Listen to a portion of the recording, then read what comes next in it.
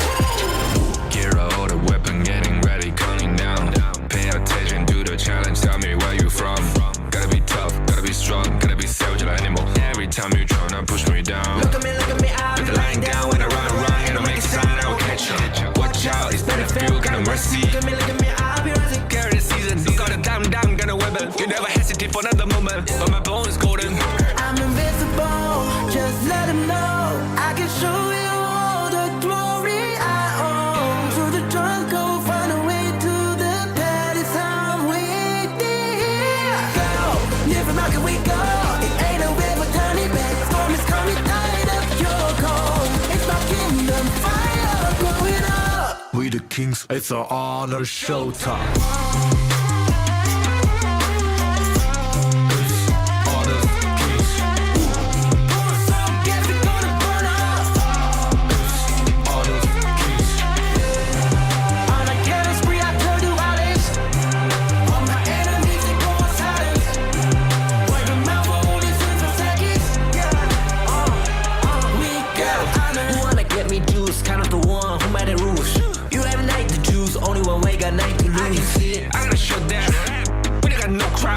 We barely found this one question pieces you can cheat. First blood, double trouble, then I take a pen, I kill.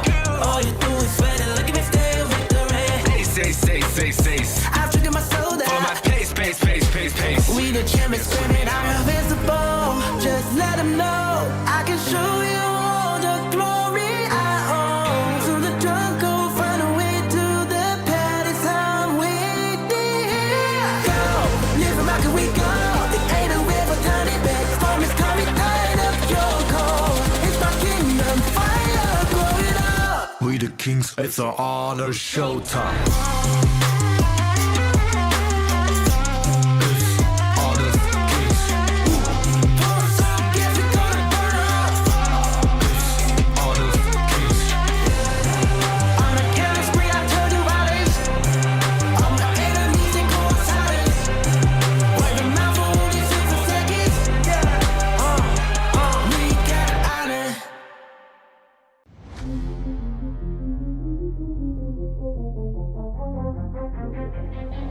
I'm born of this, I'm born this way, ayy. This is my chest and my bonus play. Can't be late, won't hesitate.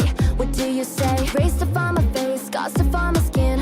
I can't convince them, can't please them unless that I'm the one that you hate. H to the E-R-O, doing it for real, locked on my goal. From the ashes, I roll the game. Flow with a rumble, make them crumble, make them run. Cause baby, it's go time. Knocking you down's how I rise. An inspiration, I know I'm the one who will fill them up, no lie, we gon' do it. Facing up fears, we don't think we just move it. No, we the best and we don't gotta prove it. Somebody test me, I swear I'm gon' lose it. I got a sure fuse on this boom and illuminate. The truth within, another day, another win. You got the power to turn around. Inside a champion, take to be found. It's my war cry, oh, calling out for the game.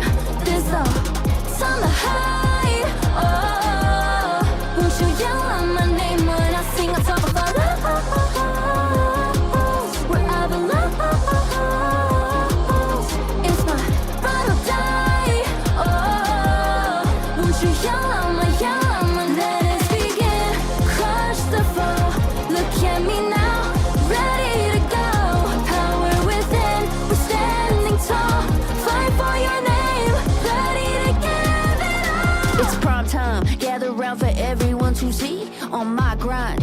skies, we bring you to your knees. We kick it, smashing down the walls of enemies. Hit 'em with the boom, then we get 'em with the beat. Punch it with the power, then we serve 'em with defeat.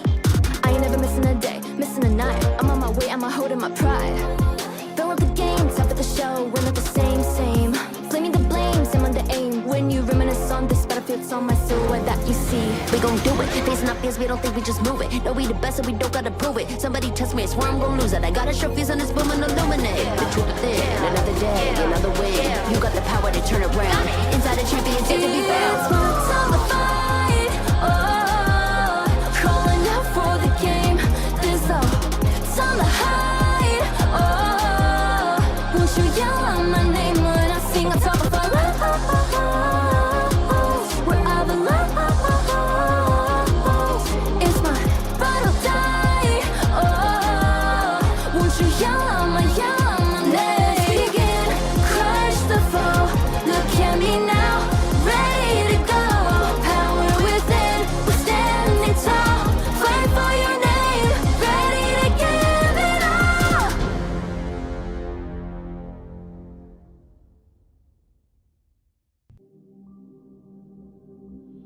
In this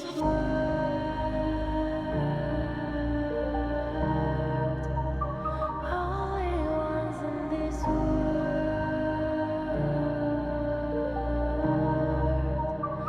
only ones in this call out my name,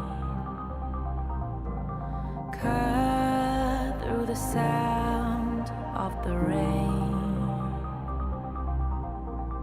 No matter how I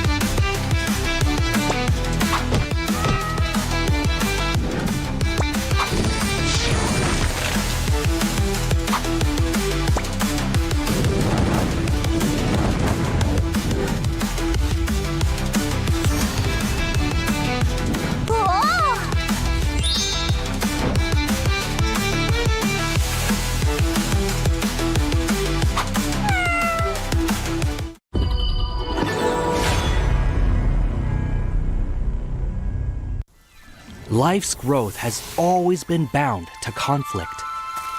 How long can today's peace truly last? 1,000 years ago, from a single seed sprouted the misty marshes' first wonder.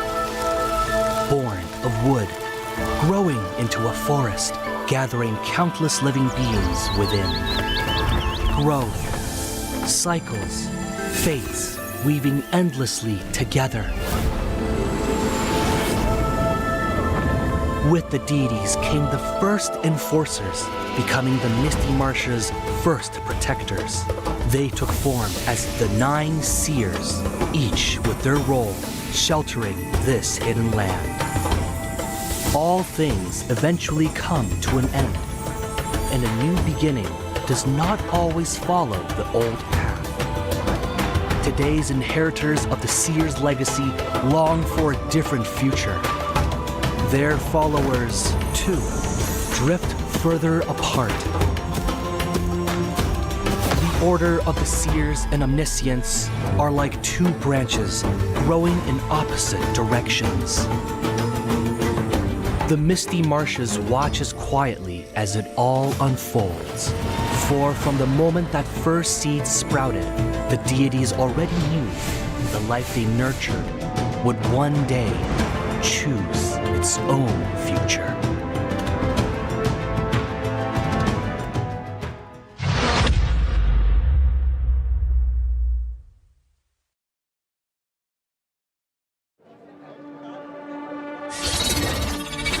Wong, won't you come out to greet an old friend? All this noise, how unruly.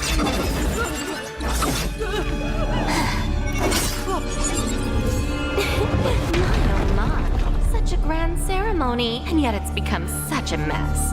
Let me help you tidy things up.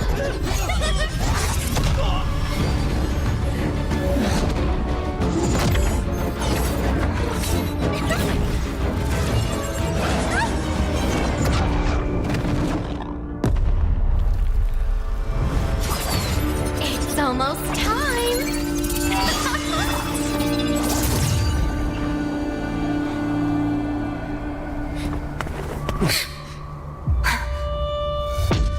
Hang in there! We'll protect everyone! Someone will come to help us! Who will come to help us? No. How interesting! Very interesting.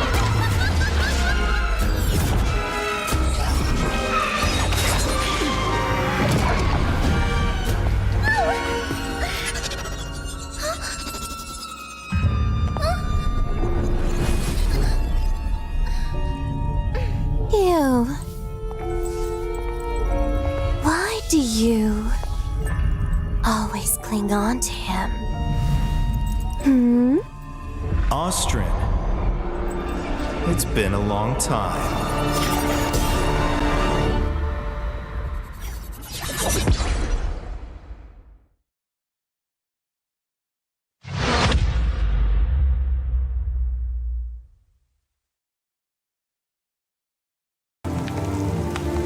The elders say the seers have guarded the misty marshes for generations. We are the forest's future. For families to gather in joy. For dear friends to stay together. For the peace of the bird tribe and the forest. Even if my feathers burn away, I will never fear. Even if the sky falls and the earth shatters, as long as we stand together, as long as we endure, we will surely, losing everything. Just as I did. Sinking into darkness. My old self is already buried. How amusing. This eternal, blissful heaven. What a beautiful little bubble. can't wait to pop it with my own hands!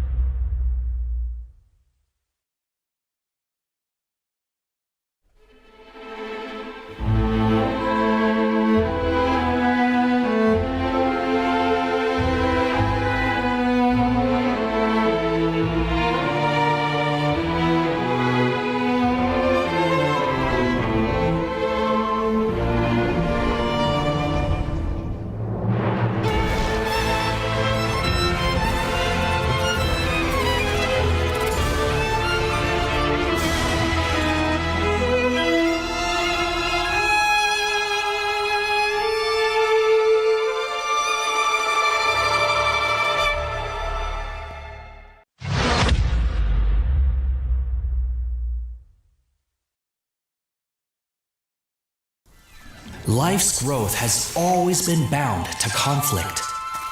How long can today's peace truly last? 1,000 years ago, from a single seed sprouted the Misty Marsh's first wonder. Born of wood, growing into a forest, gathering countless living beings within. Growth, cycles, fates weaving endlessly together.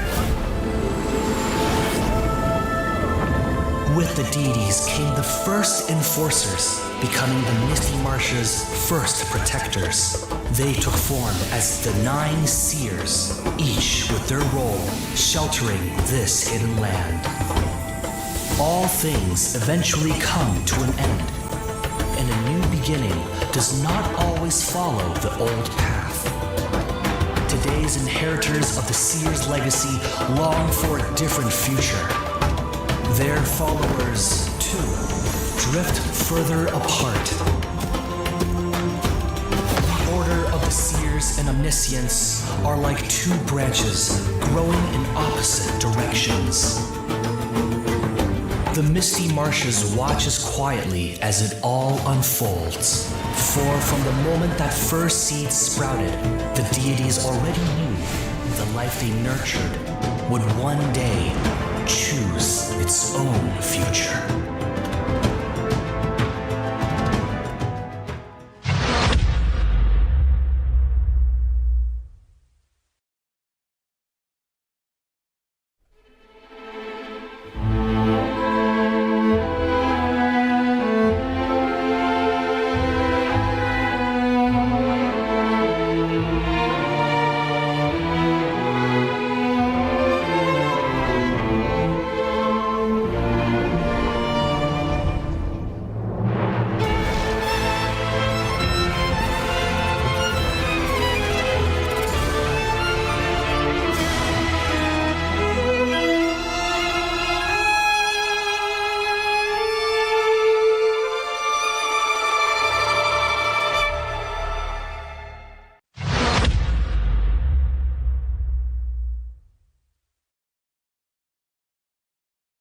Donghuang. Recently, a mysterious stranger has been seen about the Misty Marshes. Oh, her. She's an old friend of mine. And she was once the seer, Austrin.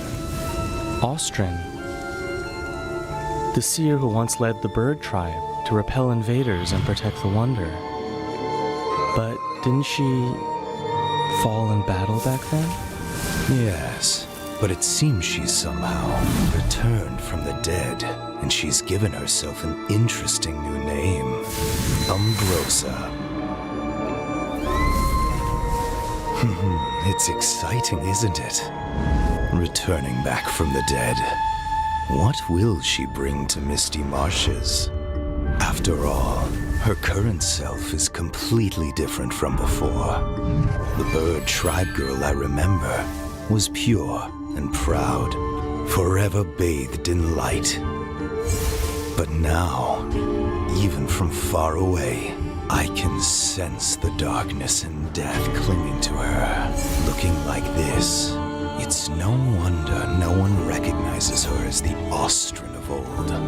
Even the weapon she wields now is unlike those bird tribe past. Feather blades dyed in blood, sharp beyond measure. It's said the bird tribe are born war dancers. In battle, they move with a dancer's grace and agility. But from her, what I feel is madness? That's right. A reckless, all-consuming madness, unlike anything from her past. Since her rebirth, she seems to have awakened the power of the Undying. But who will face her in this final solitary dance? Ambrosa, are you friend or foe? We'll know soon enough. I'm sure it won't be long before we meet her. So this is where you've been hiding? My old friend.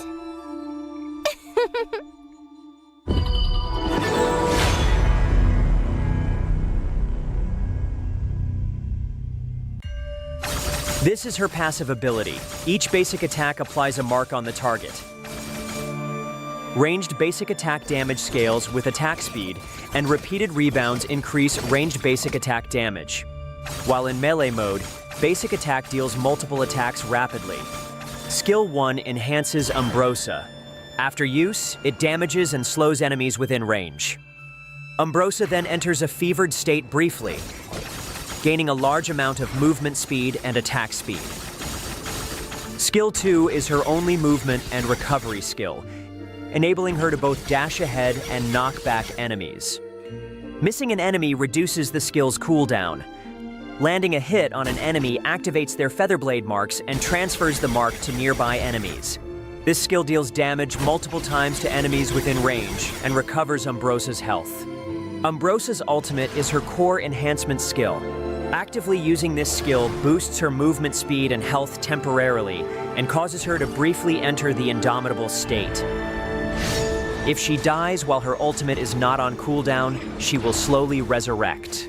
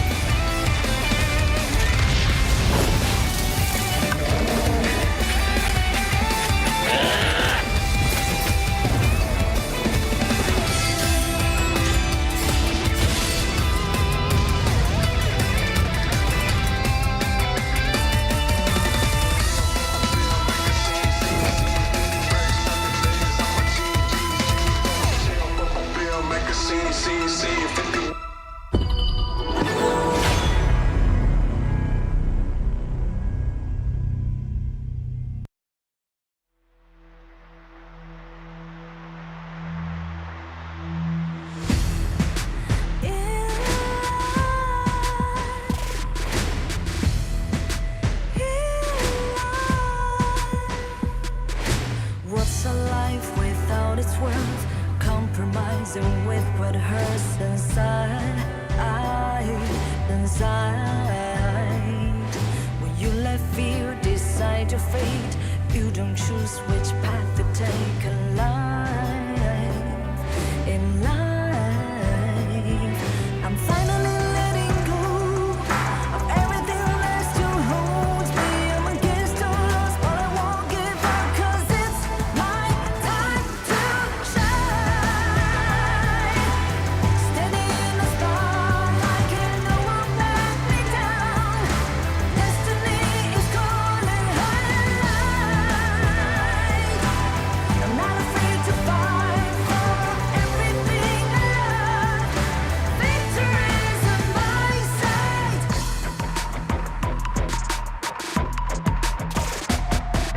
The more we lose, the more we gain, the more that nothing stays the same in time, in time. Can't love ever, can't forget. What you see is what you get sometimes, sometimes.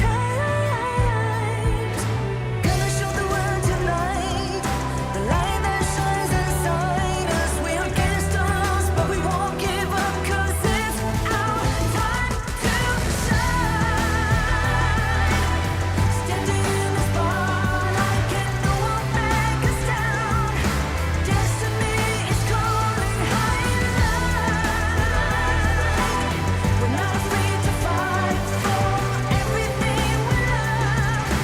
Victory's on our side. Takiki takiki takitao. Takiki takiki takitao. Takiki takiki takitao.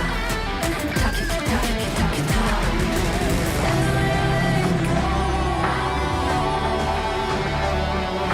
Everything must have holds us. 'Cause it's our time to shine. Standing in the spotlight, can no one back us down. Destiny is calling high and light. We're not afraid to fight for everything we love. Victory is on our side. It's our time to shine high and light.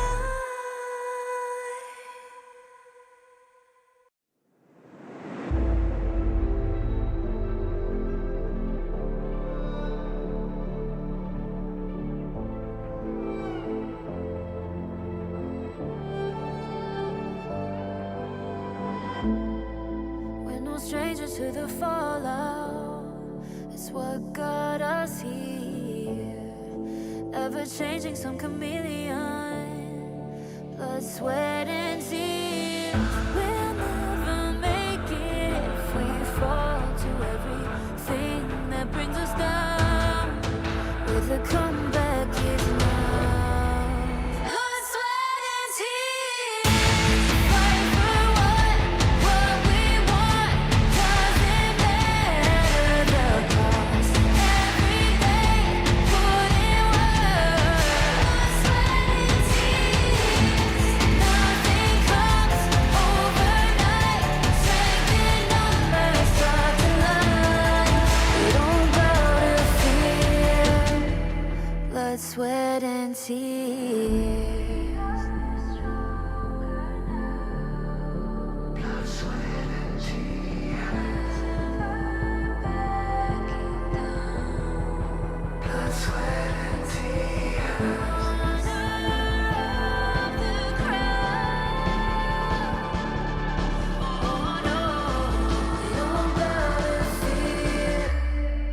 Blood, sweat, and tears. Fight for what we want. Doesn't matter the cost. Every day, put in work. Blood, sweat, and tears. Nothing comes overnight. Strength in numbers. Will you live for real? Join the party.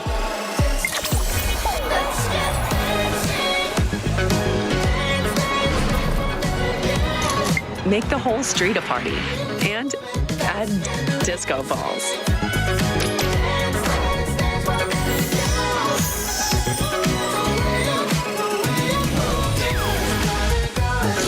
Realme 15 series. Live real in every shot.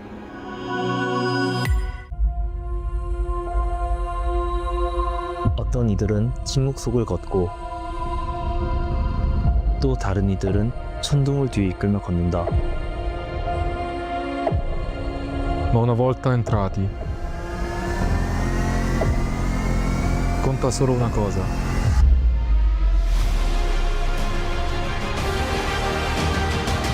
Each splash writes a legend.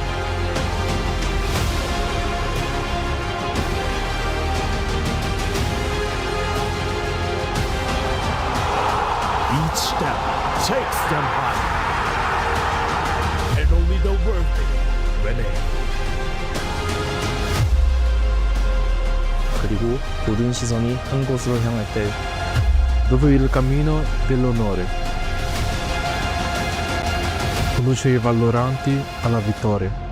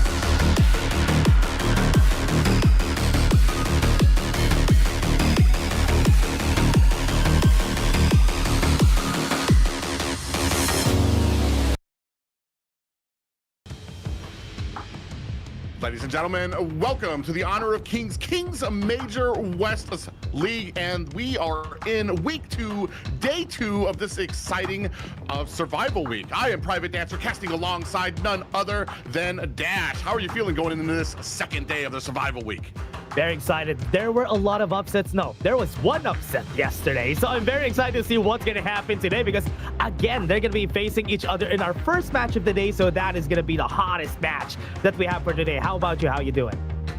I mean, there's some ups and downs as a North American fan to kind of get into, but overall, you're talking about it. The ups and downs, and then the surprises that we have. Not just that, but we're going to have a rematch of that same surprise match here tonight.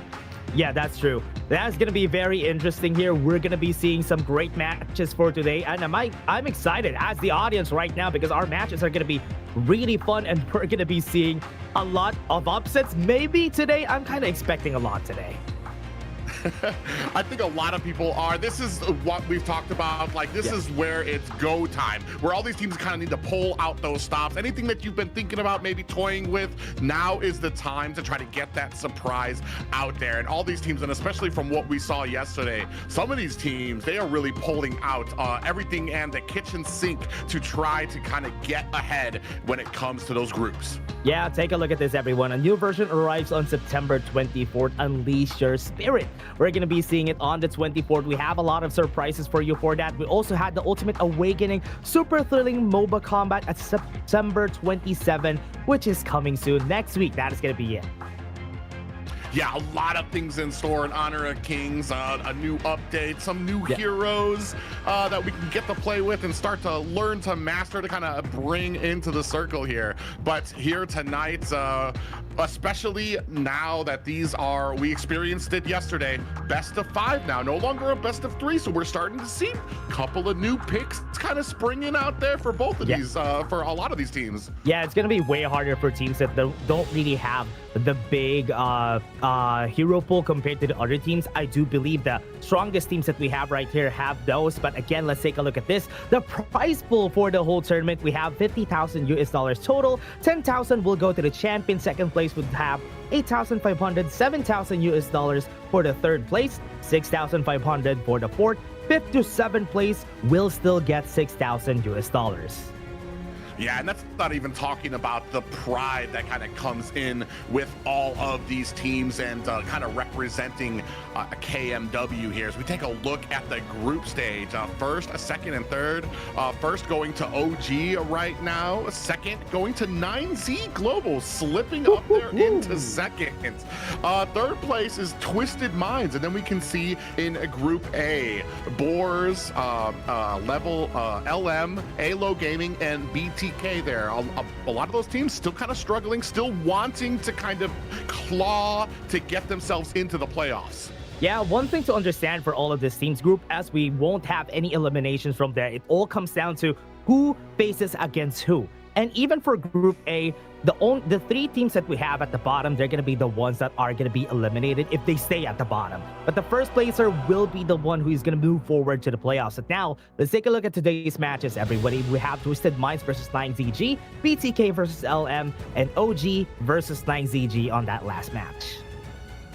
Yeah, all of these matches are so exciting here. Like we talked about the rematch. That's what we're going to come right up on that. That's going to be the first match of the night. Then BTK struggling, wanting to kind of maybe get that first series win against rivals, LM, regional rivals, I want to say. And then we're going to cap off the night to see if 9Z Global can take those winning ways and possibly get the upset victory against OG. Oh yeah, let's see if that's gonna happen here. 9Z Global has been performing pretty well so far. The last time that I've seen 9Z versus Twisted Minds yesterday was a bit of an upset, but I was kind of expecting it during ranking week, Private, because during ranking week they also went the full lengths, right? They went to the full best of 3. It was just won by Twisted Minds, but when it came down to the best of 5, there's a lot of changes that happened, and where 2-3 was the last score in favor of 9Z. Yeah, and it almost feels like maybe that's 9Z is kind of like that locomotive that kind of takes a little bit of time to start getting rolling. But once it starts rolling, it's like it's off to the races, because they were very successful yesterday. And we're going to see if they can kind of duplicate that here tonight. Yeah, let's take a look at the first team here on who's going to be fighting. So you should never give up. You gotta fight for it. Let's go! I know you want it. I see the fire in your eyes. You gotta fight for it. Let's go! The battle's calling. You better give it all you got. You gotta fight for it. The time is right for you to raise a bar. Yeah! Cause you could be the greatest of them all. Yeah! Let's go! The battle's calling. You better give it all you got. You gotta fight for it.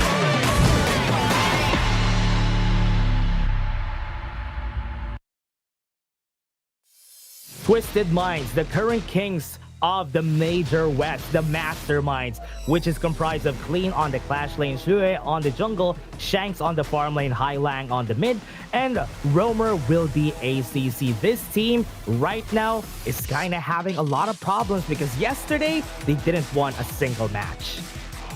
Yeah, which is amazing, because we're not talking about a pushover team. We're talking about when it came to KWC, 4th place in the world right now. But the competition in KMW right now is just so fierce. A lot of teams starting to step up, and one of those being 9Z Global. We're gonna see if Twisted Minds maybe can kind of, if they have a strategy, if they're gonna be able to pick up those pieces and be able to bounce back here. Yeah, let's take a look at the other team here, 9Z Global. So you should never give up. You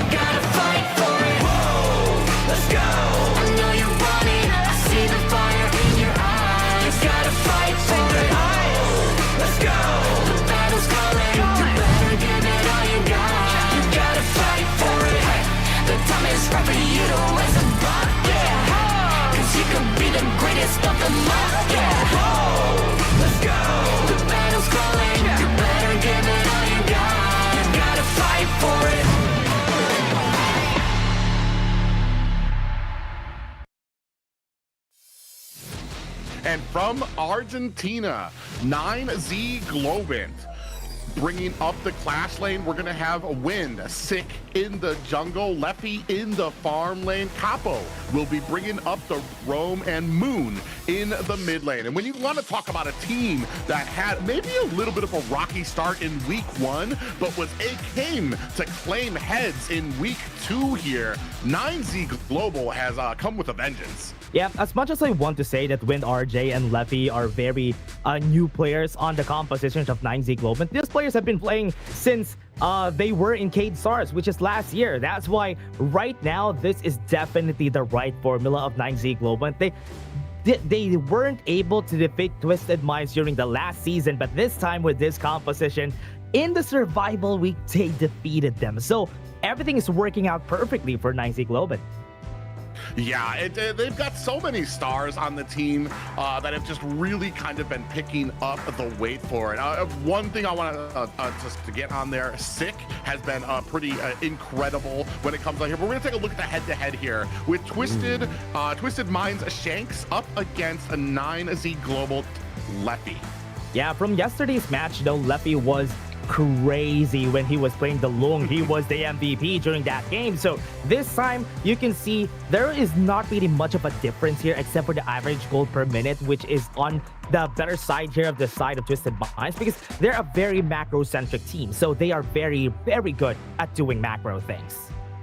Yeah, and one thing I'm kind of wondering is if maybe we've kind of covered up this little dare I say, a weakness or a kink in the armor of 9Z Global at the beginning of these series, where it feels like they're maybe a little bit more sluggish. The rotations aren't as tight as to when they're moving into like the third, the fourth, the fifth game, where they are just a wrecking machine. And is that maybe something that Twisted Minds could take advantage of in the early bits of these series? Yeah, I agree. If they would be able to take the early games in their favor, it will be really good for the teams here. But one thing that I could see here that Twisted Minds has been loving so far, they're the only teams who have Direnjie and Zheng Fei at the top of their pick list every time, because they always love picking those, even as a duo though. Yeah, and that's the interesting thing too. You brought up Lung being able to get MVP, Leffy doing a great job there. And I'm not gonna lie, I was kind of critiquing a lot of the Lung picks because I felt like he was getting picked purely because of that infinite vastness ult where they were able to get away scot-free.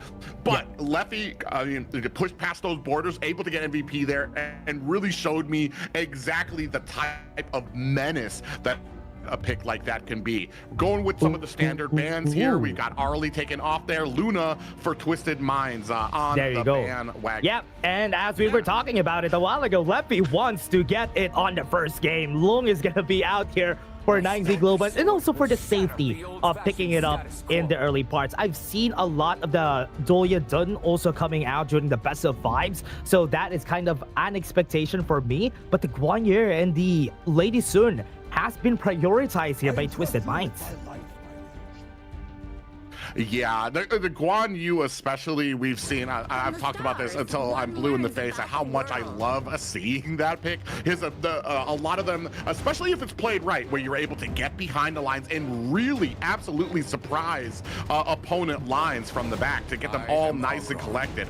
Lady Soon, I feel like you've got about the same type of like decisiveness when it comes to being slippery, because she's got that rolling raid. You're going to be able to kind of get out of harm's way, unleash a lot of damage. Does take a little bit of time to kind of get a lot of those items for her to become that monster of damage though. Yeah, one thing to add though, Guan Yu is a very good counter to Lady Sun. So picking up the counter on the same rotation is actually very smart here for Twisted Minds. And having the Aguro just to bolster that early game power. As you were saying a while ago, late game is where Lady Sun plays pretty well, but in the early game she's also really good, which is why they can use that in order for them to win here. And Aguro against the Ogren, it's also a good counter. Yeah, and we have Didia and Ogren kind of put up together. You're going to have a decent amount of healing out there as well to kind of group up around Ogren. I'm wondering if we possibly might be... Oh, we already have a Gudo out there, so I was going to say we're going to maybe have a Musashi ban, but we've already got our jungle on the Twisted Mind side, so kind of looking at two tankier front lines for both of these teams. Yeah, one thing that I'm seeing here for Twisted Minds, they could definitely go for the I Ching for the mid laner, just for the safety and or even the Yu1, but that's too much because on a best of 5, you need everything that you could get, or at least save some strats for the next games, because it might be really hard once we go to game number 5. Yeah, and that's the magic of a global ban is there's a part of you that wants to just like throw the entire thing at them, but it's like, what do we have left for the second game? What do we have left for that third, fourth, or possibly fifth game when we start kind of really digging into the hero pools here? As we go ahead, rounding out some of these bans, we had Motzi and Liang taken off on the side of 9Z, Global, and Fuzi, and Mei Yin taken off on Twisted Minds. We can definitely see that they're respecting the picks that 9Z had. Right now, I think there's a possibility. Ooh, picking up the Sure. They really need something like an extra crowd control for the team to work out. I think a bit of extra damage could be needed, but because they already had the Sure, all their damage is going to come from the Lady soon, and early game will be from the Agudo. Sure has been one of those menaces out on the field that I feel, it almost feels like a lot of players just really misjudge just getting caught. Once you get hit with one ability, you're absolutely caught. The entire team's on you, and you're walking in the wrong direction. With that, we do have Mai picked up here. I do love the Mai pick. It's been one of those mid laners, the ability to get to those side lanes, the ability to kind of all the CC and damage that they can start outputting, and Mai just really becomes a factor right from the beginning.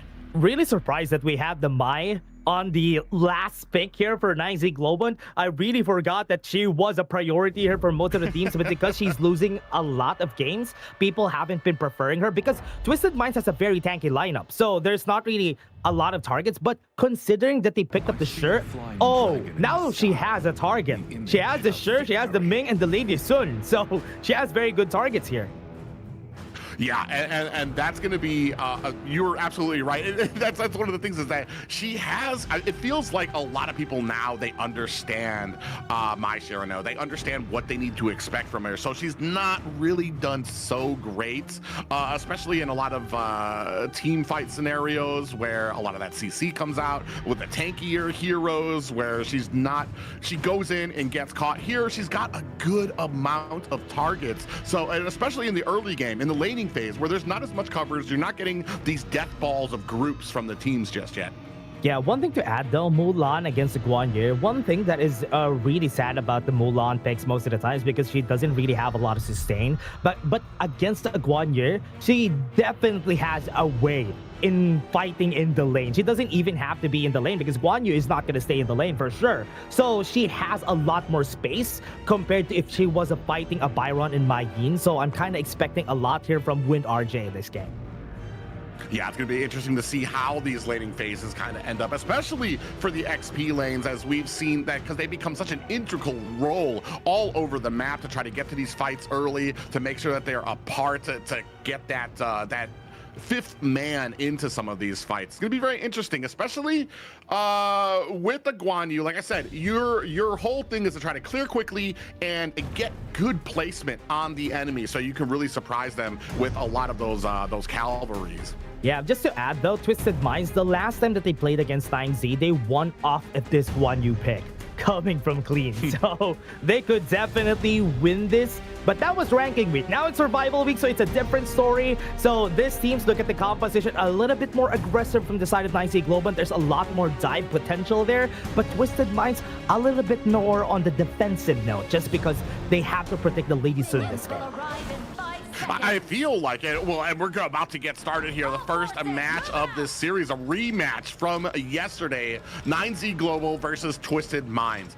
Twisted Minds, or actually, and we can talk about the gaming phone that we have here for KMW. Yeah, the Realme 15 Pro, built for performance, made for gaming, smooth, cool, and reliable, just the way esports demands. Ready to level up? Get yours now and feel the difference. Oh yeah, speaking of feel the difference between, I want to say, Twisted Minds composition is I am constantly on the lookout. I'm looking for Guan Yu on the back end. I'm looking for Sure on the front end so that I don't step into something I don't need to get all the CC put onto me and start a fight I might not want.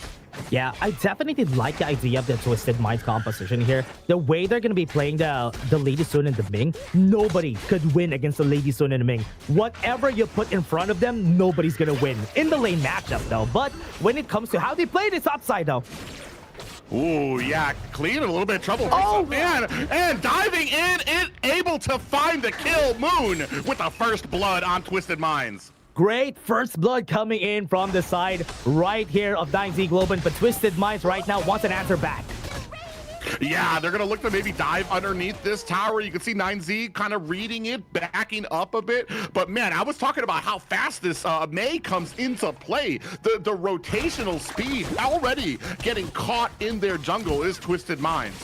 Oh yeah, but right now, with what they have here for the side of 9Z Globant, as we expected, we talked about it a while ago here, Private, that what they want to do is be aggressive in the early game. Mulan wins the lane, Mai Shinui wins the lane, so they have a lot of space in the mid and the clash lane here for the side of 9Z Globant. Yes, they're gonna be losing against Shanks and ACC, but bolster the places that they're very strong at. Oh, deep flash! Ooh, even uses a flash and steps into a pool, gets pulled back, and that is a personal for 9Z. Meanwhile, they're trying to return the favor. Big push goes on to Twisted Minds, and we find 2 down for 9Z Global, 1 down for Twisted. We are still fighting Sick, looking for an escape, finds himself a smooth exit.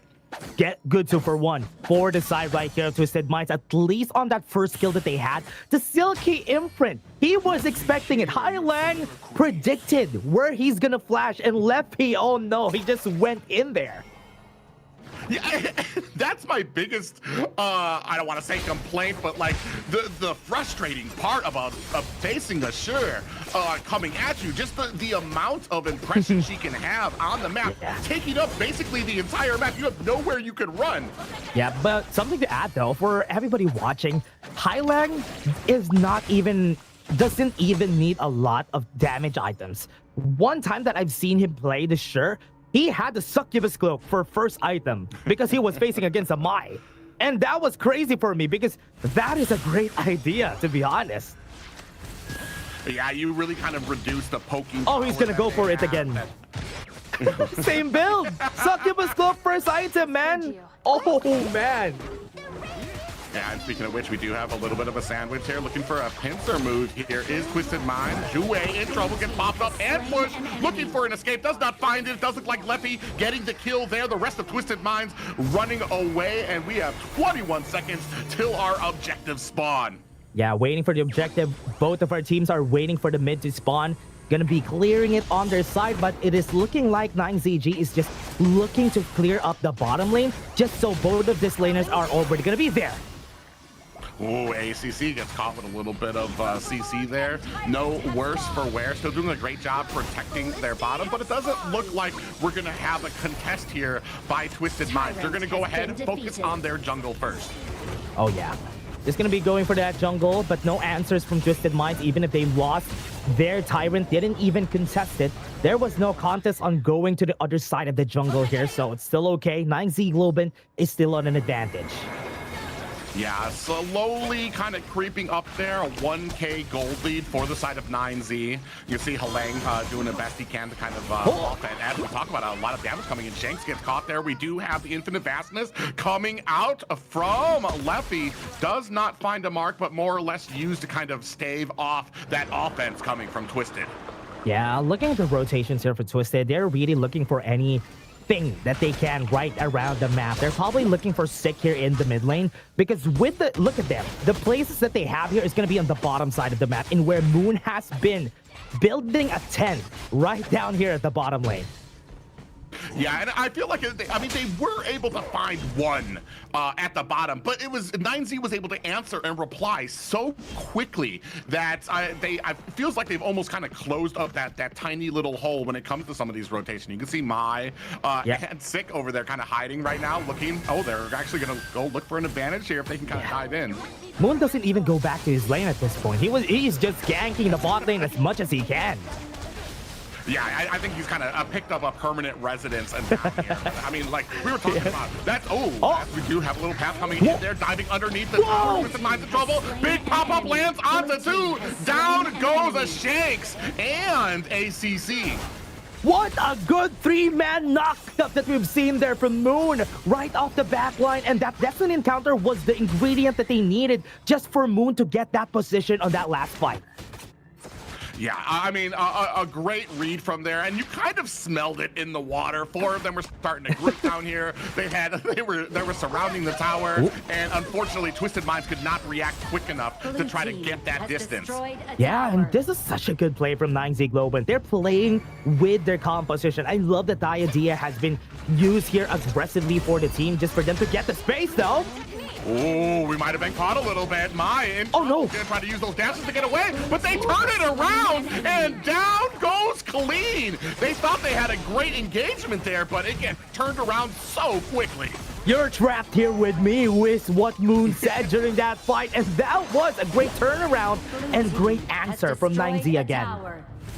And that's another the frustrating thing about Amai. They did find a little bit of CC on, but they've got so much mobility. Every ability comes with a dash, so they're able to get away, turn that around. Now putting the pressure onto this tier 2 top tower, but Twisted Minds putting up a valid fight here. Oh, again? Yeah, and now they're going to go ahead and latch onto Zhuwei. He's going to be able to find the safety of his team. They were on it, too. They saw that coming. They're able to kind of help him find and escape, clear a pathway for him to get out of harm's way. But this is going to open it up for 9Z, starting to invade enemy territory. Yeah, so far we haven't even seen Wind go to this fight. He hasn't even been joining this battles, and it's just the other 4 that have been fighting constantly. And what if we see Win in this fight? He's already just farming up the clash lane. He's just clearing the waves there. Damage is already at the top side of the map, and nobody's going to be clearing it. Yeah, and that's kind of the problem here is we're starting to run away with a little bit of a gold lead for 9Z Global. It's going to start making certain picks. Clean's going to be a little bit less effective as well. He's going to try to get to that back line. If 9Z is as succinct, as visible as they have been, they're going to see that coming. They're going to be able to take him down quickly before a lot of these fights even start. Yeah, top tower. Oh, pull. Yeah, Moon in a little bit of trouble there. Gets popped up. Is not going to be able to use those dashes to fight and escape. Maybe got a little too aggressive there.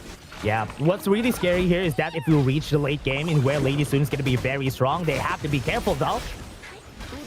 Yeah, we see a lot of that damage coming in. A great position for Twisted Minds going to be able to take this second Tyrant.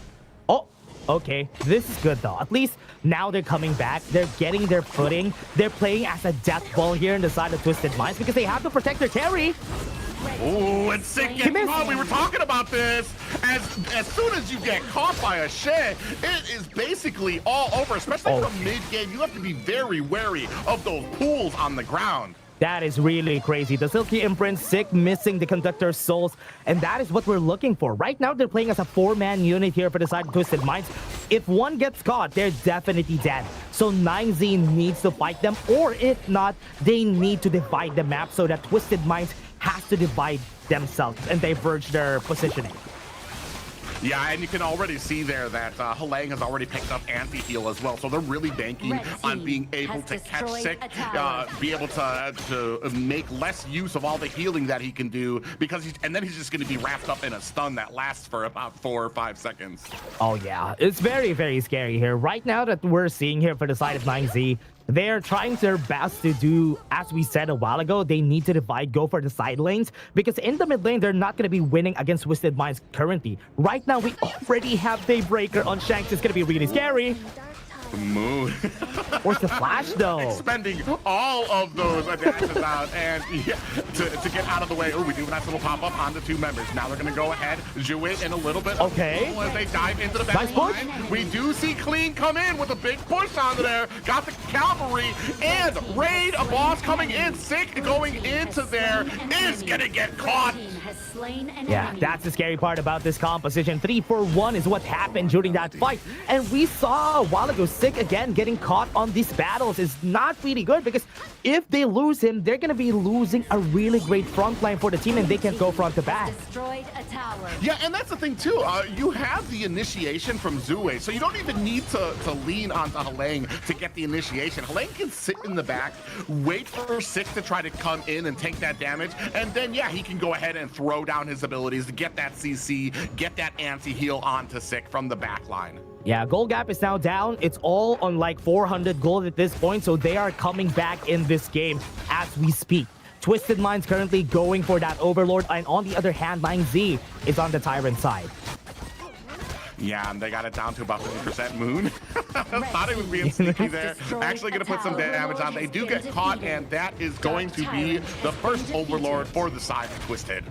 Oh yeah, pretty scary. Right now, look at the position of 9Z. They're trying their best to get into the other side jungle, and the blue buff side of Twisted Minds, but currently, they are still not finding the fights. And as we said a while ago, the later the game goes, the stronger Shanks becomes.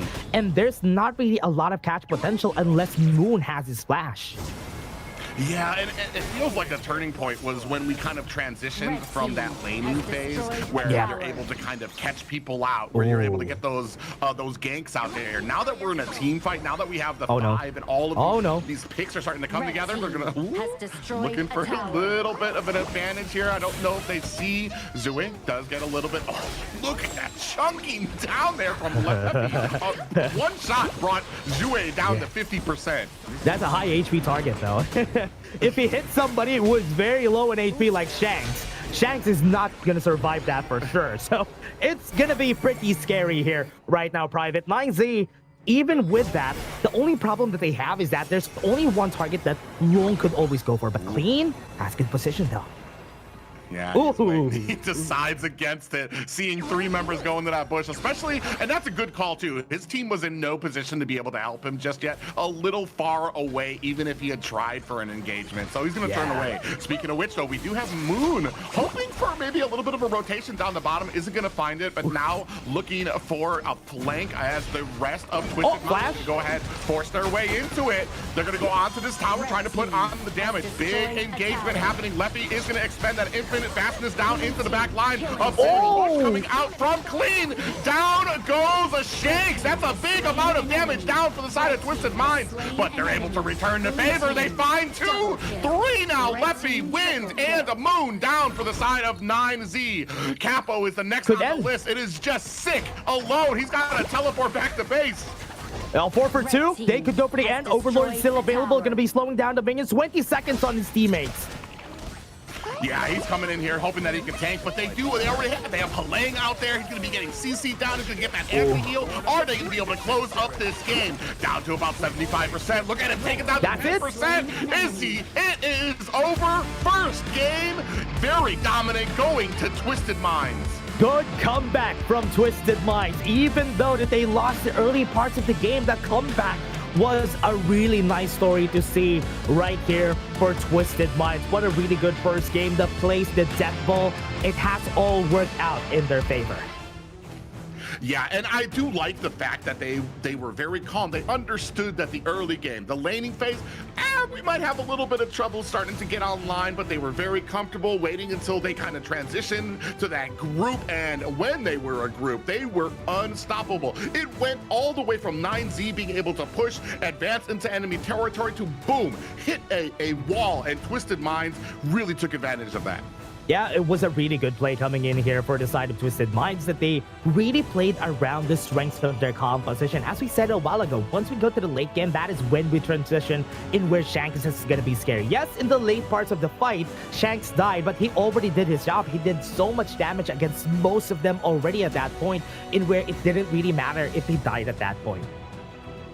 Yeah, able to kind of blast them out. And then too, for me, the Shay pickup there too as well. The rush for the anti-heal to really be able to kind of shut down the Ogren pickup too. It's such an integral role. And it may be not as flashy. You're probably not going to see that as an MVP because they were playing more of a support role to kind of get the set to really kind of shut down the Ogren. But man, I feel like the effect is just huge for the team fights. Hailong has been crazy in this game. The Silky Imprints, whenever he hits that, it all turns down to the fights that they win. And most of the time, the target is Sick. And Sick, when he gets pulled, he's almost always going to be dead at that point. That last fight was kind of a kind of a bit of a different take for the side of 9Z. I was surprised that they took that fight. They didn't need to take that fight. And I also saw Leffy going forward into the back line of Twisted Minds when they were trying to take that fight, though. Yeah, and that was interesting to me. I mean, I've complained about the infinite vastness kind of being used more defensively, but if you're going to use it offensively there, I kind of felt like he really put himself in the harm's way. But it kind of felt like he was trying his best to maybe try to get to that back line, maybe to be able to kind of shut down Shanks. But in the end, you're a 1-for-1 there. Also, I want to say that Moon wasn't in position as well when they turned around that fight, so kind of it's just those little nuances that happen that Twisted Mind was able to take advantage of. Oh, he actually got the MVP. Hey, nice call there, Private. He got the MVP. Hailung very much deserved it. It's so hard to get an MVP in a Sure, everybody. It's very, very hard. It's almost the same as an Ishik. You don't usually get the MVP, but 109 on the KDA, 9% damage taken, 20% damage, and 17% total gold. Very well deserved because he was the reason why they won this game. Yeah, and here's one of those right from the beginning. First blood, a lot of pressure, and I felt like maybe 9Z, they understood. They needed to keep the pressure on early because they knew what was going to happen once they got out of that laning phase. Here, you see the big answering back from 9Z, and this is where I want to say, yeah, they continue on pushing under the tower, getting those pushes, but it all started to turn around once Halang started coming online, once they were able to get a lot of that CC on to Sick. Oh yeah, and also during this fight, one thing to point out here for everybody who's watching, the global ban and pick system is very important here. What Twisted Minds had here on their composition, not really S-tier picks, right? They're not S-tier picks, so they won on non-S-tier picks here for their side, and that's a big win on a best of 5. Oh, yeah, and that's a huge point, too. You've got an Ogren that you are no longer able to use. You've got a Mai that you're no longer able to use. These are top picks. And now, Twisted Minds no longer has to worry about those on the side of 9Z Global. That's true. That's true. That's the scary part about this. But again, Private, before we head into game number 2, we're just going to be taking a short break. Don't go away. We'll be right back.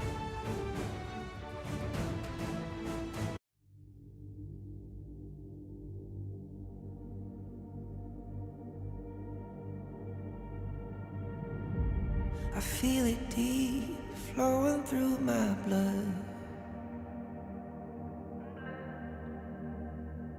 Rising up to become someone,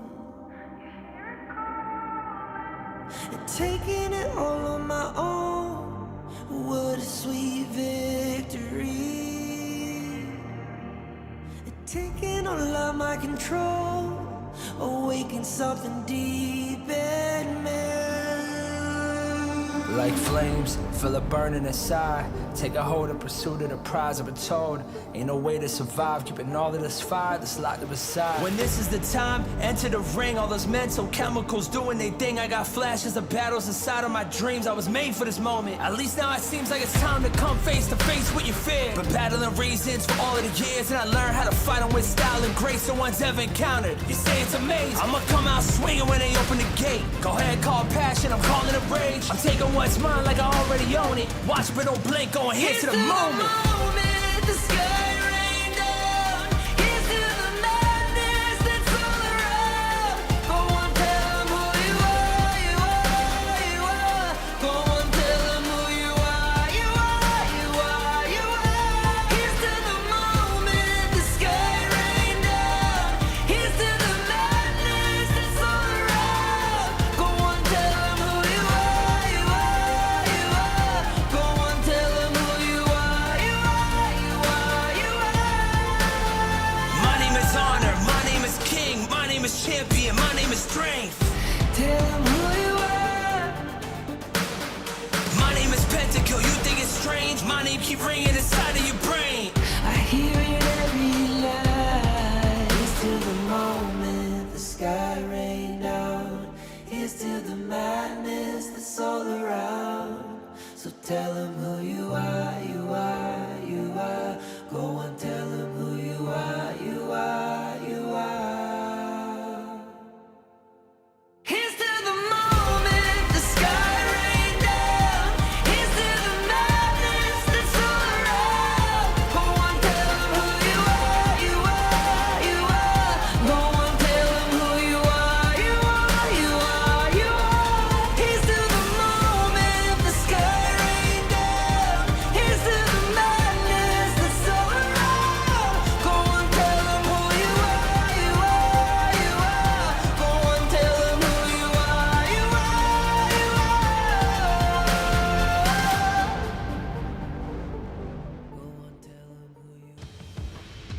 Welcome back, ladies and gentlemen. We are going to be entering into game 2 after an exciting and I want to say a little bit of a twist in that first game versus Twisted Minds and 9Z.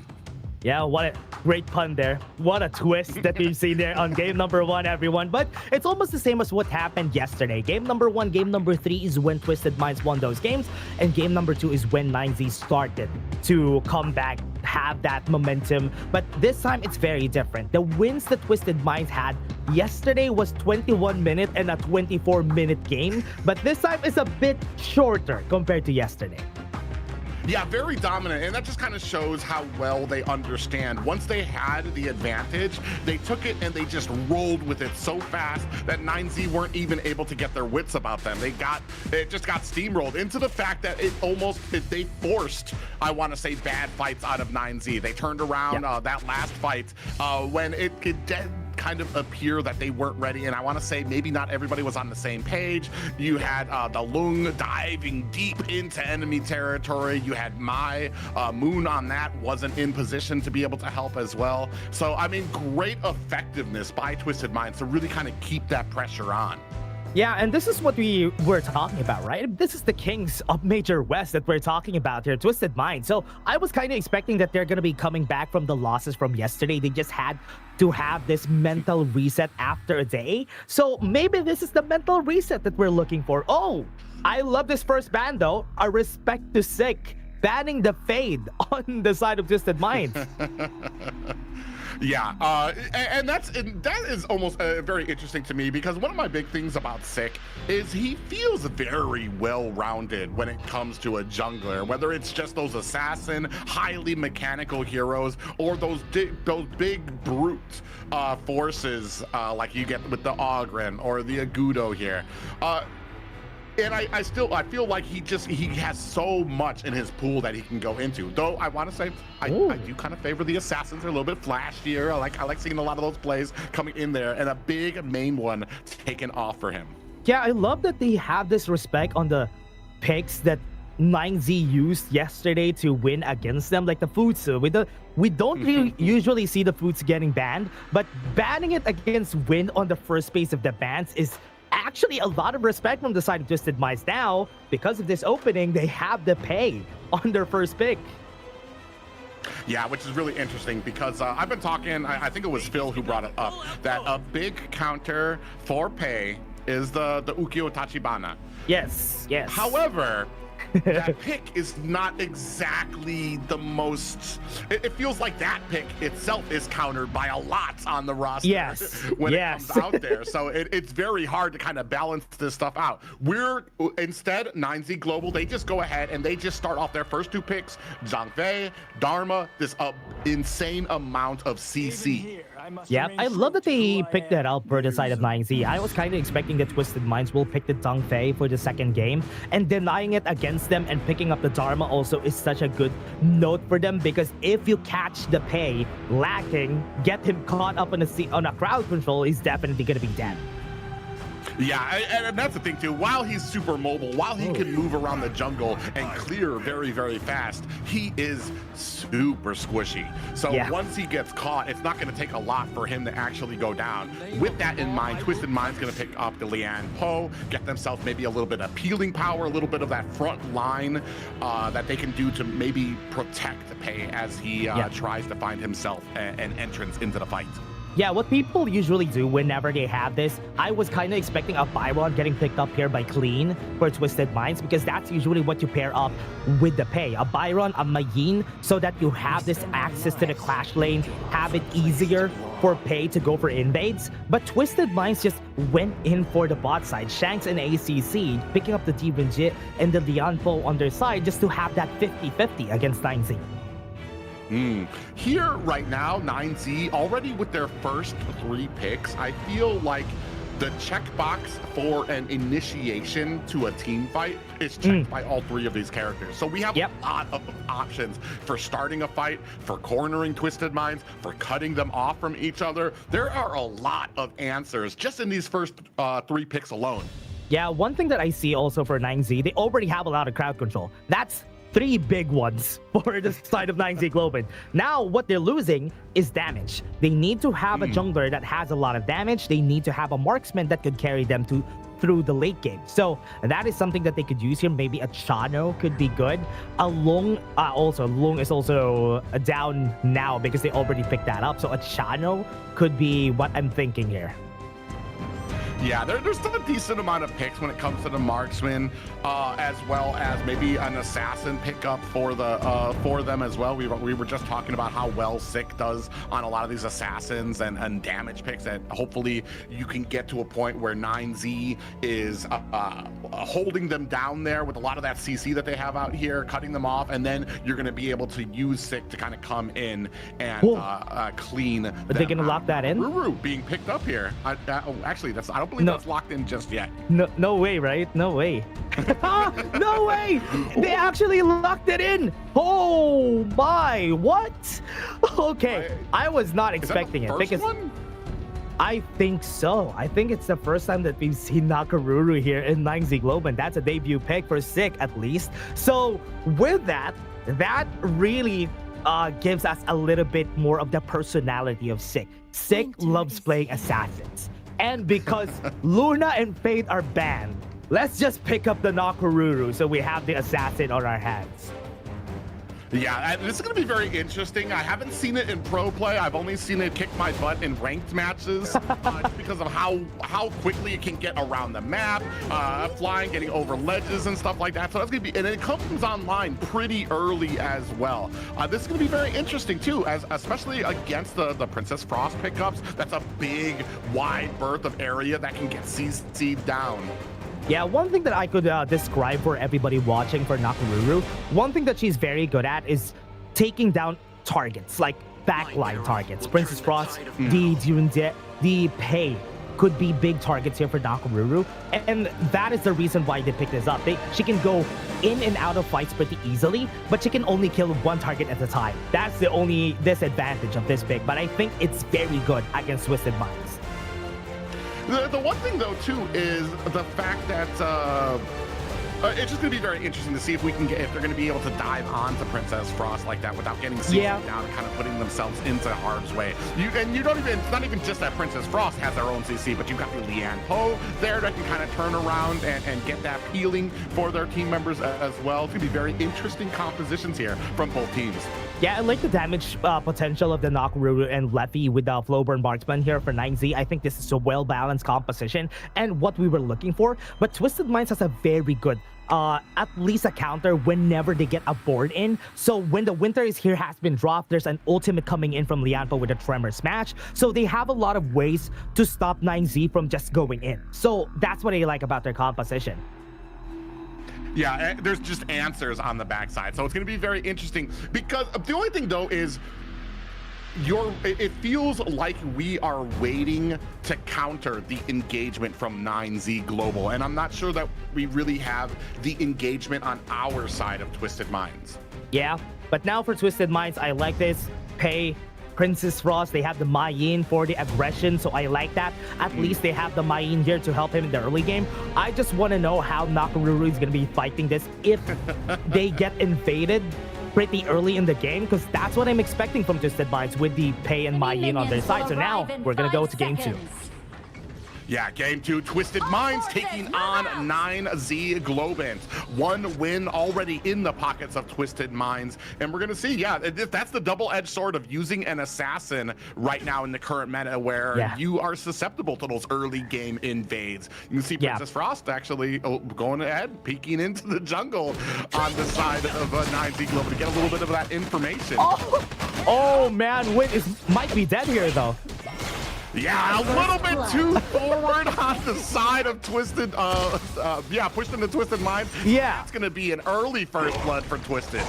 This is what we were saying a while ago. If they get invaded, how are they going to answer? The Dharma is not going to be helping on those situations because he can't really damage it. And now they're getting the Crimson buff for free. Yeah, Moon is coming in here with Capo, and it does look like they go ahead, snatch that up. ACC here is going to use a little bit of that CC, get himself out of harm's way, and that's just such an unfortunate start for Decided 9Z and Win, who gets picked off there, and that just really kind of laid the red carpet for Twisted Minds. Oh, yeah. This is going to be tough, right? It's going to be very tough here for them. There's going to be a lot of setups that 9Z needs in order for them to win the fights. I'm not even sure if they're going to win the Tyrant fight, because looking at their composition, they need to make sure that everything lands correctly if they want to win those team fights. But Twisted Minds, they could get away with just killing one person. They can go for pickoffs. Now 9Z could go.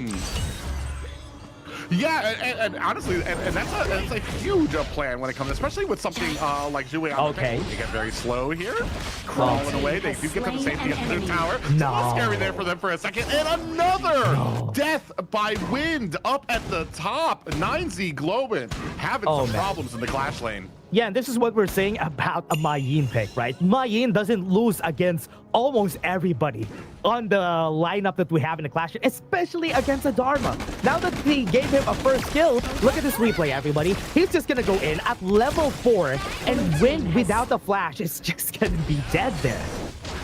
Oh man, and just like that, Twisted Minds, they see the carpet again laid out. There's no XP, or there's no Clash laner there to stop them, or even try to answer them. All that Capo can do here is get some information here, and already another Crimson. Port goes down onto their big pop-up, lands onto Zue. Are they going to be able to find it? Down goes the pay. Zue down. They're chasing the rest of Twisted Minds. Halang in a little bit of trouble. Are they going to be able to find it? ACC with a great little offset there to kind of save his mid laner. Yeah, what a great Truth Mantra from Win RJ. With the Truth Mantra, the unbridled outburst from Capo Seba, almost getting the kill at the bot lane though. That was pretty scary. But now with the Invade Sick, now has advantage in the jungle. And this is what's scary about the Nakoruru. If she gets the snowball, the game goes insanely fast in their favor. Ooh. Wins, I took those 2 bets on the chin, came back very quickly, able to go ahead, find a good Truth Mantra, and actually kind of put 9Z, even the tails here, as even give them the gold lead right now. Yeah, that's the most important part, right? How you finish things, not how you start it. And Wind is just really working towards that in this game. Right now, we have 20 seconds before the objective comes out. The Tyrant is going to be here. Last wave. Let's see how Sick is going to play this. Oh yeah, Wind RJ has a good, might be trying to catch Clean here. They do put a 4 down on the ground, big pop. Wow. Oh, there was just no escape there. Great positioning there from Wind. Oh yeah, that is crazy. The plays from Moon and Sick have been very, very good. Now with Clean down, they can take the Tyrant easily. Yeah, and then it's not even really like they're going to have any competition here. ACC going to hide in the bush, trying to get that information, laying on the back end. But, I mean, they're not going to be much for them to be able to kind of contest it. You see them here trying to be a little bit of a nuisance on the back end. You can see Zue trying to come in here. Nice. They're turning around this fight. Down to about 50% is the Tyrant. Here. Tyrant. Yeah, Zue in there. Outburst comes out. We do see that Sick is able to get the Tyrant out there, but a big freeze lands on the Capo. Are they going to be able to turn this around? Nobody down. Oh, I was about to say nobody down yet, but down goes Halang. 9Z getting back into this game. Even after those 2 kills against Win, got the Tyrant, got back out of the game, and Capo Seba helps him Clean. Yeah, Clean go moving real hard, and they turn around quickly on him. Zue was looking for a pathway into there, turns around very quickly, because Clean got his clock cleaned very quickly as we push onto this mid tower. Lefty looking for that last auto attack, might have put himself a little bit in the hard way. Might be a kill though. Yeah, they're gonna go in there. Oh, Leffy and them are able to get back. I was about to say it was a little greedy on that last hit. What? Unfortunate, man. That was unfortunate. That was 2 1 HP targets. Moon had this passive, so I can understand. But him flashing forward just to save the life of Leffy was actually crazy there. Yeah, and a good job there too. Like I almost kind of would have thought that would have been like 2 down, and you might want to kind of like back off and be like, hey man, you cost this yourself. We could have had a minion take that tower down here. Now Wynn's gonna go ahead, clean up the top as Twisted Mind's kind of resetting, maybe looking for an advantage here toward the Overlord. Yeah, clean. Yeah, he does latch on to Sick. In trouble, is trying to find himself an escape. Getting under the tower. Turns it around. Oh, and he had the health right there. Instead, he turned around and got taken out. Yeah, what a nice strike coming in from Sick, but still not overboard. Yeah, board is out, pops up 2 of them. Down goes Shakes. And now we're going to ACC in a little bit of trouble as well. He tries to come in there, tries to get some damage on, and is going to try to need to find himself an escape. Got 2 kills out of that kill from Sick down the bottom lane, and now the top side tower is also going to be in danger here because Leffy is already in position to take that down. So that is still an overall win for 9Z in this game. Surprisingly, with this, 9Z is doing a good job of playing around Leffy and even Sick. Yeah, they're starting to build a little bit of a gold lead, but we are still kind of at that point where we're starting to catch people. Scary. We're waiting for that. Yeah, clean. I was actually kind of wondering, I'm like, there's 2 of them right there, including Sick and Wind right there. It's a lot of CC, a lot of damage. What is your plan if they see you and he decides against that fight safely? Yeah, and now Clean in danger. Oh, yeah, just narrowly misses the board from Moon, gets out of harm's way. The rest of Twisted Mind trying to press into this mid tower, but 9Z is there to put the defense on. Just ran away. 9Z, let's take a look at this again. For the compositions that we have right here, right, Private, I do feel that Leffy has a lot more ceiling, but ACC?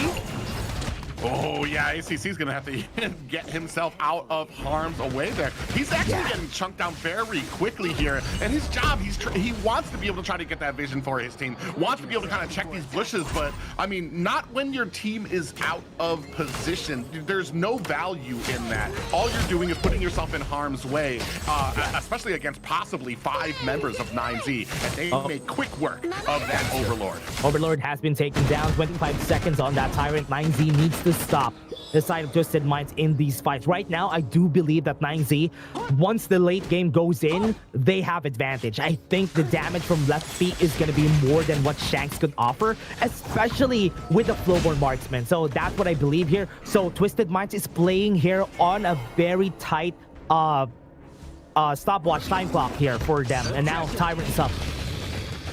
Yeah, Tyrant is up and 9Z looking for some good positioning. Twisted Mind's kind of poking back and forth. You could see ACC there trying to get some of that information. With that too, you also have the Vanguards pushing in lane. So you've got a lot of things that Twisted Minds actually need to worry about here. They're not even actually going for the Tyrant just yet. They're going to go ahead and try to maybe get some pushing done on these lanes. Yeah, they still have their Primal Bond. That's why they're not trying to take it, because with that, they're not going to be easily taking it. And now Twisted Minds also are opting to go to the top side of the map. They have 3 people here, and the push could happen because Wind cannot do anything here. Yeah, Wind, I was about to say, Wind has that PTSD right now up in that lane, right? You catch him He's twice. Feeling it. Nah, you're not going to catch him again. Yeah, he knew. He's like, all right, there's something fishy about this. I'm gonna hang back a bit. They're going to be able to take this tower, and he'll try to clear out those minions on the back end. He was saying something's unclean here. He's smelling it. That's why he just backed off. And now with that, we're seeing them waiting for the enhanced variants here of the Overlord and the Tyrant. We have 30 seconds before that starts, and 9Z Twisted Minds, look at how they set up the lanes here. On the top side, we have 9Z setting up the lanes there, and on the bottom side, Twisted Minds is already pushing past forward to the second tier tower. Yeah, they're a little bit split up here. You can see that Capo actually in the middle between both of them. ACC goes in, gets popped up. Ooh, actually, might be a little damage bad away. Is going to have to use that flash to push himself forward.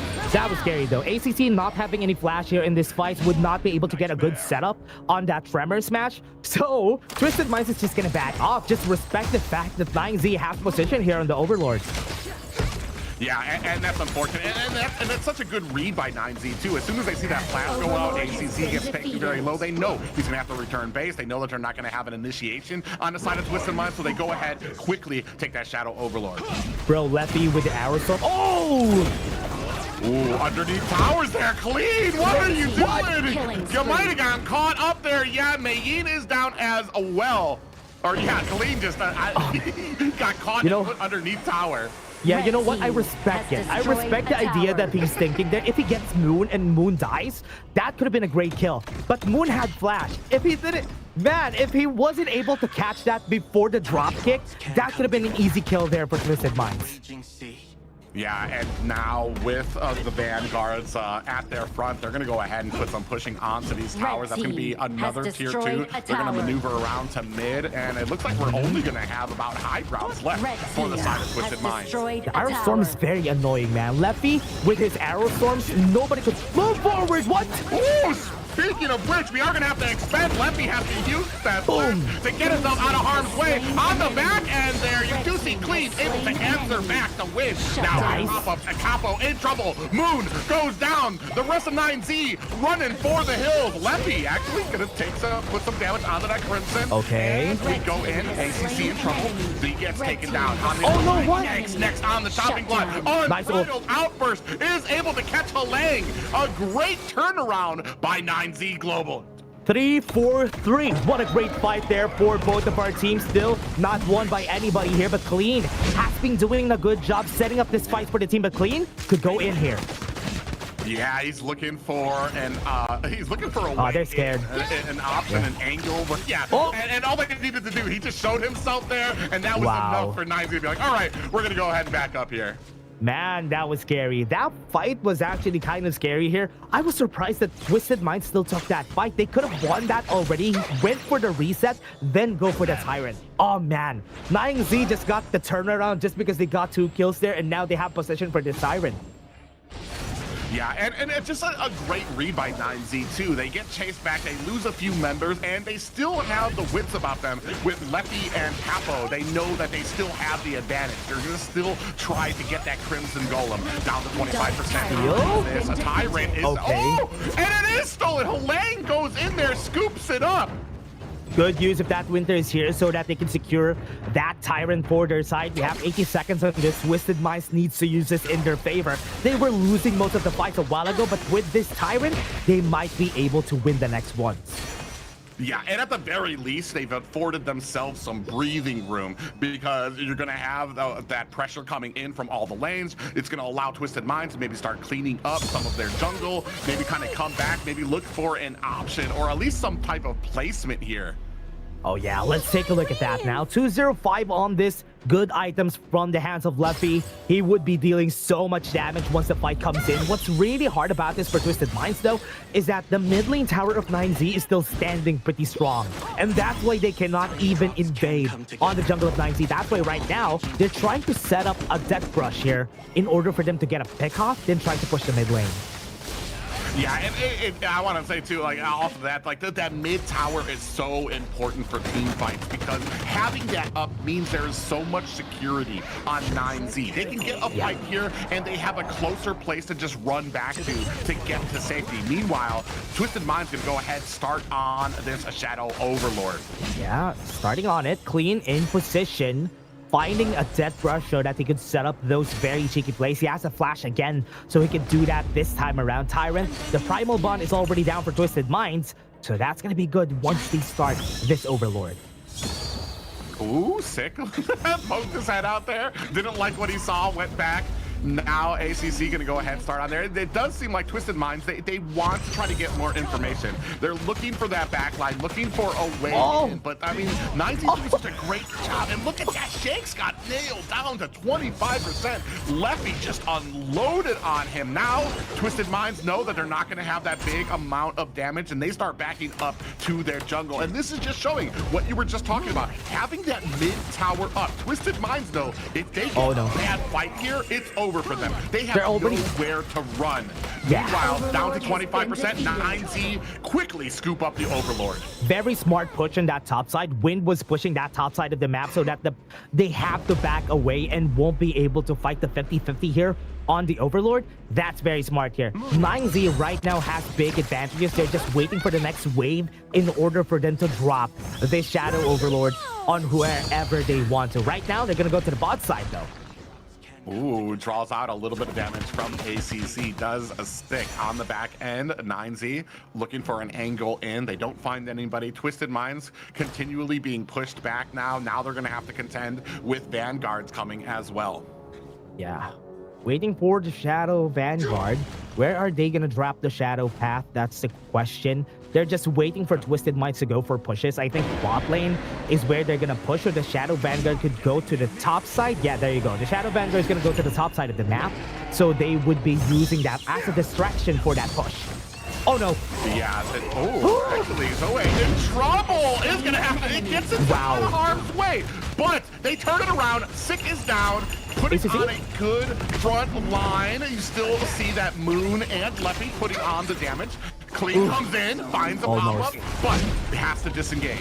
Yeah, Sick is the only one to die in that fight. I thought they're gonna get like 2 kills from there, but they weren't able to take both of them now.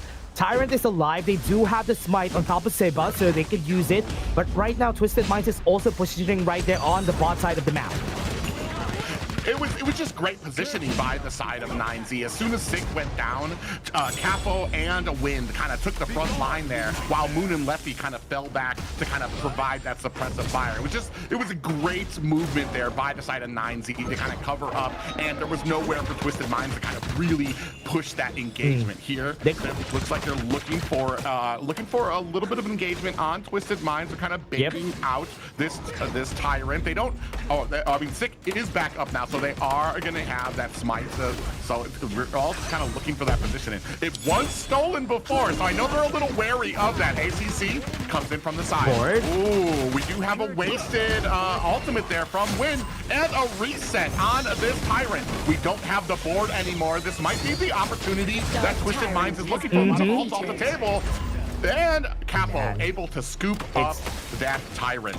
Really hard to contest that, right? They have double smite, so it's like it's almost impossible for them to win the smite battle there unless they want to take the risk and take the fight first. So that's why Twisted Minds knew that they cannot fight that. But right now, top side though, Clean hasn't been seen.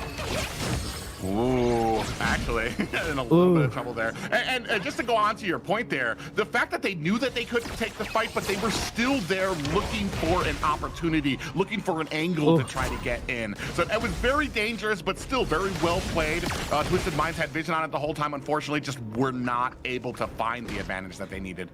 Already have the Sage's Sanctuary here on Sick, so he can dive whenever he wants to. Top side is where the push is going to happen.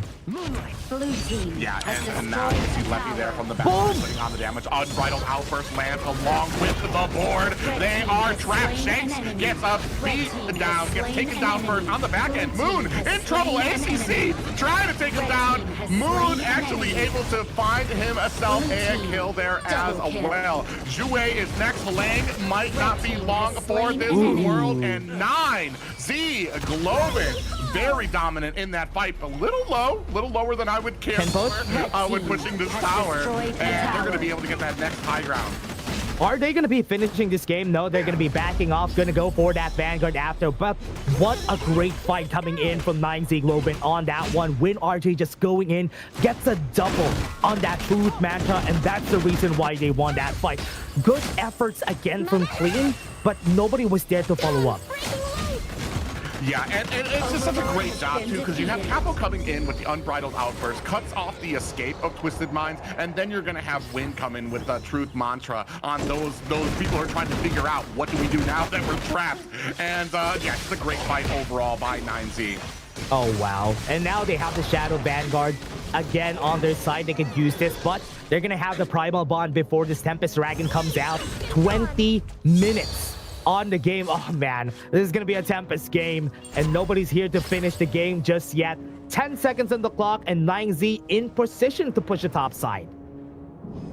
Yeah, and you can see 9Z kind of laying in wait, looking for a first mistake from Twisted. Not a first mistake, but a mistake from them coming in here. They have already shown they're not afraid to kind of get vision of these objectives, to kind of get in there and maybe try to find themselves an angle. They were already able to find a steal as well. And 9Z doing a good job of laying around the map right now, kind of spread out, looking to maybe catch Twisted Mind as they rotate around. Yeah, Shadow Vanguard has been thrown on the bottom side of the map.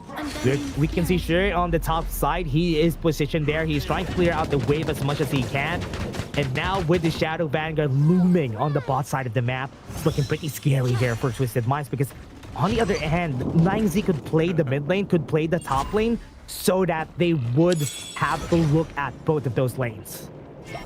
Yeah, and I feel like 9Z is gonna wait until that Shadow Vanguard kind of pushes against the tower until they engage. Now they know that they're split up with their objectives here right now. They're gonna go ahead and push. ACC taking a lot of damage, down to about I want to say 60%. And the rest of 9Z gonna go ahead and use this opportunity. They're gonna go ahead and start on the Tempest. Yeah, they got the space already. I think I like this. Tempest Dragon already being started, half HP. And Shuri is in position at the bottom side, so they can start this, maybe finish it. Yeah, Zue looking for an angle. He's sitting down there at the bottom, but it looks like Capo very smartly going to go into that push.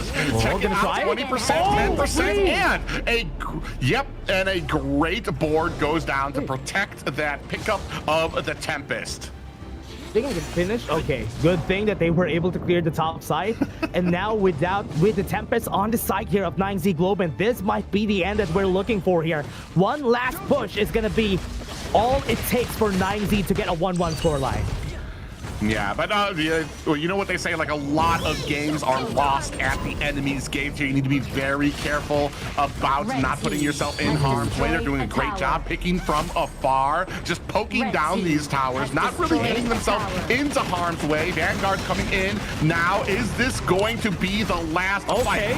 In goes ACC. Unbridled Outburst comes out, but they're diving onto the back line, and it does look like 9Z able to find those kills. Laying down. ACC is down as well, but they find a kill onto Wind, trying to turn this back around. Down goes Clean, and this is going to be game 2 going to 9Z Globant. What a good win for 9Z Globant, just getting a punch back out of Twisted Minds, the same fashion as they did from yesterday. After game 1, game number 2, they got a win, and now this is the turnaround that we're looking for in this series. Yeah, and this is exactly how it played out yesterday. That first game of the series went over the Twisted Minds, and it took a little bit of time for 9Z to kind of get that ball rolling, get into the motion. Here, I want to say this entire game, and especially I want to see how it looks when it comes to that gold. The entire game just kind of looked like it was 9Z Globant just kind of rolling out very clean and very steady. Yeah, and one thing that is great about that, though, is the early parts of the game, Twisted Minds was the one dominating. They got first 2 kills against Win RJ, and Win took it personally, and he was like, yeah, I'm going to be making plays this whole game. He was getting a lot of great truth matches this whole game, and that's why he just let the dragon out in that game. Yeah, and that just talks about something, especially at this level. Pro players, they can take those types of death. I'm gonna tell you, if I was in that Clash lane taking those 2 death, that would have crumbled me. I'm like, man, what can I do here? But he immediately, he just understands what he needs to do immediately. Answers back, gets a great set onto 2 members of the enemy, and that just kind of started that steamroll. Crazy play from 9Z Globant. I do feel like they are a bit cleaner compared to how they played during game number 1. But here on the side of Twisted Minds, they were kind of lost. And we were saying it a while ago. Once we step into the late game, past the 15-minute mark, they're going to get outscaled by the Flowborn. Leffy was really strong this whole game, and his damage was just crazy. The Arrow Storm was just zoning out everybody out of the objectives. Yeah, and that was the amazing thing too, is even with how much Twisted Minds was trying to get a little bit of information, all it took was those Arrow Storms to kind of come down and like chunk. Even we were talking about it before, when ACC got caught, dropped them down to about 50%, and if it was going to be anybody else, that would have been a pretty clean kill onto them. But man, amazing job by him to kind of still help with being able to zone out the rest of Twisted. Yeah, you can definitely see here that Shanks was doing his best during this whole game. He was trying his best to get a lot of damage in, but he doesn't really have any space to move forward, which is what's hard whenever you're picking up a Globant on your team. It's going to be a struggle every time, but look at this gold grab. It was 9Z all around, and after just getting 1 advantage at the 4-minute mark, it was their game. Yeah, you absolutely are right. Right at the beginning, those first 2 kills onto the Clash laner, and then it just turned around as he was able to kind of find his own set there, and then it was all 9Z. Yeah, it was really hard. It was really hard the whole time, but the MVP, very well deserved. The first time that we've seen here on the Major West, it is sick on that Nakaruru. 738, 19% damage taken, 20% damage, and total gold of 24%, showing us how it's done. Yeah, really continuing to kind of give us examples of his prowess on those assassins is a sick here. First showing of Nakaruru here, and a very successful one at that. Yeah, and they're showing it to us. Like, yeah, ban all my assassins. It doesn't matter. There's a lot more assassins that I can pick from, and it doesn't even matter what he gets on his hands, picking up the Nakaruru. I was expecting that by the late game, it might be hard for Sick to do anything, but he was still doing a good job of going in and out of those battles. Yeah, and I feel like it was due, in fact, to a lot of the CC that they had in the front, Yeah. and in the back. Even in that last fight, you saw the Unbridled Outburst go out, and Twisted Minds was actually able to get behind it. But there still was so much a CC that he was still able to find those angles, still able to get those kills. Yeah, and that was it, everybody. Game number 2, we're going to be in it for the long run here for this series. But before we go to game 3, we're just going to be taking a short break. See you guys in just a bit.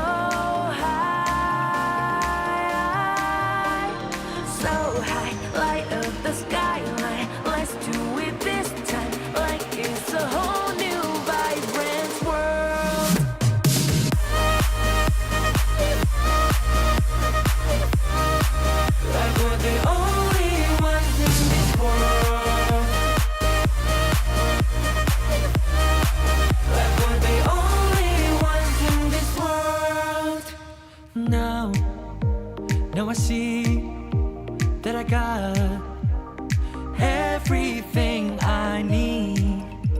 It's alright, I'm on fire, I'm alive, 'cause now I fly so high, so high, light up the skyline. Let's do it this time, like it's a whole new colorful world.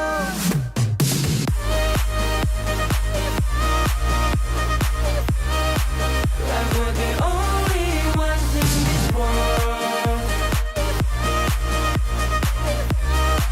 Like we're the only ones in this world. Never thought we'd get this far, burning like the stars. How we get this far, like we're the only ones in this world.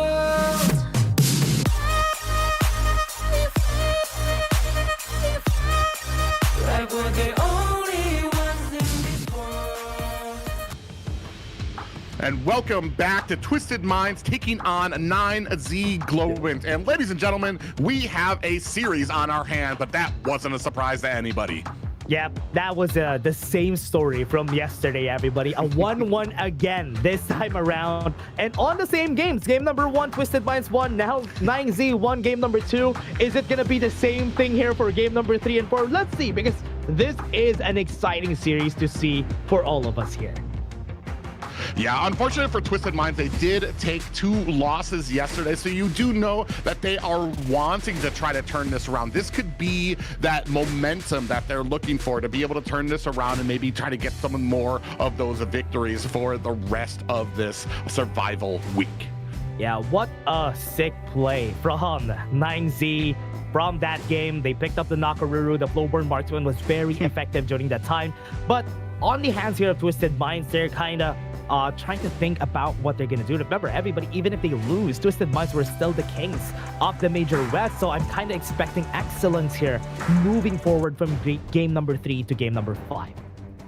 Yeah, and the real interesting thing too is that Twisted Minds kind of started off that last game by trying to ban out Fade, trying to maybe take away some of those bigger picks, and in answer to that, Sick basically showed them that, yeah, you're not going to be able to ban out all of my assassins. I'm going to be able to pull out everything, and pulled out a Nakaruru there, and absolutely, I feel like what we're going to need to plan on, we can't really rely on the ban. We're going to need to have a plan for the assassins in our composition. Yeah, you can see it here, everybody. If you are new here on the broadcast, we are on a global ban and pick format. Whatever you pick on the last few games, you won't be able to pick them again. That's why you see it on game number 1, 2, game number 1, 2 on the other side. 2, those are what they picked. So they are not going to be allowed to pick that again, which is why we have a diverse amount of picks here in Honor of Kings Esports. Yeah, and that's what makes it so exciting. You don't really have the lull of picking the same things over and over and over again to success. You get that success once. And heck, sometimes you don't even get that success. Sometimes you get those really important pickups like we saw in game 1. 9Z, they had the Mai Shiranu out there, they had the Ogren out there, and they actually took a loss with that. So, and that's going to be the hardest thing I want to say, is sometimes you have these great picks, these great compositions in mind, and then you take a loss with that, and you have to kind of go deeper and deeper into that hero pool. Yeah, we're seeing here now Dongfei, a favorite of Twisted Minds, has been picked up on their side, has been denied by 9Z during our last game. So now that they're picking it up, it might be a different story here for the team in Charlotte. I like this. Coming in from Twisted Minds, Clean being allowed to go crazy, but the Futsu being picked here by 9Z. It has been banned twice now, and now it's out for win. I was just about to say, this was one of the top bans for Twisted in the first 2 games, and unfortunately here this time they kind of let it slip. On the back end though, from Twisted Minds, they're going to go ahead and scoop up Heino. Ooh, picking up the Heino here for Highlang. For Twisted Minds, they're going to be playing a bit more stable. Looking for 9Z, what mid laner are they going to be playing with? Because most of the time, when you're picking up the Agudo, a Heino is a good counter, because Heino could use all your summons as a stacker for Scepter of Fate. So it will be a really, really good counter against all your minions. Yeah, and we've already seen examples of teams, I believe it was BTK, not really respecting those scepters. They kind of like, all right, they were taking some damage, and then each one that landed was doing more and more and more damage until it basically those things are setting these team fights, because it's chunking them down, getting them low enough to where they can kind of just charge in. Oh yeah, and now with this Twisted Minds, they're really just chumping down on the mid laner picks that could definitely kill a Heino. Usually what people use is an Angela, just for them to burst down the Heino as fast as they could. And here on the other end for 9Z, there's still that option. I love that they banned out the Ganenmo and the Nua so that they don't have the burst, the other 2 burst options that could take down the Heino. Yeah, it's going to be very interesting for these last two pickups. Twisted Minds actually taking Nuwa, really focusing in on that mid lane, on the hero pool of Moon. I like that they picked up the Musashi here. A very smart pickup for the side of 9Z, just so they could take down the targets that have high amounts of good amount of sustain, and taking that out with duel to the death, that's 8 seconds that you're not allowed to heal, and that's a very long time. Oh yeah, and this has been one of my when I first started playing, one of the things that I was very amazed to learn about Musashi's kit is that his ultimate that just stops healing, and he's just one of those huge counters for a lot of those heroes that have a lot of that sustain, a lot of that the re-ups, and with that they're gonna go ahead, they're gonna challenge that. They're gonna try to get even more healing on their team and picking up Secure here. Oh yeah, I love this. Picking up the Secure and the Garo? What? Okay, I love this. Having the Garo on your team, you're kind of losing on the damage department here for the side of 9Z. Yes, she is an easy target for the Charlotte and Musashi, but if you won't be able to reach her, man, you're gonna have a big problem here because she's gonna be dealing crazy damage. Yeah, and that's the thing too. It's where it kind of comes into both of these compositions. Are you going to be able to angle that Musashi to kind of get into that line to be able to find those pickoffs, or is 9Z going to be able to kind of protect these? They do have a good line when it comes to the regen that they have. Globant number 7. I think this is another first that we've seen. Oh, what is happening here? What is happening, Private? I don't know what's happening here for our game. Surprised that we're gonna see a Globant without the system on their side. So this is very interesting. Twisted Minds have been very experimental, but if you're gonna be looking for somebody who has a good amount of range like the Garo, I do believe Globant has that, and he is gonna be destroying Garo in the early game. Yeah, not just that, but you have the shark cannon that you can just lob off to kind of set the tone for a lot of these fights as well. It's gonna be very interesting, and we were talking about it earlier. This is the point where your teams, you need to start kind of throwing out a lot of those maybe secrets, those things that you had in your back pocket that you were wondering, will this work? Now is the time to kind of throw that out, especially with this type. I dare call this like a grudge match between both of these teams. 2 debut picks that we're gonna be having here, everybody. The Garo and the Globant number 7 are gonna be firstly picked here in this, or actually in the same game for this series. Very excited. This is what's great about the best of 5, because we're gonna be seeing crazy picks every time. Yeah, the interesting thing for me is I'm very much assuming both of these teams are going to probably want to be sending some support, some type of action down into that gold lane to kind of make sure to protect both of these, especially since they're not that they're just new, but there's kind of an offset there. You pointed it out. Globant does win that early game against Garo, so is there going to be support there immediately sent down by 9Z? Yeah, one thing that I love about this for 9Z is that they have a lot of healing on their side coming from the Yuhuan, the Sakir, so they have a lot of healing for the Garo. But remember, we have a Musashi, but everybody, we're gonna go to game 3. Yeah, ladies and gentlemen, game 3 of 9Z Globant taking on Twisted Minds. Twisted Minds looking to kind of offset. They're both tied at 1-1 apiece. Oh man, this looks really, really good. I love the draft coming in from Twisted Minds coming into this game. I do believe that they have the superior draft here, especially against that Garo. They have a lot of access to the backline, but on the other hand, 9Z needs to find that setup on Wind for this to work. Yeah, a little bit of a fight off here. Moon and Halang going at it at the mid already. Both of them taking down the 50%, trying to put that damage onto each other. And it's going to be very interesting too, because I want to say, like, the Twisted Minds, especially in the early game, you're just kind of looking for the Musashi pick to kind of get in there. Oh, big Sunlance and a pop-up. Halang actually in a little bit of trouble. They decide against going with that engagement. Oh man, that was a really nice engagement, but they didn't really have the damage to follow it through. They need to wait for Leppy to get a bit of items in order for them to engage like that. One thing that they could utilize in the early game is find a way to let Capo Seba play around 6, because 6 is gonna be the reason, knockup. Ooh, yeah. Okay, never mind. Taken down to about 50%. He decided he wanted to go up there. There goes that shark cannon out from him. Just go ahead and test little measures out there. Yeah, right now, or what we're seeing here for 9Z, they're really putting all their eggs in the Leffy basket in this game. So they're going to be looking at that and how they're going to play this. Sick might dive here. Oh yeah, Halang senses it out there. Does catch a big pop-up, and they chase him onto the back line. Yeah, he's not long for this world. A big pickup there for the side of 9Z Globant.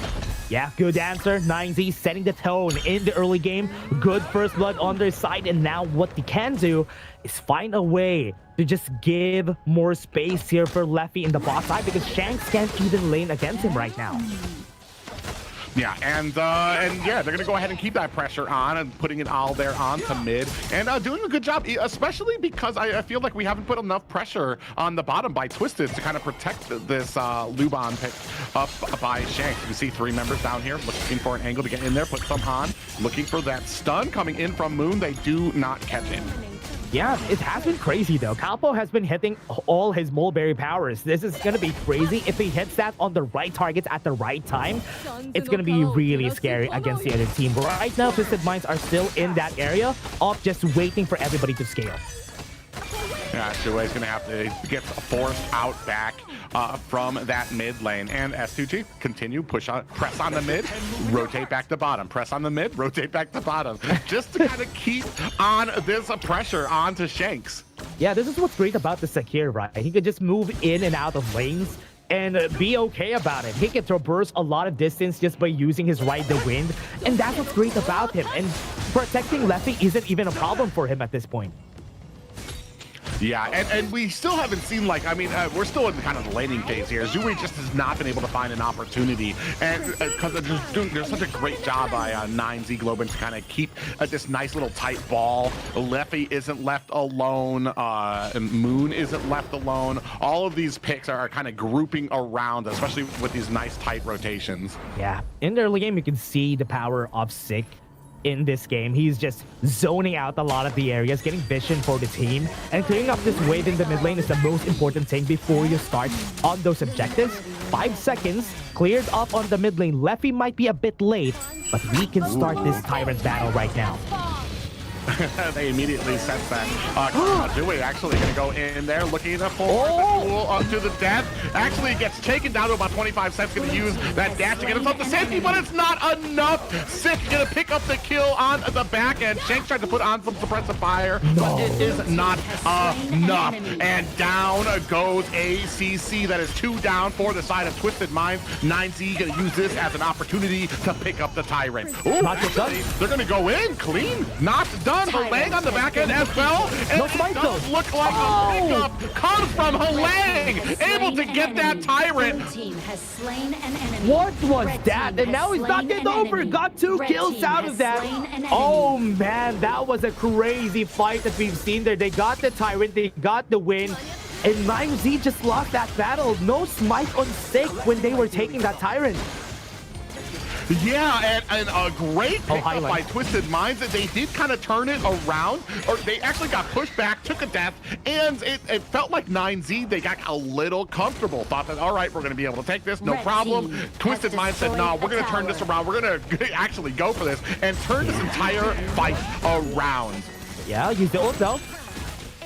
Yeah, big stun lands on the ACC. He's dead. Pop-up lands onto him, and that's going to be short work for the side of 9Z Globant. Yeah, very easy start here for the side of 9Z Globant. We are seeing Twisted Minds just at least coming back from this game. Still has the advantage because they're the ones who got the Tyrant a while ago.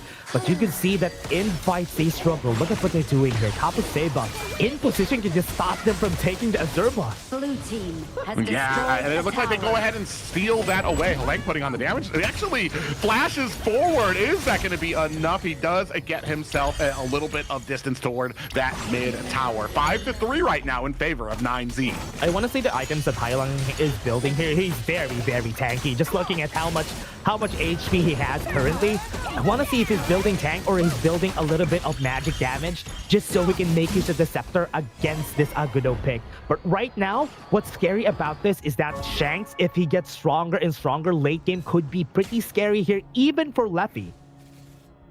Well, I mean, we already saw too, like even with this laning phase where it felt like 9Z really has a great advantage, when it came to that objective fight, Twisted Minds just really were able to put that damage on and able to turn it around. So that's really kind of got to get into the minds of 9Z to know that they don't really have this as secured in the early game as they thought. And as it gets later, it just gets even more and more in Twisted Minds' favor. Yeah, and Hano also in the late game, if he's building a little bit of magic damage, it's going to be scary because you won't be able to push any towers at that point. So that is going to be the scare here of 9Z. So they have to fasten up, accelerate Lefty as fast as they could, so that Twisted Minds doesn't have the time to give space to Highland also. And even Clean is scary late game. Yeah, and right now, Twisted Minds starting to mount some suppression on their side, starting to mount a little bit of offense there. Shanks blasting away at that top tower while we have a little bit of a fight. Big pop-up coming from Capo, but it does look like ACC, and then go ahead and turn around. Halang on the back end here does find himself an escape from that gank. 9Z gonna have to back up back into their jungle. Yeah, that was again a good fight here that has been canceled just because of one button here coming in from Hai Lang. And that is going to happen again and again here. So they have to set up the fight perfectly in where Hai Lang is not allowed to stack the Scepters of Fate. But for this time, Twisted Minds already positioned in the bottom side of the map. Yeah, and they're already doing such a good job of starting to invade, starting to refuse a lot of that jungle from the side of 9Z. Big pop-up lands on the two members, but nobody from 9Z really wanting to go in off of that just yet. I'm kind of waiting for the kind of like stacked opportunities here from 9Z. When you go in with Sick, then maybe Moon can kind of come in with a stun, but it feels like they were just kind of not on the same page just yet. Yeah, Shanks has been doing a good job here. Look at his zoning. This is what's scary about the Luvon when he's picked in these types of situations. The air support is really good. His passive has been really annoying. The suppressive fire has been suppressing 9Z actually. And right now, they can't even move past their own jungle here because Twisted Minds has hold of the map. Yeah, and then when you're trying to look at some of the range on the side of 9Z, they don't really have that same amount of range that you have coming from Twisted Minds. They're trying to zone out from this mid tower just yet. And Twisted not just yet able to take that mid tower, which will open up the map. 1 minute before the objective comes out, still are waiting on what moves they're going to be doing here. Free for the side of 9Z. Already have items on both of our sides, so we're waiting for Shanks to play this out. Nobody can push the mid lane for sure. Yeah, they're trying. They're trying as much as they can, but both teams really do not want to give up that mid tower, and that just kind of shows. Oh, almost got caught there. But Capo able to get away. My man Capo is just riding the wind, literally during that one. He was trying to dodge out everything from the side of Twisted Minds, and this is the power of the Sakir, right? How he's gonna be playing those in his favor. How he's gonna get vision out of the map and just running away from it. Fuzi very brave here, looking to start a fight here on to ACC, put some damage on there just to let him know that he is here. Two members gonna chase him down, at least just chase him away. Now we're starting on the Overlord. I don't know if 9Z is gonna be able to stop it. Down to about 30%, getting to about 25. In comes 9Z, get some information, but they just don't want to pull the trigger on a fight. Speaking of pulling the trigger, Twisted Minds, they're gonna come in, try to put that on to the side of 9Z. Down. I thought we had a kill there. And down goes Clean. Now continuing on their fight. Down goes a Secure as well. Trading blows for each other. Capo is down. 3 down for the side of Twisted Minds. Able to find those answers that they were looking for earlier in the game. Down goes the mid tower. The rest of Twisted Minds running for the hills. Can't touch Lefty with the triple kill that he got right there. He was out of range for most of the members of Twisted Minds. They were trying to chase him down, and when they don't have anything on their hands, it's gonna be pretty hard. Now the mid lane tower has been taken down. No more high ground mid lane. That's a big opening for 9Z. And this is exactly what you were mentioning when you saw the draft. Is like, yes, they could latch on to Leffy to be able to take him down, but they still have to get to him, and they traced him pretty hard, and he was able to kind of turn around that damage onto them. And this shows if you're not able to get Leffy down early in the fight, you're going to have a bad time. Yeah, one thing to also note though for everybody watching, you always need to look at if Leffy has a flash. He's just going to be joining the fights once every ult is already down, and that's what happened during that fight. Yeah, and it's doing such a great job, and still with that mid tower, they do have those vanguards pushing down from the side of Twisted Mind's, going to start crashing in to the side towers of 9Z Globant. Oh man, he has the Sun Chaser. Oh man, this is a lot of range coming in from Leffy, so every fight he's gonna be out of harm's way, like a screen away from everyone. So this is gonna be what we are gonna be expecting. Daybreaker already built by Shanks, and with the Blood Weeper, he definitely has a lot of items, so it's also gonna be scary. So they have to look at both of his marksmen on those big team fights. Oh, Moon almost got bursted down there, just out of nowhere from Shue there. And now a lot of big pressure kind of coming into that mid lane. Still haven't been able to pull the trigger on that mid tower. Twisted Mind's kind of looking for an opening for it. This is what we were talking about before. With that mid tower down, fights are a little bit more dangerous for the side of the Twisted Mind. Big stun lands on the two members, and still not in a position to be able to get the advantage. Yeah, the healing is just too good at keeping them alive. They could do this a lot more times. They could rinse and repeat. Just the healing from Capo Sable has been really helpful for them to just defend this mid lane tower. The idea supposedly of what Hailang is going to be doing this game was to keep the mid lane tower alive, but because they lost the fight a while ago, there's a big gap in the mid lane, and that's why 9Z is allowed to play around it. Yeah, and it really kind of sets the tone for Twisted Minds. They got to be very careful about it. They're waiting for an opening that they just cannot get from the side of 9Z just yet. As we take a look, I mean, gold chart, Shanks actually doing such a great job. Yeah, Shanks has been getting a lot of gold, and that's why the gold gap is not really that high. It's just a 2k gold lead for 9Z. 20 seconds, and we have the Tyrant, we have the Overlord. Both of them are positioning on the Tyrant side because they want to get that extra damage. 9Z wants to finish this as fast as they could.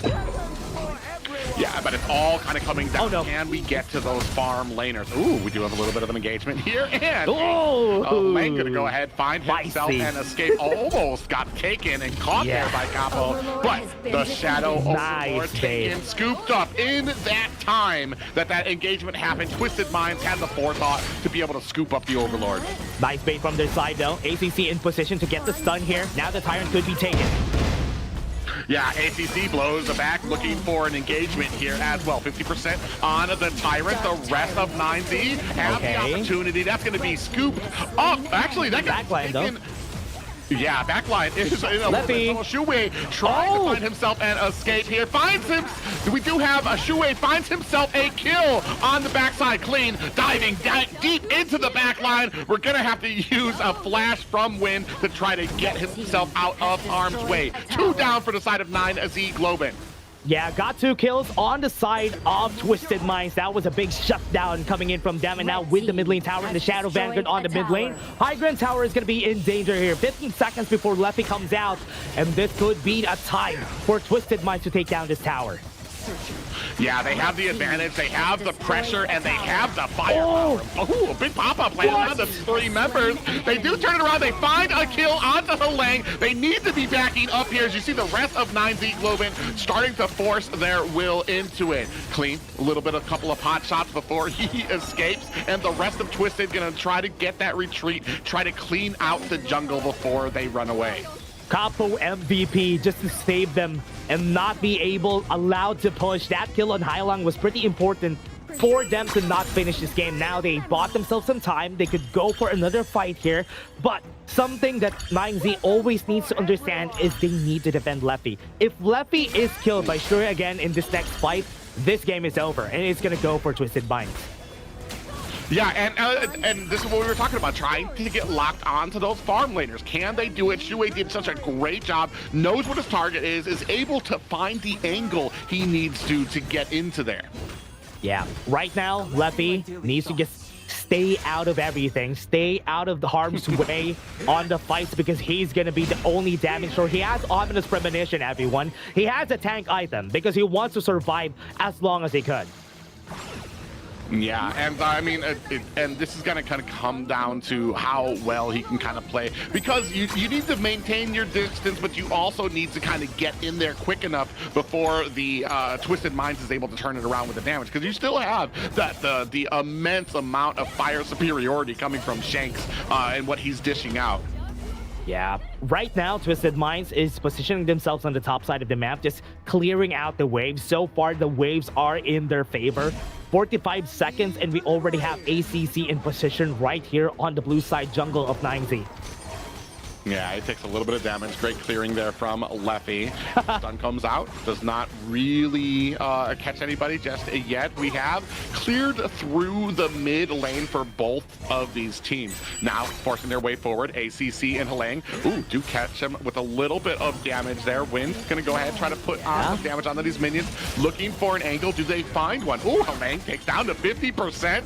And we do have that air support coming out from Shanks. Yeah, could be the space. Leffy should be careful about this brushes, though, because if he moves forward a bit too far forward, it might be a kill that goes to Twisted Mind. Shanks also could be in position for this fight, but right now, look at how fast Leffy is. So fast! Yeah, and they're going to go ahead and push forward now. Ooh, actually caught a little bit of a pop-up there on the back end there, did ACC. And I was going to say that it felt like Twisted Minds had a good positioning because they were kind of forcing 9Z to turtle, but as soon as this objective came up, 9Z, they took the offensive positioning here. Now they're starting to hide. Now they're starting to get in position, and they're starting to back up. I think they're trying to bait out a fight here. They want to find Twisted Minds, find an opportunity to catch one of them out. They're trying to start the fight because Leffy popped the Sound Chaser a while ago, so he doesn't have that extra range, so they could really close the distance. Halang. Oh, yeah, speaking of which, Halang 50% unbridled outburst, and on the back end, it does look like Shuwei able to pick up the Shadow Overlord. Now looking for a fight, nobody down on both sides, but this is what happens when you kind of take a little bit too much time, create too much space away from Twisted. Yeah. They're going to be quick to pick up that objective. Yeah, Tyrant is on the other side here. 9Z can start this. Primal Bond is already on the heads here of Twisted Minds, so they could just take this pretty easily without any threat from the side of Twisted Minds. Yeah, but it does look like Twisted Minds are gearing up for a fight here. They want to, they're baiting out. There's no way they're going to want to try to take this in the middle of a fight between 9Z. Now you're going to have the Vanguards pushing on there. You're going to split up the priorities from 9Z Globant. You can already see Wind on that. Fuzi has to go answer up at the top as well.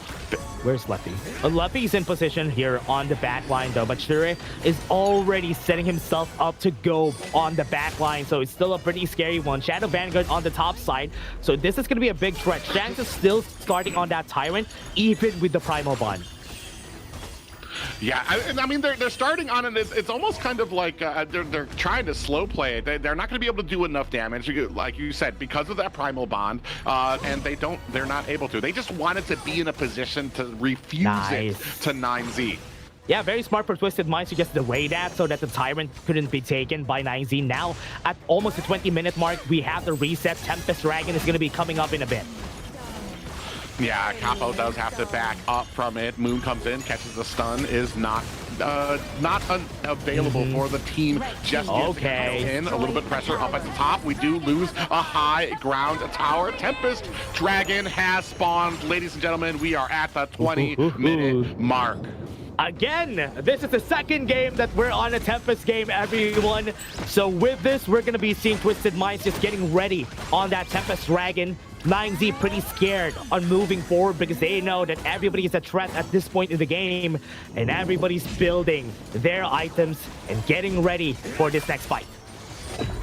Ooh, Capo takes a little bit of damage on the other side. Moon comes in with some stuns on the bottom and a little bit of the damage is going on. Is they going to be able to? We do find a kill. Halang finds himself on the wrong end of damage coming from Leffy. 9Z Globant looking for an opportunity here. ACC taking a lot of damage down to 10%. Is that going to be enough? enough. Down goes ACC. Moon picking up the kill there as well. Shanks trying to put on the damage and gets taken out sick with the kill. And that is going to be the Tempest going to 9Z Globant.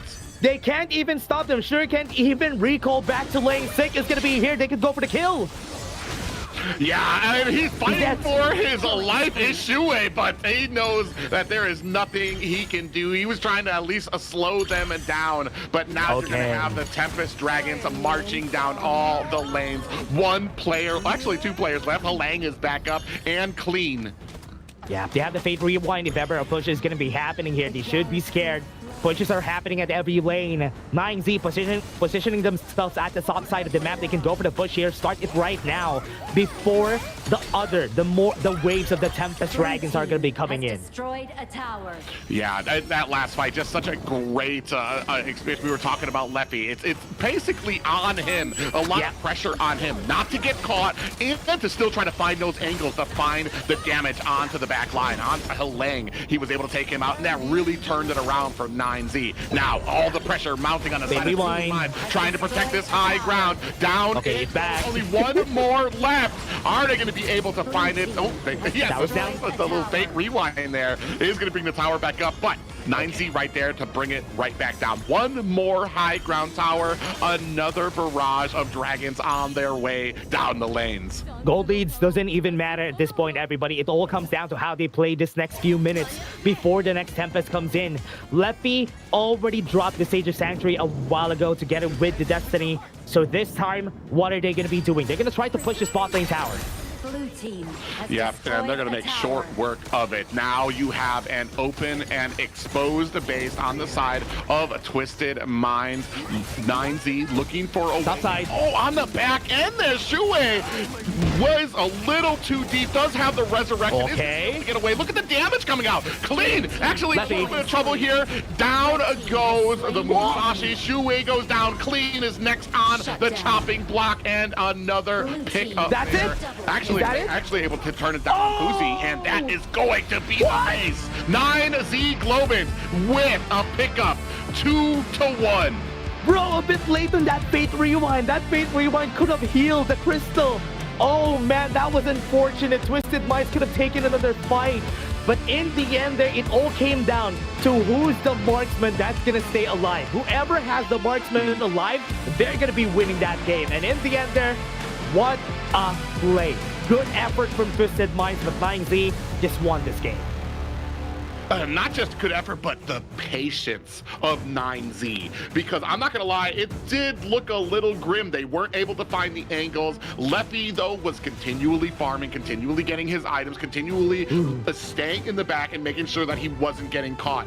And eventually able to finally find his way in, able to find that kill onto Halang, and that really kind of set the ball for 9Z. Yeah, we could definitely see the last moments of the fight here on the replay later on. I want to see the Fate Rewind again and what happened there.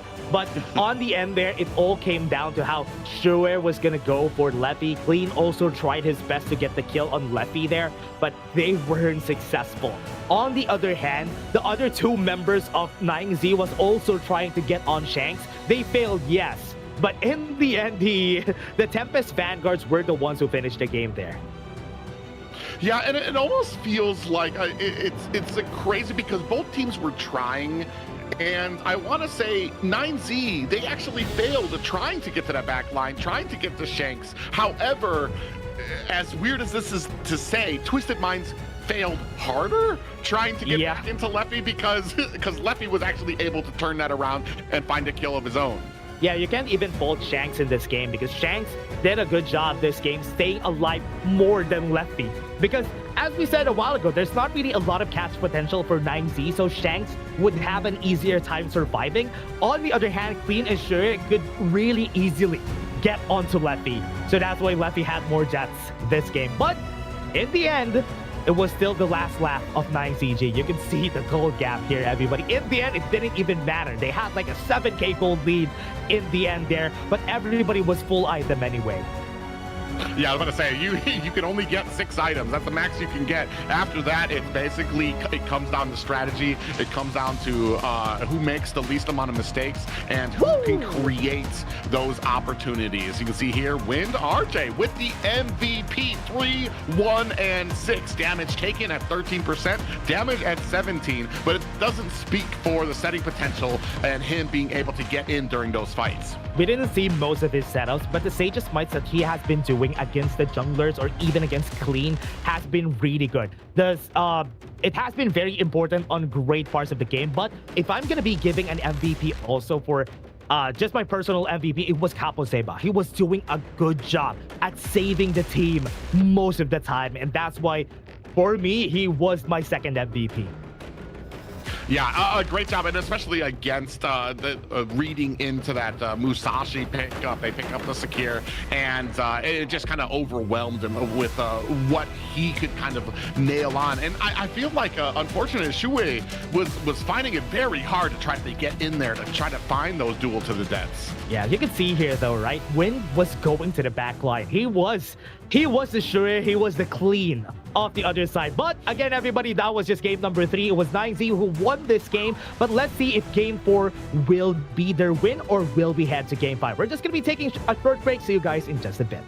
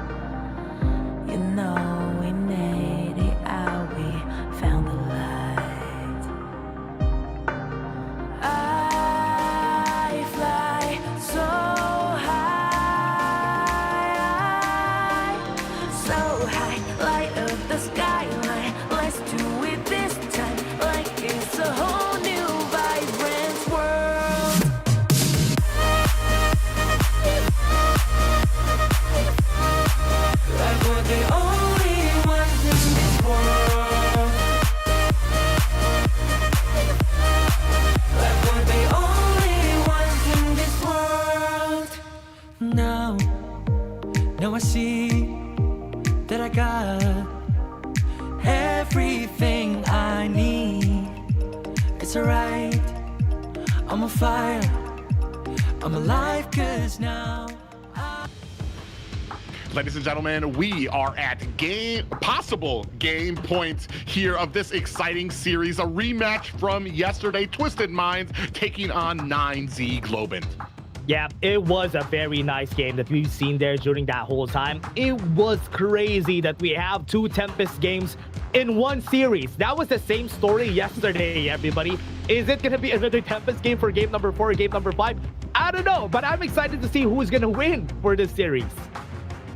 I'm just excited to see another team up at that level of Twisted Minds, taking them to making it to the point that they need to expend everything here, right neck and neck. You were talking about it. We were to the point that the gold didn't matter anymore. It was all about strategy. Who could make the least of mistakes? Who could open up the opportunities faster for each other? And unfortunately for Twisted Minds, 9Z Global last match was able to do that. And these matches, they're not squash matches. These are neck and neck, right? It just takes one mistake and that could have turned easily into Twisted Minds' victory. That's true. That could have been anybody's game at that point. It was just one mistake that led to that game going in favor of 9Z Globant. They were able to get the Tempest Dragon. So most of the time, everyone. If you get the Tempest Dragon, that is your win already. That is your game to lose. So it was kind of expected at that point, but Twisted Minds right now, they're kind of struggling, but it's not because of the fundamental things. It's because 9Z, the improvement that they had from the last season is just massive. And we're seeing everybody in Major West accelerating. And they are very, very good now compared to last season. Yeah, not even, and that's the crazy thing. You talk about how much they grew from last season. I can tell, even just being my first cast of the Major West, seeing how they've grown just here in the last 2 weeks to see how fast that they've grown from the losses that they took from Twisted Minds to be able to turn that around now to where they are being very dominant to the point where it is now game point for 9Z, and Twisted Minds are have their backs against the wall. Yeah, everybody, the story here is who they are going to be facing here, because right now they're not really fighting for elimination. They're fighting on who gets to the lower bracket semifinals. And in the lower bracket semifinals, it's not double lives for you. You're definitely going to be eliminated if you lose there. So it's important for Group S to get to the upper brackets. But now, Twisted Minds and 9Z, as we said a while ago, global ban and pick, everybody, here are the picks that they had from the past few games. Yeah, and this is where it kind of starts to get exciting for me. We're down to the 4th match. We're starting to get really deep into those hero pools. We're going to start seeing some of those picks that we don't, well, I mean, we've already seen a lot of picks that we don't really see too often already, which has been amazing. So it's just going to get even better from here, except for Arlie. Apparently, we're just not going to see her this game. That's just been the priority of a ban out. Yeah, Shanks on and Arlie, kind of scared. That's why I do respect that 9Z has always been banning it. And also 9Z has always been preferring going to the red side because they could build a composition faster than on the other end. So Twisted Minds, I want to see how they bounce back from this, how they play around this first pick being on the blue side. Yeah, they do see more respect to Paid, the sick there, as that Fade taken off. Nua taken off the board on the side there for Twisted. And we're going to scoop up a Prio pickup for Dolia. Yeah, let's see how they're going to do this, Dolia. The Guan Yu has been picked up, and the Luna for sick. Oh man, this game is going to be scary. Twisted Minds already picked up the Dolia, right? So they won't be able to pick up the Liang as a counter against that Luna. Yeah, and that is the Luna. We've already talked about it, and he's already gotten, I want to say Sick has already gotten MVP on this Luna before. Ooh, I almost completely forgot that combination of the Dolia and Dune picked up by Twisted Minds. Very strong. You're going to have that Unruly Blade maybe twice if they go ahead or potentially. Ooh, Yuhuan picked up by Twisted Minds. Yeah, loving it that they're going for that concept. They have a lot of resets on those ult, making sure that the Ending Sorrow would be used as a way to get in and get out of fights, or at least get space on one part of the map. So that's the expectation here for Twisted Minds. One thing that they could use is use the Dolia Dun. Luna has problems in the early game, so make sure that the Luna gets oppressed in the early game. Yeah, and it's something that we haven't seen too often, I want to say, in the last few games. I mean, there have been invades, but that's mostly after they get a kill, they go in. So we're going to be looking for a lot of pressure from Twisted Minds. We saw that before. They were able to mount a lot of pressure into the Clash lane to really surprise Wind early. I mean, he was able to come back eventually, but the point remains that they were able to surprise him to really, even when it came to 1v1s, and that really opened up for Twisted Minds to get a lot of those invades here. Maybe this time they can kind of hold that lead, maybe not overstep what they're trying to do, get those jungles, get out very quickly. Yeah, I want to see what Twisted Minds has in mind here for their Clash lane. We haven't seen a Byron picked up in this whole series. Really surprised that we're not seeing a Byron in this game, because I was expecting that a lot since a while ago. Shano, very strong pick, has a high ceiling in the late game, so definitely gonna be good in this lineup. Twisted Minds has an option to go Flowburn Marksman for their side. They haven't picked that up yet. Yeah, I'm going to be very interested to see where this farm lane actually goes from them right here. I feel like maybe we might be missing just a little bit of a front line from the side of 9Z. You don't really count the Guan Yu as like a front liner because he really shines when he's kind of in the back end there. Hoi Yi, yeah, that's actually pretty standard. I can't believe we haven't actually seen him. Okay. We mentioned this a little earlier in that Ukyo is a decent counter for Pei, but he leaves himself open because he's so squishy. He can get CC'd down and taken out very quickly. It's going to be very interesting to see how Twisted Minds can utilize this pickup. Yeah, usually a coin flip, right? Whenever you're picking up the Ukyo Tachibana, I was looking for any damage sources here for Twisted Minds. I was not expecting the whole Yi getting picked up. The Flowborn Marksman could have been better here, but the Ukyo Tachibana really wraps it up in a gift here. Once they get the Burning Sun arrow on anybody, Ukyo is there to explode whoever gets hit. Yeah, and as you move into the mid and to the late game, you're just dodging Burning Sun arrows from across the map everywhere. And that's the fact of the matter is just how long that stuns you for. It doesn't matter, like in most places on the map, it just allows the team to be able to close the distance on you so quickly because of how long that lasts. Yeah, also just to add though, there are 3 ultimates that the Dolia could reset. Burning Sun arrow twice. That could happen in this game, so that is actually pretty scary for 9Z.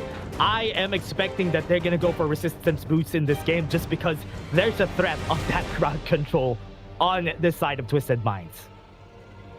Yeah, I like the composition coming from Twisted Minds. I like to see that with Adolia where it's not just one answer. You've got a lot of ultimates that will really shine from that reset here. But I mean, we've seen some pretty good drafts from them in the past, and 9Z has still been able to overcome. So we're gonna see here in the potential game point for 9Z. Yeah, the question is, has the Kings been dethroned here in this game? Because so far, with what happened on yesterday's games, it's gonna happen again today if 9Z wins this game, because it's gonna be match point for 9Z. Yeah, we talked about how it can be kind of a flip, a little bit of a dice throw when it comes to that Ukyo.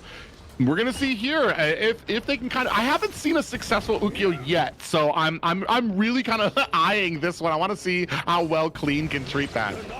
Yeah, Clean, it's all up to you, buddy. That's how the game is gonna go. And 9Z right now, all hands on sick because getting to play the Luna is pretty important for him. But Shui is already starting on the Crimson buff here, trying to go for that invade. Yeah, they see him, so you're going to see... Oh, actually, he's getting a lot of support from his friends here, so they're going to be able to claim and clean that up. Good. You see how he just... there from Shui. Did you see how he just tanked up the damage on Capo Seba? He doesn't even care. Like, yeah, bro, let's do it. I'm just going to squeeze through here if you don't mind. Get back to my jungle. Oh, man, he just got back to his jungle. Even with this amount of HP, just by getting punched by Capo Seba. But remember, in this game, it's important to give as much space, as much gold to Sick, because he's going to be the one carrying this game. So that's why Wind will just be giving the XP on the Clash lane to Sick here, just for him to get to level 4. Yeah, and that's smart. Just basically, you're basically funneling for your jungler here right now, and especially they're doing a good job. Twisted Minds to kind of refuse some of that. That's exactly what you want to do when it comes to having an assassin. Refuse that jungle. Try to make sure that he's not getting his gold as fast as possible. Ooh, we have a potential gank here. Shanks, he's doing a good job, kind of keeping the offense here, and it does look like 9Z decide against it. Ooh, a little bit of a rotation here coming back from Twisted Minds. They decide against this fight. I love this river vision that they have, right? They have the Yuhuan, they have the Dolia. They can have vision pretty easily on the river, so it's going to be easy for them to just take space whenever they need to, and they have a Dun as a jungler. So with that, this gives them the option to just go in aggressive in the early game. You have the Dolia with you, and you have Shanks to set up the fights for you. So this early game fights that Twisted Minds will be taking, I believe they will win it. Yeah, well, we have yet to see if they can be successful in it. A lot of pressure down here at the bottom, but nobody really getting an advantage just yet. A lot of respect going from both of these members. That will probably change as we get closer to the 4-minute mark, when these objectives start to spawn, when we want to get those positionings, when we want to look for that kill before we go for that Tyrant. Yeah, and just also to add to everybody, 9Z, everybody has been chipping in. Moon?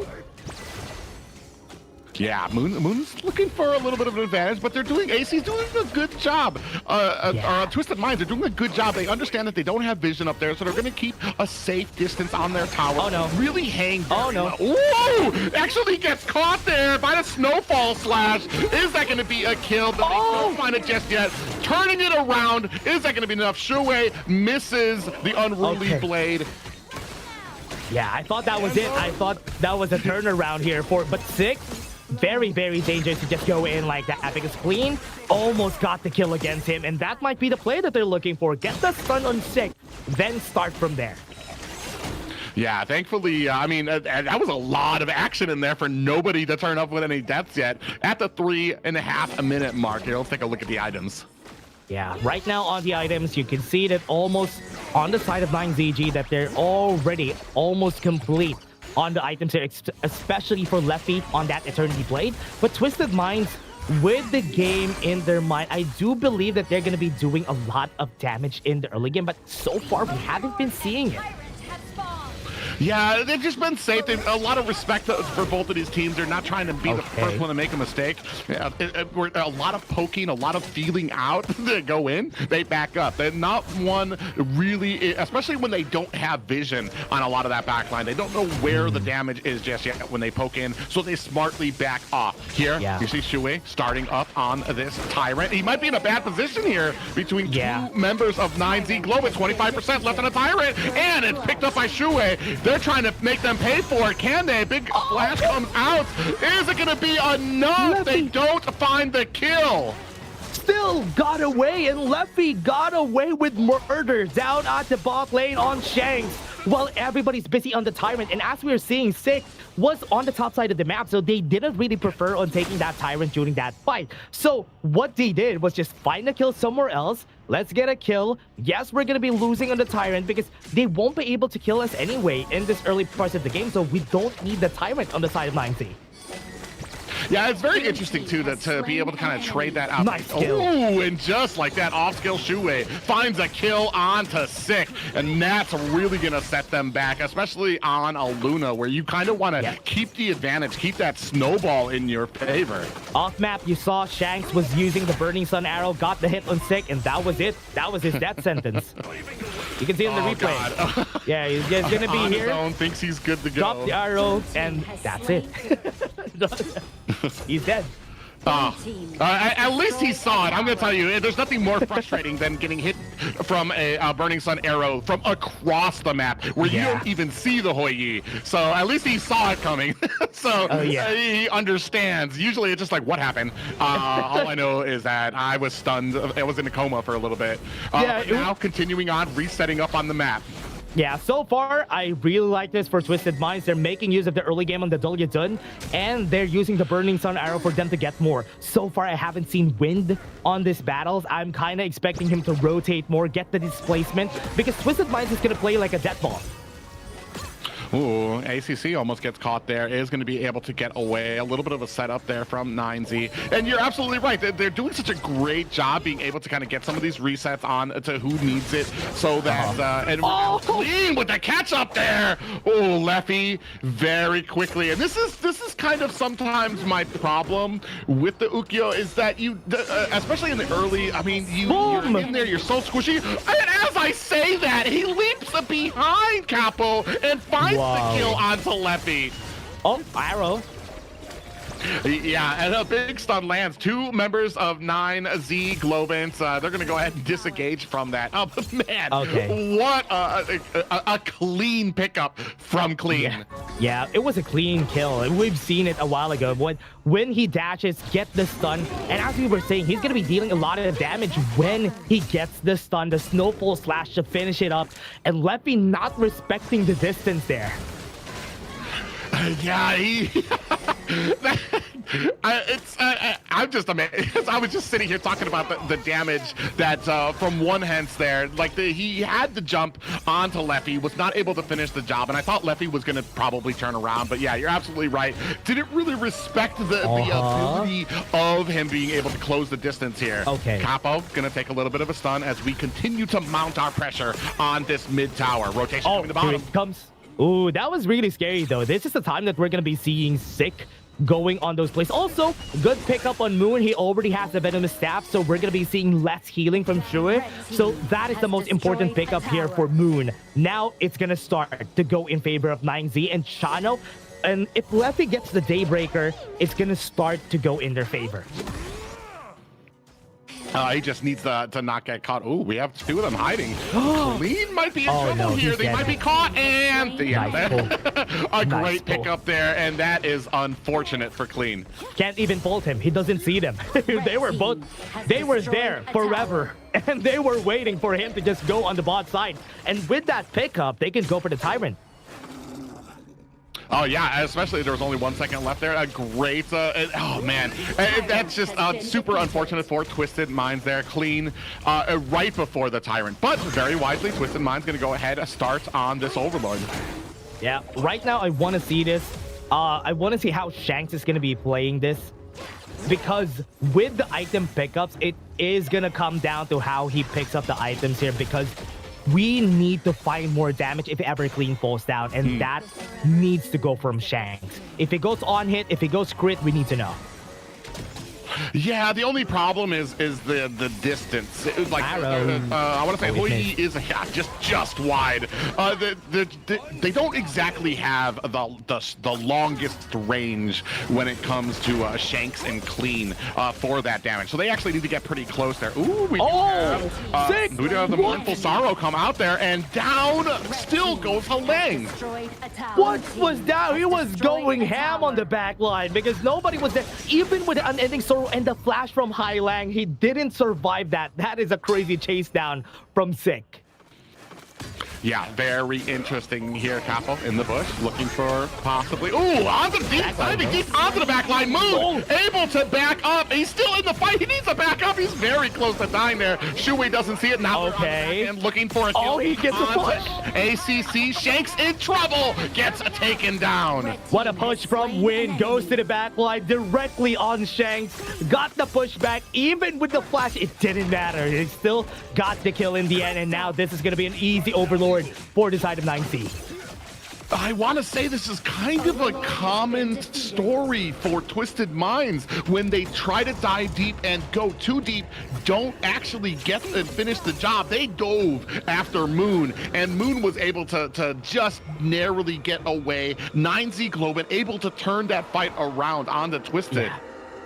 Circling back on your point a while ago, right? The reason why Ukyo is such a volatile pick is you need to play perfectly. If you don't play perfectly, even if you get to the backline, you're gonna get popped by 9Z. And that's what's happening on most fights. Clean is having a hard time getting things done. Yeah, it kind of comes down to who has the least amount of like boxes they need to check to be successful. And like you said, Clean, he's like, you need to get to the back line. You need to get those stuns in there. You need to get those ultimates when it comes to the Snowfall Slash as well. And unfortunately, it's just it's kind of falling back on Twisted Minds. Big engagement here. Big pop-up lands onto it. Shui in trouble, gets obliterated by Leffy, and that's going to go ahead and set the tone possibly for this Tyrant. Yeah, even with the Primal Bond, they're already positioning themselves. Look, the nap up. Oh, yeah, he's trying to get away there, and Halang is down for the count. That's 3 down for Twisted Minds. They are chasing on the Shanks. Oh, he's nowhere to go. He's dead. As they go deep onto him. I thought Leffy's gonna die to the turret shot. That was pretty scary though. Now they can go for the push. Clean is the only one alive. 5 seconds on Shui, and now they're gonna be pushing on the top side.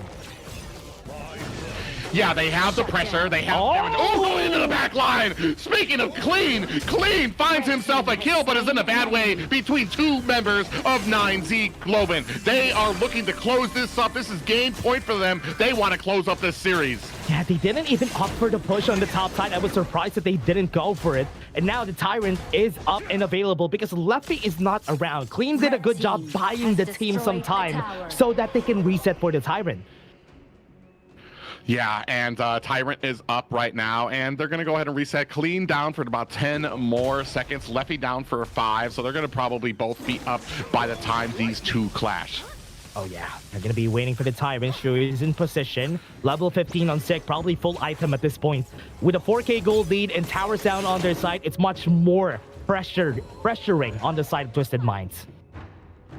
Yeah, you see Capo there doing a good job trying to keep vision, gonna zone out, try his best to zone out the rest of Twisted, getting that information. ACC, Shue, he goes and leaps into the Tyrant pit there. Oh, but on the other side, great job by Win to go ahead, start that push up at top. That means that they're gonna have uneven numbers for this fight, because now Clean has to answer that up at top, and they're gonna start on this Tyrant. Great catch. Top side, they had to defend it. So Shui is a bit late on this Tyrant now. 30 seconds on the Overlord. Now they're going to be fixing up, doing some housekeeping here. Going to be pushing on all the lanes for the side of 9Z before they start the fight. Yeah, and man, 9Z is just kind of the complete package right now. Unfortunate for Twisted, they're just not able to at least at this point, be able to find those opportunities in the back line. You can see here at the gold chart, Sick and Leffy up on 10, both sitting at 10K gold. Yeah, right now, Twisted Minds is glued to their base. They can't even move past it because once they move away, Sick could just go in and destroy them whenever he wants to. And Clean could be the only threatening thing that they have to look at on the side of Twisted Minds at this point. Now they're trying to go for the Overlord. Yeah, they're looking for a positioning, jockeying for to find themselves an opportunity. Leffy unloads some damage now. Oh. Shue down to 25%. A big pop-up lands, and down he goes. Kill there, picked up by Capo. Now the rest of 9 Globant charging a big push, takes down 2 of Twisted Minds, and this could be a wrap. 9Z Globant take down 3 of Twisted Mind. They checked the wrong bush, and Leffy unloaded on them, and then you had, I want to say, Win come in with a great big push. Ladies and gentlemen, this might be, Win comes in looking for a kill if he can find it, and he goes down. A complete team wipe, ladies and gentlemen. The winner of this series, 9Z Globant. You can see the pop-off of 9Z Globant out of this series. Very important win for them to cement themselves on the second place. Now with Twisted Minds going for 3rd, because of this, they are going to be the ones heading to the lower bracket semifinals, and 9Z are here. We're just going to be taking a look if they're going to go for the 1st or 2nd place, but so far at least they are secured for a 2nd place here. Yeah, I mean, they have an opportunity here at the end of our matches tonight, the 3rd series, to maybe scoop up into that 1st slot. But here, this match now, what they just went through and how clean that matchup was for them, and unfortunate for the side of Twisted Minds, checking the wrong bush, and you had the marksman right there to lay on the damage, and then the rest of the team was right there. That started the steamroll for that last fight. Yeah, and for everybody to know, the Dolyadun only works in the early to mid game. They really get outscaled a lot by the other picks that we have on the side of the 9Z. So they weren't able to oppress the Luna in the early game, which is why Sick got away with a lot of things there. And that was a really good thing. 9Z just played their composition pretty well. And I'm not going to lie, the Ukyo pick wasn't it didn't have a terrible performance. He was able to kind of the scariest. He found himself a yeah, it was, as far as Twisted Minds, it was one of the scariest picks on their side. Unfortunately, I feel like a lot of that got traded out. He was basically trading out his life for a lot of the kills he was going in for, to try to really be that threat he needed to be. Here, you can see the final stats. Yeah, very scary for the side of 9Z Globant. Look at how much kills they have compared to the side of Twisted Minds. This was their game all along in game number 4. And 3-2 from yesterday, and now on a 3-1. That's a big statement for the champions of the last Major West. Winning against them is such a big leap for 9Z Globant. And this is also, just to give context, this isn't the same 9Z as we've seen from last season. This isn't the same Twisted Minds that we've seen from the last KWC. But let's take a look at the goal graph. At the 10-minute mark is when 9Z started to get this game in their favor. Yeah, really kind of hunkering down once they got those items and really kind of enforcing their will onto Twisted Minds, where Twisted Minds was having trouble. You could see them trying their best to try to get to that back line. Leffy here absolutely, I want to say, obliterated on to Twisted Minds, especially that last fight. They went to check the bush. Leffy unloaded, they got the CC, they got the kill, and that just kind of started the steamroll for the end of Twisted Minds. Oh yeah, and Leffy, very well deserved. This guy has been doing a lot of carrying for the games. Even the Garo game, he was doing a good job there. But as we were saying a while ago, Twisted Minds, they tried their best in this game. I can see Clean trying his best to get the backline as much as he could. He was doing such a good job at pushing away Moon, pushing away Leffy, but nobody is there to follow up for him. Yeah, and that's what I was saying. Like, it kind of left them in a bad position a lot of the times. You already know this pick is going to be squishy. It's got a lot of boxes it needs to do to be successful, and the team just was not quick enough to kind of respond when he did find those picks, when he did get those stuns. Wow. And unfortunately, that last that was crazy. Absolutely cleaned out 2 members of Twisted. That was dirty. Win with that push really won them that fight though in the end. But again, I love this development, the evolution of 9Z and everybody from the Major West. But everybody, that was just our first series of the day, and that was a big upset today. So right now, that was it. We're gonna have series number 2, series number 3. But before that, we're gonna be taking a break. Don't go away.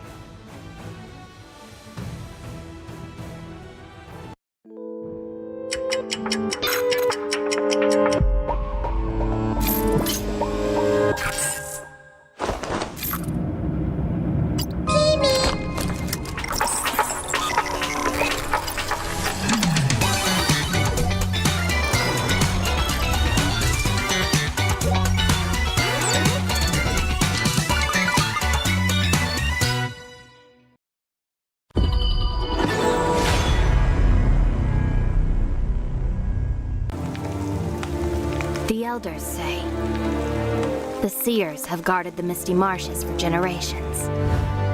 We are the forest's future. For families to gather in joy. For dear friends to stay together. For the peace of the bird tribe and the forest. Even if my feathers burn away, I will never fear. Even if the sky falls and the earth shatters, as long as we stand together, as long as we endure, we will surely, losing everything. Just as I did. Sinking into darkness. My old self is already buried. How amusing. This eternal, blissful heaven. What a beautiful little bubble. I can't wait to pop it with my own hands.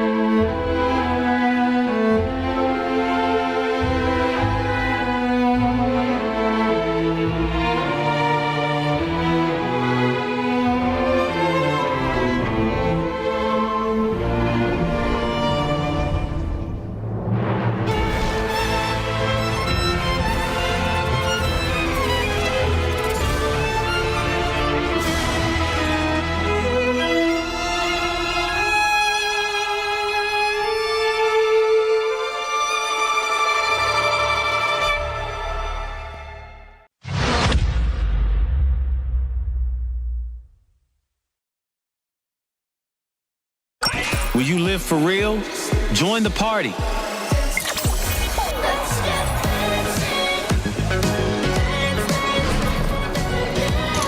make the whole street a party, and add disco balls.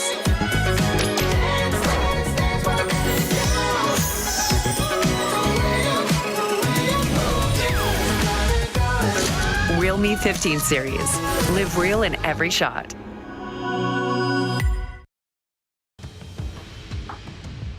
Ladies and gentlemen, welcome back to the second series of the second week of the second day of KMW League. Got that right. And, yeah.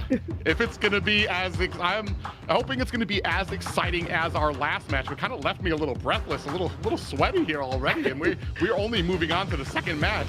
Man, we're still at the second series, and this is one of the bigger matches that we have here for Group A, because I know that there's this certain rivalry that Level Max has against BloodThirstyKings, and they want to get them back from the last time that they fought, because Level Max won that.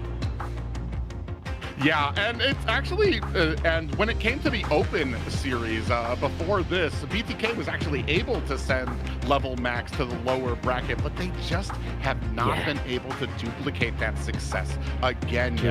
Not just that, but they've had a very frustrating start here. With not being able to pick up a series win just yet. It's not that to anybody's surprise. As a team, they've only had a few months here in this game, but there are those little glimmers of hope, especially some of the games yesterday. We saw a lot of synergy between BTK, especially in that last game when you had best player on Assassin. So it's going to be very interesting to see if they're maybe able to learn from that, grow, and be able to pick up a victory here against a team like Level Max. Yeah, let's take a look at that, everyone. But look at something at the bottom there, everyone. Ultimate Awakening Super Thrilling MOBA Combat September 27. It's going to be coming soon. And also a while ago, we had the September 24 new version, and probably the time in where our ranks will be reset, everybody. So everybody was trying to grind as much as they can to get Grandmaster. You have a few more days. I'm grinding to 100 stars. I hope I will be able to reach it before the 24th. Yeah, that's gonna be amazing. But let's go ahead and take a look at our first team. So you should never give up. You gotta fight for it. Whoa, let's go. I know you want it. I see the fire in your eyes. You gotta fight for it. Let's go. The battle's calling. You better give it all you got. You gotta fight for it. The time is right for you to raise them up, yeah. Cause you could be the greatest of them all, yeah. Let's go. The battle's calling. You better give it all you got. You gotta fight for it.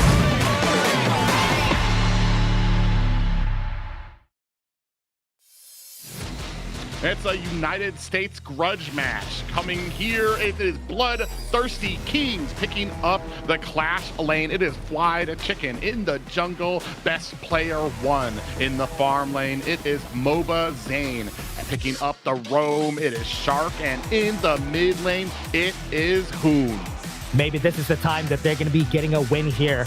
This is a best of 5. They have a grudge against each other, but BloodThirstyKings are definitely thirsty for a serious win in this survival week. I mean, it's not like they have gotten a few games off.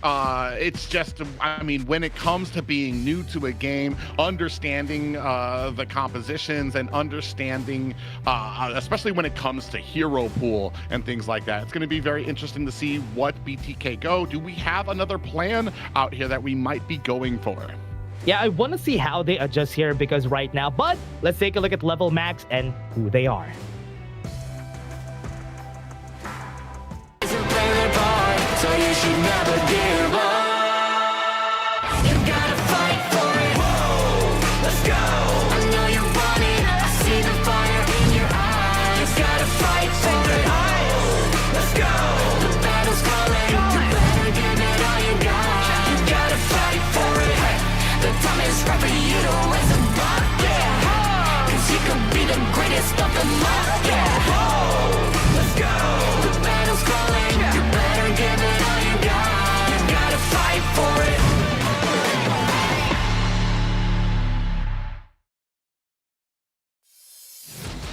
Level Max Club, the Limit Breakers, they are comprised of Wu Qing, Nuo, Legend, Ashe, and now in the mid lane. These guys have been performing better so far than the BloodThirstyKings, but they have a grudge. They want revenge. They want to take over this series right now against BTK.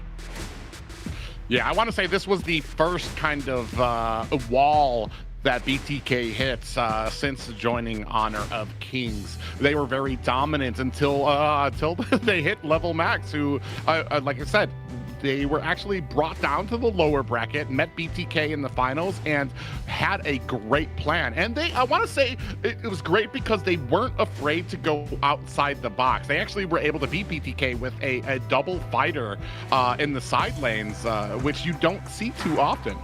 Yeah, and with that, I am expecting a lot more here. I could definitely see that BTK has been adjusting a lot because they haven't really played the game this long, but you see Fried Chicken playing pretty well with a lot more kills than Wu Qing here. Even the damage, the average gold, and even the team fight participation, you can see Fried Chicken is the one that you have to look at here for BTK.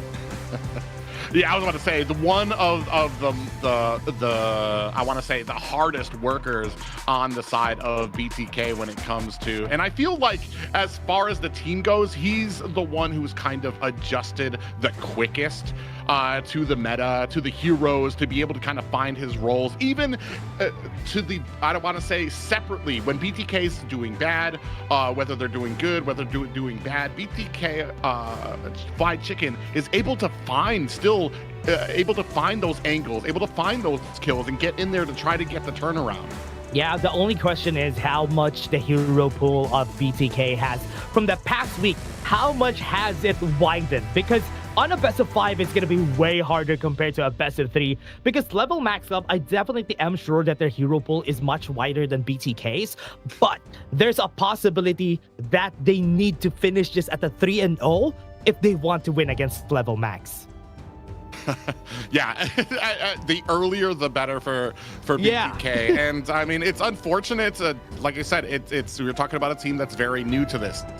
One thing I want to say too is I'd kind of like to see maybe BTK find an answer for the She pickups. I've seen time and time again when the enemy has She, it almost feels like BTK don't respect what she can do, or don't expect it for the most part. They've been caught by rotations every single time that pickup is on the enemy team. It's almost like it's come as a surprise during a lot of these fights. Yeah, I want to see if that is in the pockets here of now, because if never mind, Mai Shiranui is gonna be picked up first for the side of Level Max Club, and that's a big pickup because a while ago, even though it's not prioritized, still a very good setter for the early to mid game.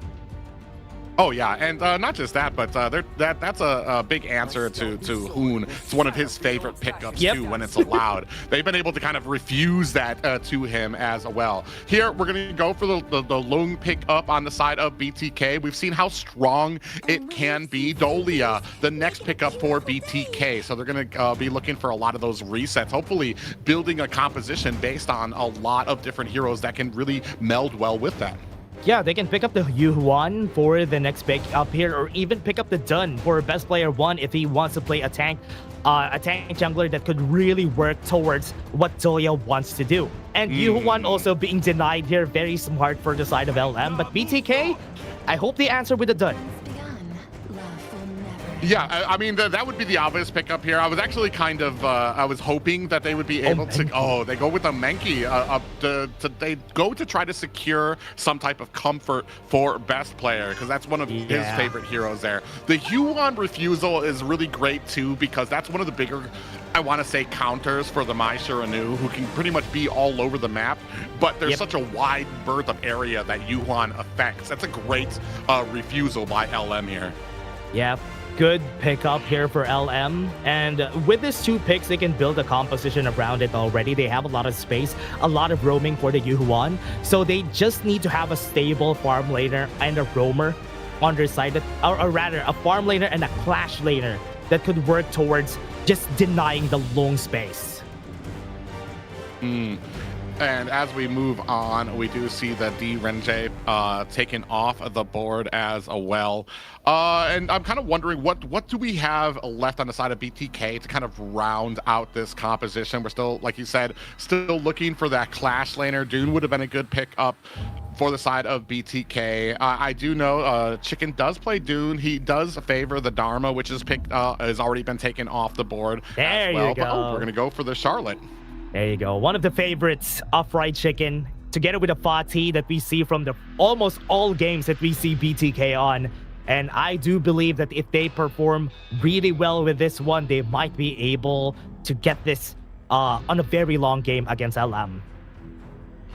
Yeah, and we were already talking about Chicken's ability to kind of get to that back line and find those kills, regardless of how his team is doing. Like if they're in an advantage or if they're at a disadvantage, the Chicken has been able to kind of set himself apart and really do well into that Clash lane. Ooh, but we're gonna have a Flowborn pickup on the side of LM. Oh, even picking up the BT for their side. I'm really surprised about this pickup for the level max club, because we've seen this on one of the games from yesterday and it was not successful. But with this composition, maybe they might be able to win this somehow. Yeah, I mean, we what was it, the death Sith that they were trying to it just really wasn't as effective during a lot of these team fights to really kind of get those pull-ins. I do like we have on both teams, we have a good setting potential. LM, I feel like, has maybe just a few more in some of those stuns from Yuhan. You got the setting and the pop-ups and the CC from Maishiro now, or even Musashi with that duel to the death. On the side of BTK, we have the Dream Roam coming in from best player. You've got Yixing, who can kind of set down that board as well. So it's going to be very interesting to see which one of these teams can kind of be successful with some of those initiating factors. Yeah, I want to see how they play around this, right? They have a lot of crowd controls. I like that the ultimate, they can play around the Hichiryu Wenjing from Maishiro Nui. They have a lot of dives for level max club in where the Arrow Storm could just go in and deal the damage. So all the damage is going to be coming in from this Flowborn, and he's going to be the one carrying it for the team. Yeah, and that's going to need to be answered, hopefully very quickly, by BTK to kind of shut that down. I do want to say the big thing I'm watching for with BTK is going to come from a lot of these rotations. There has been a little bit of problems with some of the rotations when it comes to getting caught or being a little bit too late to some of these fights, just a step behind here. They have grown, and I want to say that they have kind of shown a lot of growth in the last few weeks, so we're going to see how well they've kind of picked up here in this rematch of their match against LM. Really excited on how BTK has grown from their last match. I really like this composition. Very safe, very BTK, if I may say, because they really want to play on this heroes and they want to win this first game very hardly. But LM saving up some strats, and now we're gonna go to game one. Yeah, ladies and gentlemen, the grudge match between the United States. LM taking on a BTK. Yeah, let's see how they are going to do this. BTK really needs to get that revenge. Has been 2 punches already from LM, and they need to get a punch back here. Yeah, and we can go ahead and already see. You're gonna want to see a lot of suppression coming from the side of Noah here on the Maishiro now. Ooh, already landing those fans on the Noon, chucking him down. So you're gonna see a lot of that poking coming from them. Ooh, and not just a poking, but gonna come in, find a little pop-up onto 2 of them.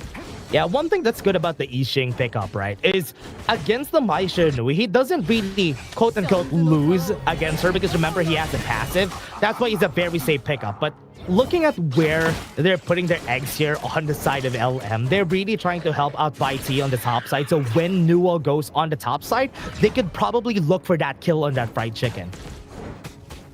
Yeah, and that's a big thing too. I want to say to be able to kind of strangle, but to put that stranglehold onto the Clash lane, especially for a player like Fly Chicken who has been doing so well. If you kind of crumble a BTK from that angle, from the Clash lane, you're really gonna take out. I want to say one of the difference makers on the team. Yeah, especially on the Charlotte, on the Fati, whenever he gets to use those heroes, he's going to be performing spectacularly for the side of BTK. So I'm expecting that they will be able to do that on this first game. Yeah, we do have 3 down here. Noah teleports down to the bottom to provide some assistance. Best player on the back end does throw out some abilities. They're going to go ahead and clean up the small camps here from the side of LM. Neither team really finding an advantage just yet, but this is not unruly. This is not something we haven't seen before. Both teams want to be real safe before some of these objectives kind of spawn out there. Yeah, they're just going to be looking at it. This is going to be an early fight. No early fights that we're going to be seeing so far. I want to see how the combo is going to work here for level max, because I want to see the layaway, to the duel to the death, to the knock up from now. That is going to be working once we head into our first objective, which is going to be the Tyrant.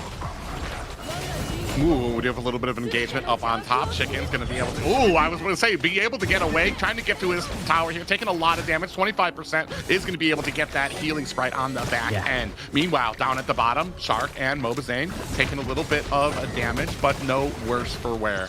Yeah, that's just what they want to do here. Just make sure that they're going to be doing that, going to be able to do some damage, and just back off. Right now, they're putting a lot of pressure on Fried Chicken, just knowing who's going to be carrying this game for the side of BTK. At least they're respecting that. I want to see how they play this next few seconds, because we're going to be going for our first objective after this.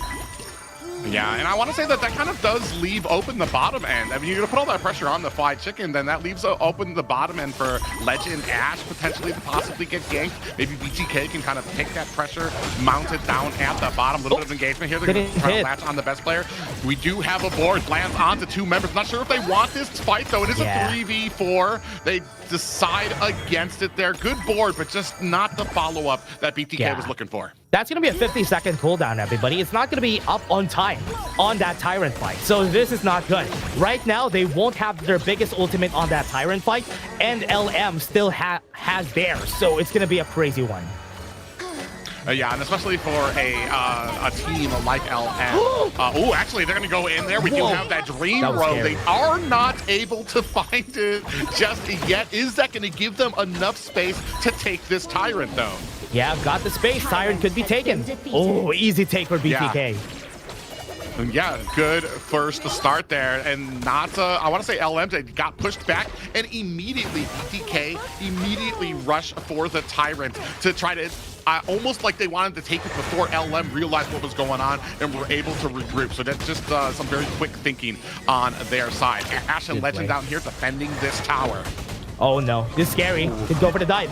Oh! Yeah, big dive comes in, big pop-up lands. We do have a board down, but down goes a Shark. And we have the infinite vastness executed there by Mobazane to get away. 1 kill, the first blood there, taken by LM. Force the infinite vastness. That's going to be big here for their side. Once they go for another fight, could be top side. Oh, we're trying to a little 1v1 here. Chicken might be losing. He's going to have to get that health sprite again.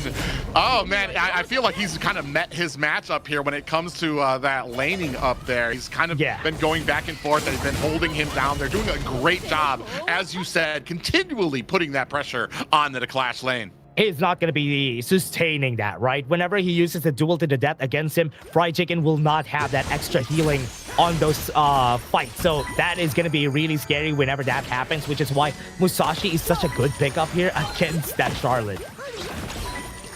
Right here, 2v3 here right now. Ash. Oh, we do have the Dream Roam comes in, lands on to Ash. Is going to be able to use that ultimate board. Is down, but unable to catch any members from LM. Speaking of which, No comes in, does find a pop-up. That player in trouble, and he is not long for this world as Nuo able to find the kill. Now 2-0 also for LM. Also, great zone from Wu Ching, pushing everybody away from the side of BTK so that they won't be able to follow up and help best player 1 there. Mid lane, not going to be in danger. It's still very, very safe. Yeah, but you're just seeing a lot of that great setting. And I like that now, because now we're actually starting to get the value out of the Baichi pickup. Ooh, speaking of which, Infinite Vastness has to come out again. And unfortunate for the side of BTK, that's going to be an ultimate that they're not going to have for a while. But as I was saying, that Baichi, like you were saying, during that fight, able to pull them back. So they were getting a great separation from the team. Bro, I can see the idea why Malazane did that. He could have gotten the kill on Legend, but he was not on the right target. If the Flaming Palm has hit Legend, Legend could have been dead. Infinite Fastest away. Good play from Malazane. Oh, Nuo dives into the back line. We do have the Dream Room coming out forward. Does not catch anybody. Just a little late on the dial is Hoon. Nuo and Ash get away. Yeah, forces the flash on both of them. That is already good. Right now, LM still not in the biggest lead. BTK has been doing a good job at just staving away most of the members here of LM, not giving them as much advantage, because look at the gold. It's not really that high of a gold gap. Yeah, and that's to say something for the farming ability and the rotations right now of BTK. They've taken 2 deaths, but the lead is not out of their hands just yet. And there hasn't really been a fight where you're just like, oh man, this is gonna kind of really set the tone for BTK. And so they're doing a big job. Big CC lands on the best player. As I say that, gets caught by 4 members, and the tankiness of Menki not enough. Nuo picks up a tower for his team. The combo is just so easy to pull off. They can do it on everyone whenever they want to, because just one crowd control hit, the duel to the death, the delay waste, one person is going to be dead on the side of BTK. Oh yeah, and then I mean you absolutely shut down any type of healing or shield from Menki on that side as well. So it doesn't matter who it is, if you're playing that tanky, I don't know what you want to call him, Bear Bunny from Best Player, or one of the squishier members there like Hoon or Mobazane. And here, going to go ahead and start on the Tyrant. Ash and Legend and Wuxing looking for, and going to go ahead and try to zone out the rest of BTK for that. Maybe to try to pick up this Azul buff. Oh, was able to pull it though, so that's going to be reset. Now they can be in position to try and steal it. Yeah, 4v3 here in favor of BTK, but that's not really stalling the side of LM here. They're going to continue to kind of put that pressure on there. Already taken down a tower, 2 towers on the mid of BTK, and we've already talked about how important those mid towers are to a lot of these team fights. Yeah, got the big mid lane tower, got the bot lane tower, left them alone. BTK is just going to be taking the consolation prize of the Overlord and the top side tower, because most of the members of LM are on the bot side. Yeah, really trying to push that tier 2 on the bottom side, and they really are working their way around this map, which is unfortunate. BTK does get themselves a single tower, but in the grand scheme of things, the macro definitely in favor of LM. Yeah, still a 2nd tier tower on the bot lane has been taken. That's a big win for their side. Oh, nice pull. Oh, Wuxing engages with Shark, and then that damage coming out from Legend. Man, the Arrow Storm just deals so much damage. And I want to see what they picked up here for Legend, because that damage is crazy at this point. Probably at 2 items, almost at the 3rd one for Legend. But this time, BTK is yet to find a kill. Yeah, and that's where the Wuxing pickup is coming in. You get that little pull back there. All the while, Legend is just unloading with that Arrow Storm and just doing so much damage. The 2nd time we've seen Flowborn here when it comes to these series, and he's just as deadly as the 1st time we saw him. Okay, he got the stun a while ago with the lay waste, but now the Tyrant is for free for LM. Look at the position of White. Yeah, you see Best Player, he wants to go in there. He comes in with a Dream Roll, gets the objective, steals away the Tyrant in Best Player fashion. I think that is like the 5th objective he's stolen in the last 2 weeks. But off screen, we do see that Fly Chicken gets taken out in answer. What another steal from Best Player 1. We see it time and time again. Whenever he goes in, he gets the steal. He doesn't lose the smite battles, and now that buys them a bit of time. Yeah, it gives them a little bit of wiggle room, but I want to say it's just unfortunate because LM immediately able to answer, able to take down Fried Chicken, and you're looking at a killless game for BTK right now. The rest of LM focusing on this Overlord, the best player, kind of looking for it. He doesn't have that fight anymore, so they don't have. It's not going to be able to get that steal. And is Nuo going to be able to pick that up? Now they're going to go in for the kill. They do take down Hoon. Nuo looking for more of an advantage. As they chase down Shark, and that is 2 down for BTK, 7-0 for a dominant LM right now. Insane collapse from LM, just dividing the fight in two and just winning on both sides. And BTK can't even position themselves on the right place just because of that space that they took in the middle of this red buff. Yeah, and now starting to mount that pressure onto the mid-high ground tower. They make mincemeat of that. Now gonna go ahead and put that same amount of pressure and big short work of Fried Chicken. Close the distance on him so quickly. I'm not even sure he knows what hit him. Yeah, Shadow Vanguard is gonna be in the bottom side. Last push probably. Yeah, they're going to go ahead and make short work of this high ground tower. We do have a board out there trying to turn this around. Is BTK. They do find a kill onto Hoon. And Hoon is able to answer back with a kill onto Wuxing. Legend very low. The rest of BTK retreating under the core. LM very dominant right now. Finds themselves a final kill onto best player and claim BTK's core. First game going to LM. Level Max taking the first game, the first punch again against their rivals BTK. And that was just a clean game coming from their side, not even giving a single kill to BTK. Yeah, I mean, when you want to talk about dominance there, LM pretty much put on a clinic. The small glimmer of hope. Best player goes in, be able to steal an objective, but other than that, it was an all LM game.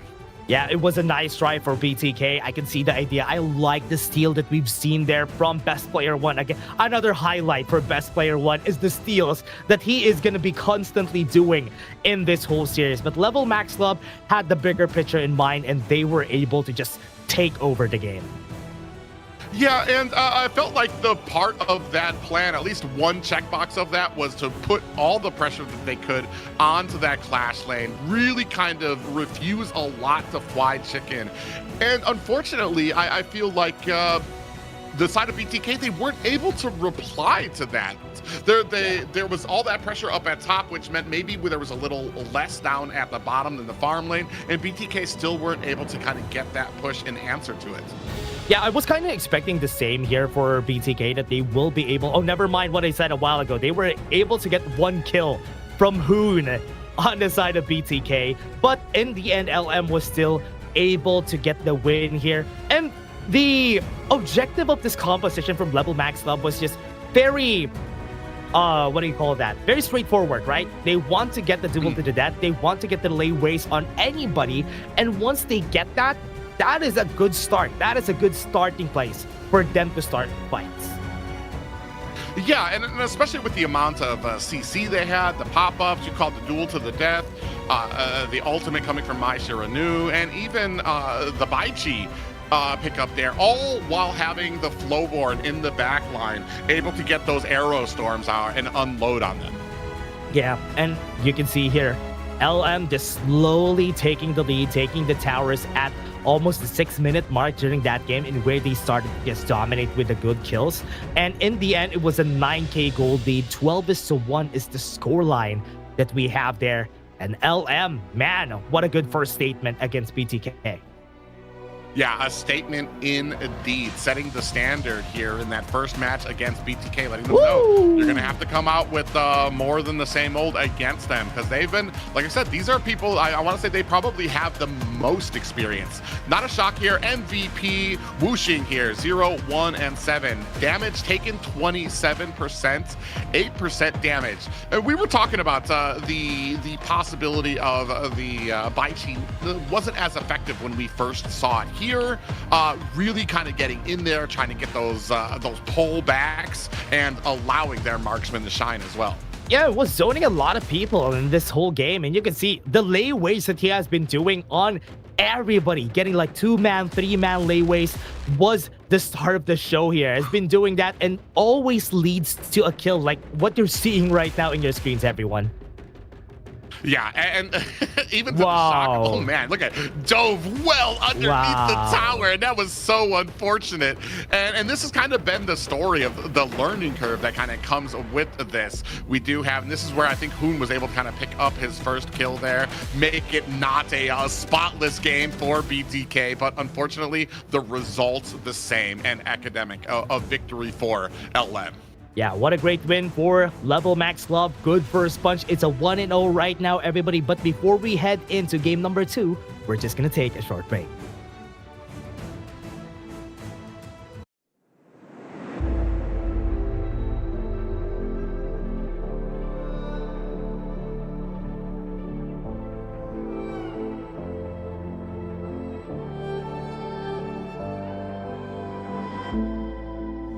Strangers to the fallout, it's what got us here. Ever changing, some chameleon, blood, sweat, and tears. We'll never make it if we fall to everything that brings us down. With a comeback is now. Blood, sweat, and tears. Fight for what we want. Doesn't matter the cost. Every day, put in work. Blood, sweat, and tears. Nothing comes overnight. Strength in numbers, start to line. We don't bow to fear. Blood, sweat, and tears.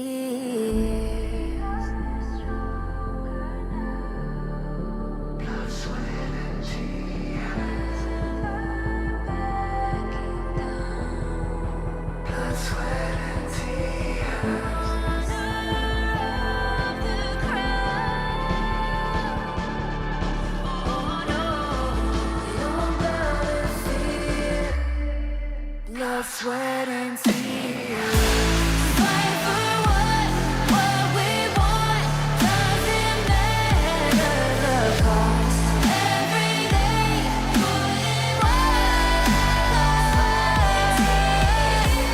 Nothing comes overnight. Strength in numbers, start to line. We don't bow to Ladies and gentlemen, welcome back to the second series of the night. It is BTK taking on LM, a grudge match of the United States region. Yeah, and that was a first punch by Level Max Club. They got a 1-0 in this first game, and a really good fashion at that too for the team. It's insane that they were able to do this in this game, and I want to see more from Level Max Club and also from BTK. I hope they will be able to come back from this. Yeah, I mean, like I said, from the last series we saw from BTK, if we're trying to find those nuances where they succeed, I felt like some of the assassin pickups, especially with the Liu Bang with Chicken on there, you could see the synergy. You could see what they were attempting to do, and you could see it operating well for them. It's just those little basics that they need to get down when it comes to rotating, picking fights, diving under towers like we saw from the last game. Chicken went a little too deep, got himself caught. And do they have a plan if we're going to continually put on this pressure into the clash lane? Yeah, that's the question though. How are they going to be changing things up? Losing the Charlotte was a pretty important pickup here for BTK because it's one of the best picks of Fried Chicken together with the Fatih. So I'm kind of expecting the Fatih to come out in this next game unless Level Max catches wind of that and bans it or picks it up. Yeah, and I mean, you've got the Fatih, possibly Dune to be able to get picked up there. Dharma's taken off the board by BTK. And we've talked about this before too, being here on the red side where you're going to get that first pick and it's going to help LM kind of build their composition quicker, being able to reply to that first pick of BTK as well. Arlie taken off the board by the side of LM. Ooh, I like this first pickup though. Pei. They are learning pretty fast. This is really what you want to do on a game 2. Pick up the Pei and then go with a Byron. Afati could also be okay for BTK here. Yeah, I want to see what the answer is. The last time, Wukong.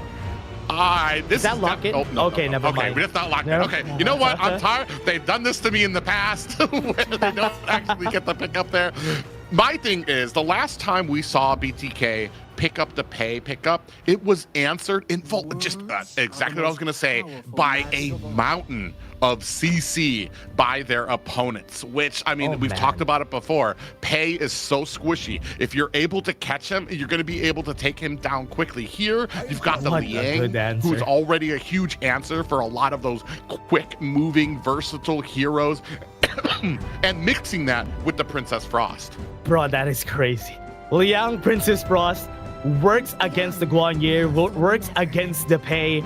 So that's a lot of checks for level max club for their first 2 picks, and add insult to injury is going to be the Demon Jit to reduce their resistances, and even has a stun himself. So that's already good in the first 3 picks of LM.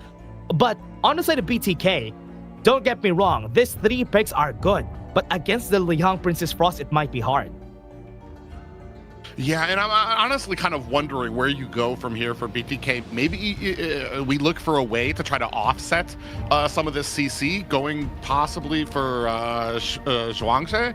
Possibly, Ooh. But I'm not sure how well that might work into this composition, because you've already got the Yuan out there, so you might be looking at it's probably a pick like that would be nerfing your team damage a bit. Yeah, and honestly, picking up the Zhuangzi in this game is not really that good, because you usually pick that up whenever you have like a Dharma, you have a Mai Shenhui on the other team, so that you could use the butterfly effect in order for you to stop them from being effective. Really just nullifies one whole hero. And that could be saved for game number 4, probably, if we're gonna hit game number 4. Or game number 3 could be okay.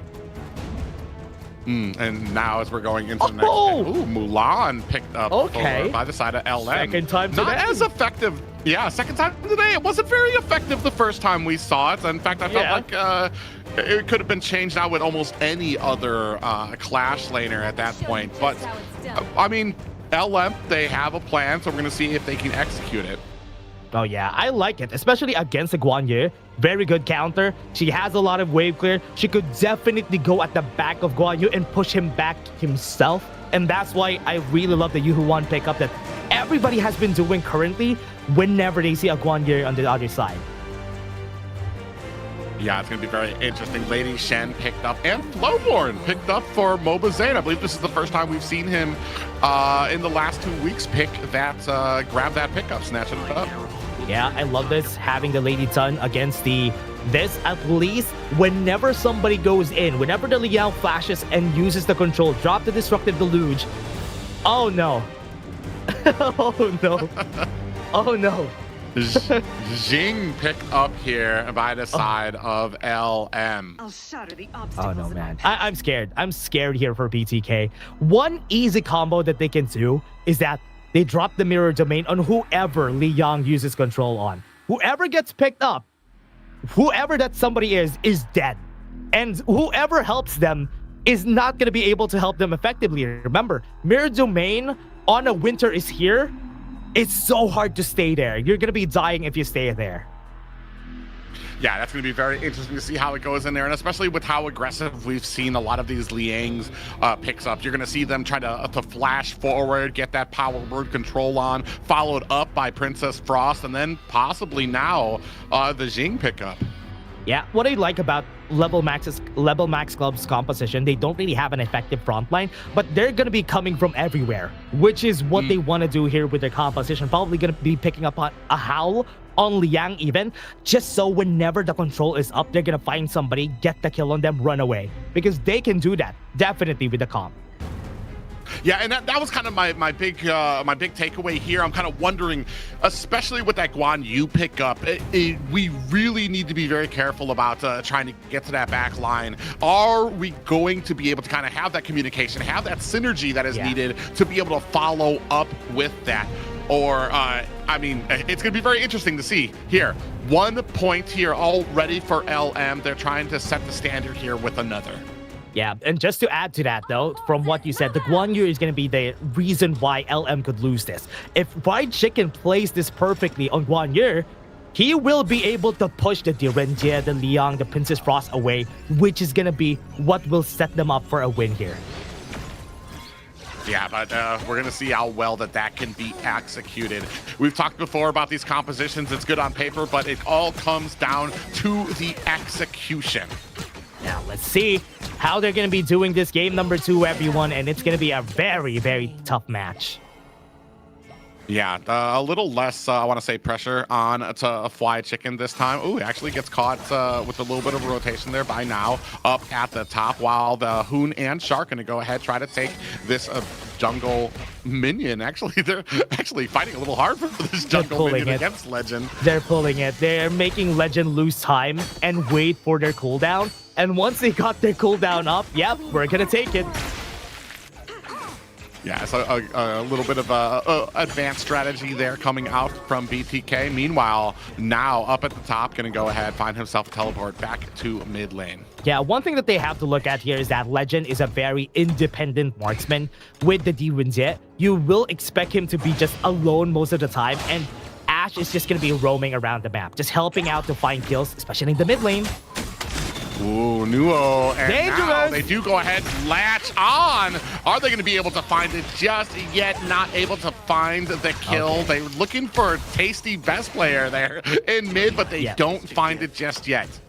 Yeah, they were just trying to clear out the waves here for Nuo so that he's going to be level 5 once he goes back to his own jungle. But look at this position from best player 1. They're threatening to take this. Yeah, and ooh, actually, we're going to go ahead. A little bit of an engagement there on the Hoon. Drops down to about 30% and goes back to the mid tower. And right now, I mean, we don't see the same type of pressure that we saw from last game. So a little bit more breathing room for BTK and a little bit of a slower play by LM. But we've seen it before. As soon as these objectives come, they're going to be hot and heavy for these engagements. Yeah. Now, let's take a look at this, everyone. With the level 4 now on Ashe, how are they going to be playing this? With the level 4, they have more opportunities to go for those kills, especially with now also on the level 4, so they can have those easy combos. So they're going to be running around past the map. No flash for Ashe, but whoever gets close could get caught by the control. Yeah, and that's the big thing here, too. I mean, he doesn't have it just yet, and we're probably going to be waiting a little bit for that to come online. And that's where it's going to be really, really scary, especially like we were talking about with best player, or for a hero like Pei that is so squishy that just a little bit of CC can be something that closes him down. Speaking of which, Suppression lands a freeze and catches a Shark in the mid lane. As we said, that's an easy setup. Use the control, use the Frigid Prison. That's an easy kill for the side of LM. Whoever gets caught is going to be dead. And now they're going to wait for the cooldown and do it again. Yeah, and that is unfortunate. Another little bit of a rotation. We don't really have anything on the side of BTK that can really be checking a lot of those bushes either. You're just, I mean, that is their roam, Shark. He went close to that bush and just got absolutely put into a coma. Look, the big CC there. Look at, we do have more freeze and a CC put onto Shark there, and already taken down to 30%. Yeah, we always have to look at if ever flash is available. Oh, the Frigid Prisons from now has been so good. Whenever he gets the hit on that and the positioning forces people away. Now Ashe has the ult though, so they have to be very scared on trying to contest this. They're not even going to contest it just because they're scared of the presence of Ashe in this game. Yeah, and this is kind of a mirror of what we saw last time. And this is going to kind of hold down. And this is like, it's unfortunate because there's not much that best player can do unless his team can find a way to burn out a lot of these control, the CC. They do try to go in there, but you see that flash come out from Legend. Oh, man. Look at the punishment here from LM. Because they saw a lot of people on the bot side of the map, they go on the top side, try to take all the jungle on this side of the map, leave Legend alone on the bot side and not help him out because it's okay. He's going to be taking this. He's going to be independent in this lane. Yeah, but I want to say BTK, they're able to get a tower out of that push too, so not making not leaving empty-handed at least. Now a little bit of pressure onto the top there, as you see Wuxing kind of pushing up there. Fly Chicken trying to get those minions away. This mid tower going to be so important for both of these teams. If BTK have a hope of trying to retain some type of control on this, they want to still try to protect that mid lane. Yeah, from what we're seeing here, still waiting for the setup. Still no big fights that we're seeing, right, Private? We haven't been seeing any big fights in where Fried Chicken would be able to stop Ashe. Hoon would be able to use the Destructive Deluge to stop the ults from happening. So that is going to be the key here. And LM taking their sweet time on the flash, the setups that they're going to be having later on in the fights. But BTK actually doing a good job surviving here. Yeah, but the longer this game goes on, I feel... Oh, speaking of which, Big Freeze lands, and that is best player down. Unfortunately, got snuck there from that bush at the bottom lane. Oh, no. Even stole the Crimson buff from Nuo. Oh, he's dead. Yeah, and Fly Chicken alone against 3 members. That's a little bit of what I like to call MOBA math. If there's more than 2 members coming for your tower, you're not going to be able to defend that. You just need to give that up. And unfortunate, Chicken dove in and paid for it. Oh yeah, that is it. And that is going to happen yet again. Right now, Ashe and Now is just hiding down the brush and waiting for anybody to move forward. But look at that, man. That's a tower. 2nd tier tower in the bot side. Yeah, tier 2 right there. They still haven't been able to claim anything in mid. Speaking of which, Wuxing comes in, trying to latch on to Mobazane, not able to find it, and they turn it around and able to find a kill on the Wuxing. Got the kill on Wuxing. Pretty important stuff for their side. They weren't able to go for the push, but the answer from Level Max is 1 whole tower. Yeah, and it's almost like they like to kind of throw that up there. Wuxing goes up at top. You have 2 up there. Meanwhile, you're putting a lot of pressure on mid tower to kind of open up that map for you. So, yeah, you lose somebody, but you gain a tower, and that's working in favor of Level Max. Yeah, Level Max has been going at it on the trade. Oh! Woo! Whoa! Nuo able to slip away. Oh, he goes in! What? And they are still not able, man, dancing all over BTK, able to get away. Nuo there almost got taken out. They surprised him at his Azura buff. He's able to kind of dodge to the right and then all the way back to the mid tower. Crazy that he survived that. Oh, Fried Chicken. Yeah, looking for a way to get in there. and that's just, again, you have Ashe able to kind of set aside. Fried Chicken looking, gets stunned up and unable to connect. And this is what I was talking about. If he goes on the back end, is there a way for BTK to be able to follow up? And he just got pulled too far there. Speaking of which, best player in trouble gets knocked back. Wuxing with the kill there. 2 down for BTK. What was that slash? And even in the 1v1, Wuxing still wins that. BTK can't even get close to their own jungle. Now he's dead. LM have a lot of experience against BTK, now able to get away, thankfully. I want to say Mobazane had the presence of mind not to get too thirsty for that. Lets it go. Doesn't chase into enemy team. Speaking of which, a big knockup lands on the 3 members. Down goes Hoon. Mobazane down as well, and Fly Chicken follows up. Wuxing and Legend putting on the damage on the BTK. 3-4-2 on their side, starting on the Tyrant here for the side of Level Max. They're already looking to take that and secure some more towers. 4 towers are down. It's still a 4K gold lead, but Wuxing going for the chase down. Ooh, actually able to bait Wuxing into a fight there. Was a Shark, best player right there on the side, able to follow up with some damage, collects up the kill. However, all the while this is happening, LM doing a great job of distancing BTK to pick up another objective. Oh yeah. Are they going to be trying here? Best player 1. Not even going to be contesting on that Overlord. Just going to be clearing the waves. Because later on in 30 or about 40 seconds, we're going to have the Shadow Variants up. Yeah, Shadow Variants at the 10-minute mark. The BTK almost got caught there on the wrong side of that ledge underneath enemy tower. They're looking to kind of maybe try to push into this mid tower, but unfortunately for the side of BTK, we just have not seen an answer for this amount of CC on the side of LM. Yeah, what's also hard is that Jing Nuo is already level 14, closing in on level 15 at almost 10 minutes in the game. So you could see how much distance they have with the gold gap, but BTK in position. Yeah, they do go ahead, put some damage on into the mid lane. They're going to go ahead and start on to this Shadow Tyrants. I'm not sure if they're looking for a fight. They do have the positioning. They're going to go ahead and unload on now. Fried Chicken does get caught up at the mid lane. He has to get away. They're going to dive in deep onto BTK. Down goes the best player. Wow. And, actually able to answer back a little bit. And now able to find a kill there as well. Nuo finds one of his own. 4 down for BTK. Hoon alone to try to stave off this push. What a dirty kill from Nuo. Gets the kill, runs away. That was crazy. And from what we've seen there, the flash is coming from now, dodging Fried Chicken, denying them even an ounce of a kill. Nice ult though. Oh, actually able to put down Ashen now. Very low. Hoon actually might get caught here and taken out. Oh, I wasn't expecting him to die there. That was a lot of zoning potential, and even the high ground tower on the mid lane has been taken off. Tyrant is going to go to the side of LM, and that is it. That is an 8k gold lead at 11 minutes in the game. Yeah, 5-13 in favor of LM, but the real story is the level difference and the gold difference that LM has right now, as you can see that being pulled up here. Oh, yeah. Right now on the other side, let's definitely take a look on where they are going to go next. They're just trying to defend this. Oh, no, he's dead.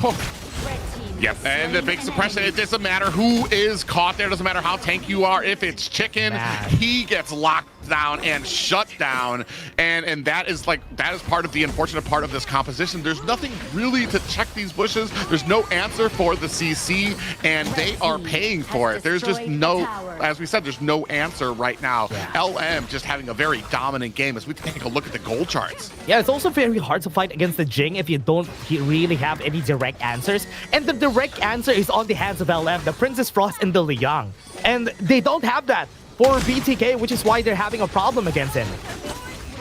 Yeah, big zoning out here to try to take this next high ground tower. Damage kind of spilling on to Mobazane and Shark there, but they make short work of that high ground tower. Just one more high ground tower left on the bottom side for BTK. Tower's down again. BTK trying to push down on the mid lane. Maybe a last push, a last fight here for them. Oh yeah, Shark goes into the bush, looking for a stun. He does find one person, but BTK not in a position. They do finally get that tower. Maybe now looking forward to try to offset for this fight against the Tyrant. Diving deep into the back line. Best player gets picked up and put down. There's LM swarming around BTK. That is a complete team wipe. They turned that around so quick. Now looking for the final push. Is this going to be game 2 for them? Yeah, they're not going to be able to stop LM. Game 2, very dominant for LM. What a play from Level Max Club, playing it as expected with a team composition that they built around. The Liang Princess Frost was very slow on the startup, but they were still able to fulfill their objective in that game, and it was so hard for BTK to even fight back. Yeah, and the composition kind of spoke for itself. BTK, I almost am kind of sad that every single time best player gets this pay pick, and I know a lot of those critiques go out to his skill level on it, but I mean, that amount of CC, especially the Liang and the Princess Frost, it doesn't spell well for a pay pick. And that's also, we're talking about, Pei is in a position right now in the meta where I feel like people understand how he's going to come at you, how to try to counter him out there, and you usually have to wait really late for him to really kind of start getting a lot of those kills. And here, just, I mean, honestly, a great sense there by LM to immediately counter that pickup. Yeah, it was just so hard during that game, though. They didn't really have any good answers on that Jing. They weren't able to set up anything for Fried Chicken on the top side, because I was kind of expecting that his displacement will be the answer to the Liang Princess Frost, but we didn't see much of that this game. Well, and that's just because, like, if if you go into the back line and you try to get that displacement, you still have to contend with Liang and Princess Frost, who can basically freeze you out into the back line. You're not pushing, you're not getting that displacement. BTK need to close the distance to get there to try to give you some type of support. And it's just unfortunate when it comes to this type of composition. LM just, I mean, it was a very strong draft and a very strong strategy.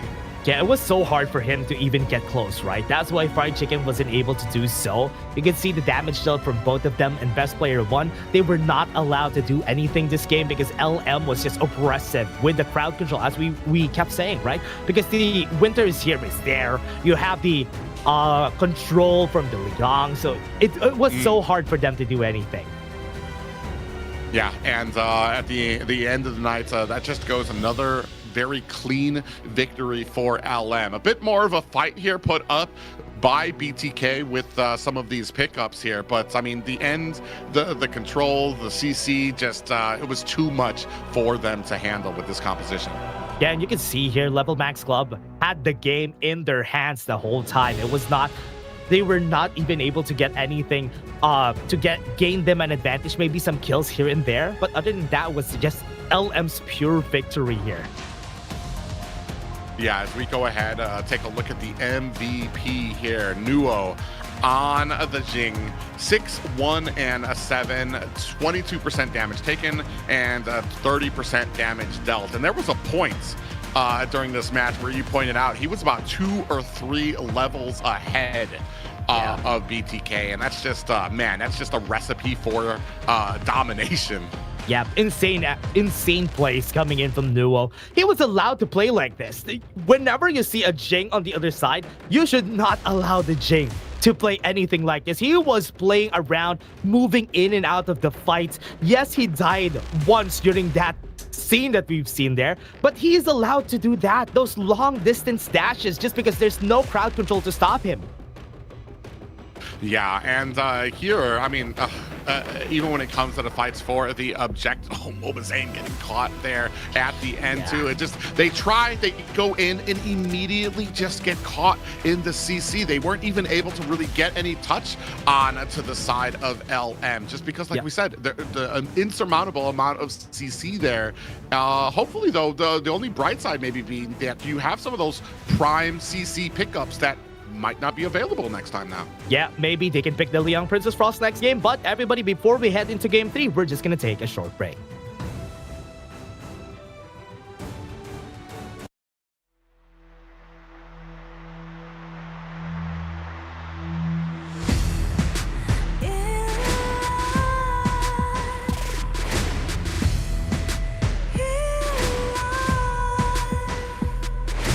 What's a life without its worth? Compromising with what hurts inside. When you let fear decide your fate, you don't choose which path to take in life. In life, I'm finally letting go of everything that still holds me. I'm against the loss, but I won't give up, 'cause it's my time to shine. Standing in the spotlight, and no one let me down. Destiny is calling high. I'm not afraid to fight for everything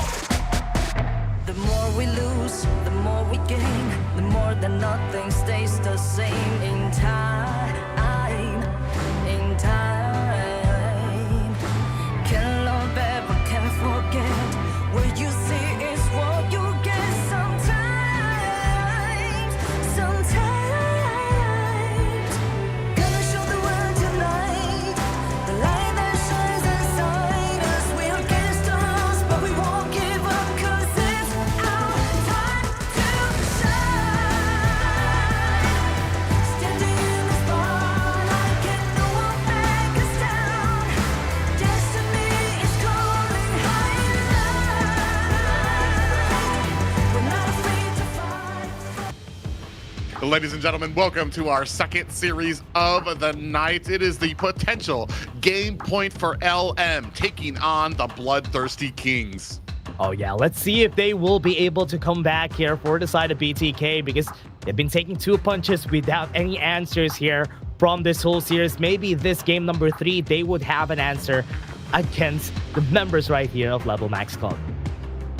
Yeah, and we haven't seen some of the I want to say firmer pickups for BTK. Xiao Chao, that Hoon has kind of made a little popular. I want to say almost kind of brought the dust off of, because we didn't see too many Xiao Chaos. Then Hoon picked it up, and a lot of people are like, it's not as bad as people had originally figured. There's other pickups that we can go in here. Menki's already off the board for best player. It's just right now the BTK kind of scrounging, looking for a victory, trying for anything here to try to find a victory, especially against a team like LM. Yeah, they're kind of thinking on the game plan here for the team, right? They're thinking on what they can do in order for them to win this. There's a lot of possibilities. There could be a lot of good answers that they could brew against Level Max Club. So Level Max Club, look at the confidence of this, guys. They're smiling, they're getting ready for the draft before they start this. Yeah, I mean, they're in a very comfortable position right now. They've had 2 very dominant games against BTK. They're at the potential match point right now. And even if they lose this one, they're still potentially at a game point next series. So they've got a lot of breathing room. So there's no reason for them not to be confident. And it seems like, I was talking about it before, they are the most experienced team against BTK. And it seems like they basically have their number. They understand what it takes to be able to take them down. Yeah, and they're just making use of those. Even picking up the Baiti, picking up the Mulan for their side. Really surprised that they're winning with those picks. And now Level Max Club only has 1 more game to go in order to win this. And for everybody watching that has just been here, a global ban and pick, we're going to be the picks that you had during the last few games. You won't be able to pick them again. Just on your side, the other team could pick it up. Yeah, you can see the examples of those up at the above the draft here. The Pei pickup, the Menki there from game 1, and then on LM side, you can see some of those heroes there picked up. And I think I mentioned this before too. We no longer have the Liang. We no longer have the Princess Frost on the side of LM. Oh, and a Dharma pickup, a very strong pickup, first pickup for BTK. Oh yeah, Dharma, very important. Flight Chicken will have a lot of openings to go for those big plays. And you know what? Whenever you see a Dharma getting picked up, you always expect something very spicy that will happen in this game. But on the side of Level Max Club, they pick up the Guan Yu from game number 2 and the Luna on this game. And they have the possibility of picking up a Liang for BTK. That's what I was about to say. You don't usually see the assassin pickup so early, just because there are a lot of threats out there to be able to kind of shut them down. One of those being the Liang, but maybe kind of reading in here that they potentially might not have a Liang player on the side of BTK, but they answer back with a Motzi. Not exactly a Liang, but a powerhouse when it comes to a lot of CC. Yeah, one thing that I love about when we're talking about CC, this is gonna be it. The trio that we have currently for BTK has a lot of crowd control. The Motsu with the Sure has a lot of crowd. Okay, we're talking about CC, and there you go. The Zhuangzi has been picked up, and it's over. No, it's not over. Let's see how it's for the side of BTK. Yeah, and that when it comes to the dress, I mean, I brought this up earlier. The Zhuangzi as a potential for offsetting CC by LM, and LM picks it up against a BTK here. And especially because CC is such a threat to heroes like the Luna there, and you're probably gonna see this roam basically attached at her hip to make sure that she has a clean entrance or escape. Yeah, they're taking out a lot of the tank options and even the Fade on the side of BTK. I've seen the Agudo, I've seen the Kaiser getting picked up by best player 1, so that could be options that they could go for here for the side of BTK. Yeah, a little late game assurance there by LM in the form of the Nua. Probably one of my favorite mid lane picks there with the amount of damage. It's just the early game, not really a bright spot for a Nua. And I believe the last nerf actually made the early game just a tiny bit worse. But that's just because of how strong she is in the late game, where you're able to kind of throw out those annihilation beams and there you go. And chunk down. But here, BTK gonna get Mobazane nice and comfortable on his favorite pick, the Marco Polo. Okay, they saw this a while ago on our last series. They're gonna be picking up the Nakaruru for BTK. So how they are gonna be doing this is find a way to offset Luna from getting level 8 pretty early, and that's a smart way to do it. Nakaruru gets strong pretty fast, especially against a Luna. And what I want to see here too is potentially from the side of BTK, especially when it comes to a Luna, I want to see maybe some early aggression, some invades, try to offset, because I know I want to say from LM, they're probably going to be looking at some invades here as well to try to offset that Nakaruru. I love that they have picked up the Fang here for Legend. One thing that is good about Fang is that he could definitely dictate the early game. He has a lot of damage in the early game. That's why he's one of the scariest early gamers, especially even against a Long. It's not going to be even a problem. So the damage is going to be coming from Fang in the early game. Then the Nua and the Luna will pick it up from there once we head onto the mid game and the late game. It'll be very interesting. I feel like as far as late game potential goes, it's definitely in favor of LM. However, there's a lot of early game potential from the side of BTK here, especially with the Shay pickup as well. It has potential to start to catch the enemy, because we've seen this. Shay has been very powerful. I want to look up the stats for her too, because I want to say there's an insurmountable amount of victories for them. But ladies and gentlemen, possibly last match of the series. BTK sitting at 0, LM with a commanding 2-0 lead. Let's see if Best Player 1 would be able to play this correctly, like how Stick played it on our last series. So that is going to be the challenge here. Maybe this could be the reason why we go to game 4. Yeah, and wouldn't that be a treat for us? Extend the night a little bit, but see a little bit of victory, a little bit of a light behind BTK's plays. And this is what we were talking about immediately. Already checking out the jungle there is the side of LM. Yeah, for the side of LM, they're looking at the jungle, they're looking at the clearing. And right now, BTK, with the amount of crowd control that they have, I like that they picked up the monster, right? That's the next best thing against... Wait, I think he's going to die here. Shark? As you were talking about that monster pickup. Ooh, actually takes a little bit of a stun there on the backside. Hoon puts on some damage, and Shark going to have to back up because Whooshing very quickly, seeing that damage comes out, goes ahead and pays a little bit of a visit to the mid lane, scares Shark away. Yeah, for everyone watching, if you don't know how Sleep Start's S2 of Zhuangzi works, it stacks. So the longer you fight him, the bigger the damage is gonna be, which is why we saw Shark almost dying. One more cast on that S2, he could have been dead.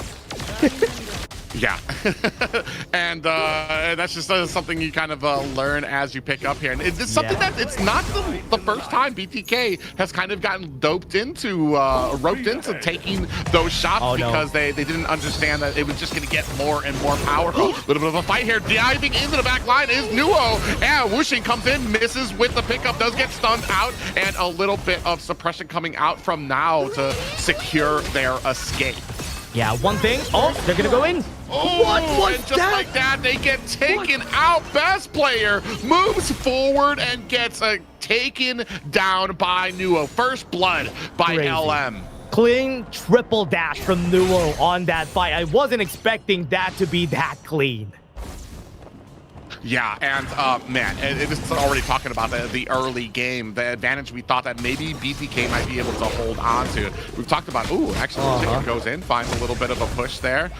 Whooshing takes a bit of damage. Shark on the back end with those cannon blast, finds its mark, but able to kind of offset that pressure coming from LM. Oh yeah, let's take a look at how they answer this. Legend, again, just taking a brink of the pressure against BTK because he's gonna go solo again and again on the games that we're gonna have. And right now, we can take a look at how they play this Clash lane, because this is where the fights are going to be and where Wu Ching is going to be Ezu, where is the most important part in this game.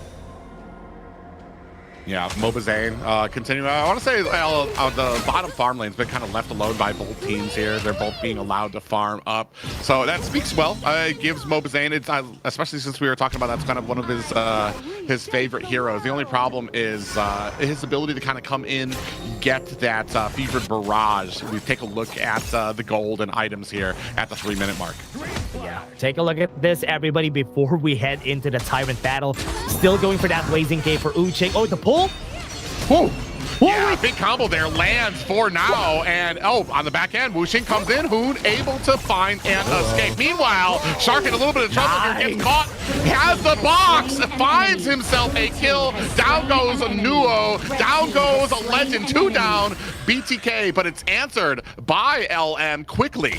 Good kills for BTK, denying that Luna with just one button. Ting inside the box. Oh, best player won.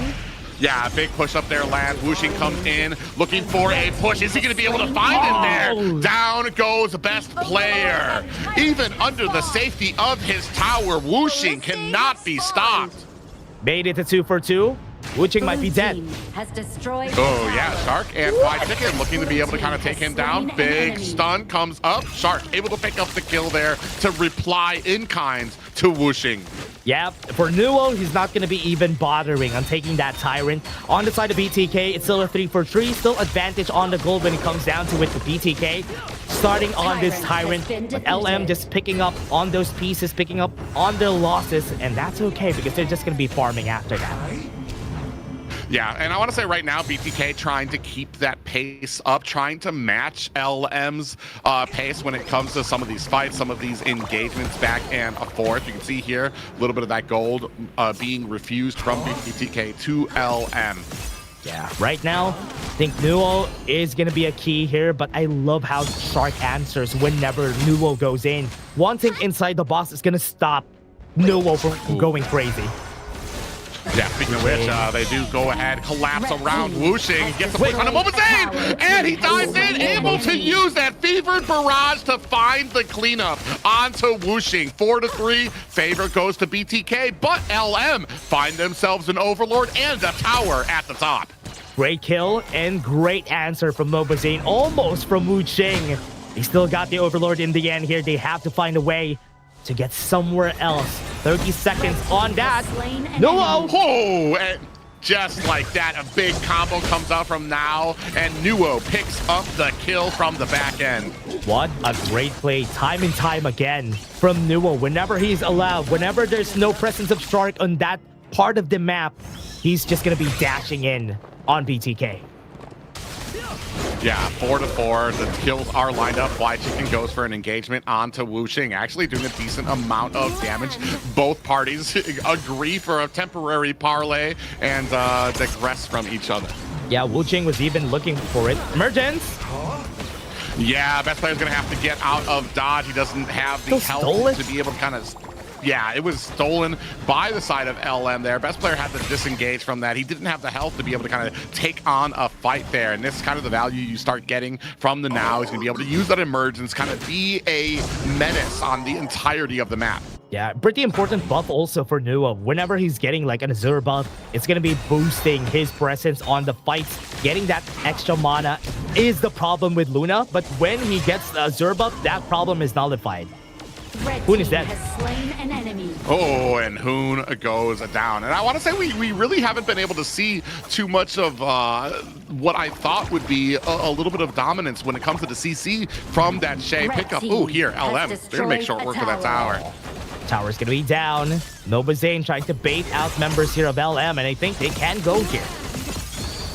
Yeah, they dive deep into the back line, getting Mobazane very low and taken down with the Annihilation Blast coming out from now. What a crazy shot from now. He's going to go in, actually. Yeah, and best player on the side here, looking for an opportunity to clear out some of those minions. Takes a heap of damage, able to clear out the minions, though. Save himself the tier 2 mid tower. Super annoying, especially for that Sure. Whenever Ash gets close on his teammates, Hoon, even if he gets a good Silky imprint, he's just gonna pop the butterfly effect and that's over. You're not gonna be able to pull anybody. Yeah, a big combo that gets shut down there. Speaking of which, the big combos there. Fried Chicken on the back end drops Ash and Nuo very low. They're going to go ahead and disengage back to the safety of their tower. Oh, yeah. They can't even chase down Ash at this point. Right now, after that kill, Nuo, even with a Truth Mantra on him, he was still able to get away with just one dash. Yeah, the BTK just not able to kind of put together. Oh, did he steal that? Yeah, he did indeed steal that crimson buff. So at least getting those little marks is a Shark here. 4 members up at the top, and BTK gonna go ahead and try to push into that clash lane. Yeah. Tier 1 tower of LM. Very thick wave on the bot side of the map. That's gonna take down the tower for sure, unless best player 1 gets in time. Oh, yeah, and you see LM already starting on the Tyrant. Meanwhile, Wuxing, he doesn't even go for the Crimson buff. He lies and waits, hoping that BTK will come in here and he can try to get that cavalry push out of them.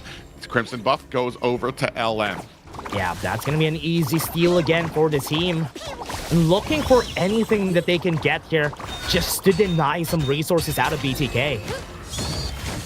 Yeah, best player. I mean, unfortunately, there's just no answer. If he's going to try to dive in, he's going to get kind of shut down. So he's kind of stuck trying to clear out lanes, try to be as useful as he can as an assassin, especially when you're behind. That's the big problem for assassins when you're behind, is there's not much effect that you can have there. Nuo is able to find himself an escape. 4-6 right now, and I want to say about a 4K gold lead for LM. 30 seconds on the Shadow Variant. Waiting for all of it, and BTK is being pushed away from this objective just because of the towers that already got taken down. And LM is trying to set this up, try to clear waves for Nuo first before they go into this Tyrant take. Wuxing just lying in wait, the patience on him to kind of try to find himself an angle. He's not even moving. Even though there's 2 members of them, he just wants to make sure he's feeding out that information to his team. Yeah. They only react to movement, which is why he's just placing himself at the far back of this map. Shadow Vanguard, Shadow Overlord might be the target here of BTK.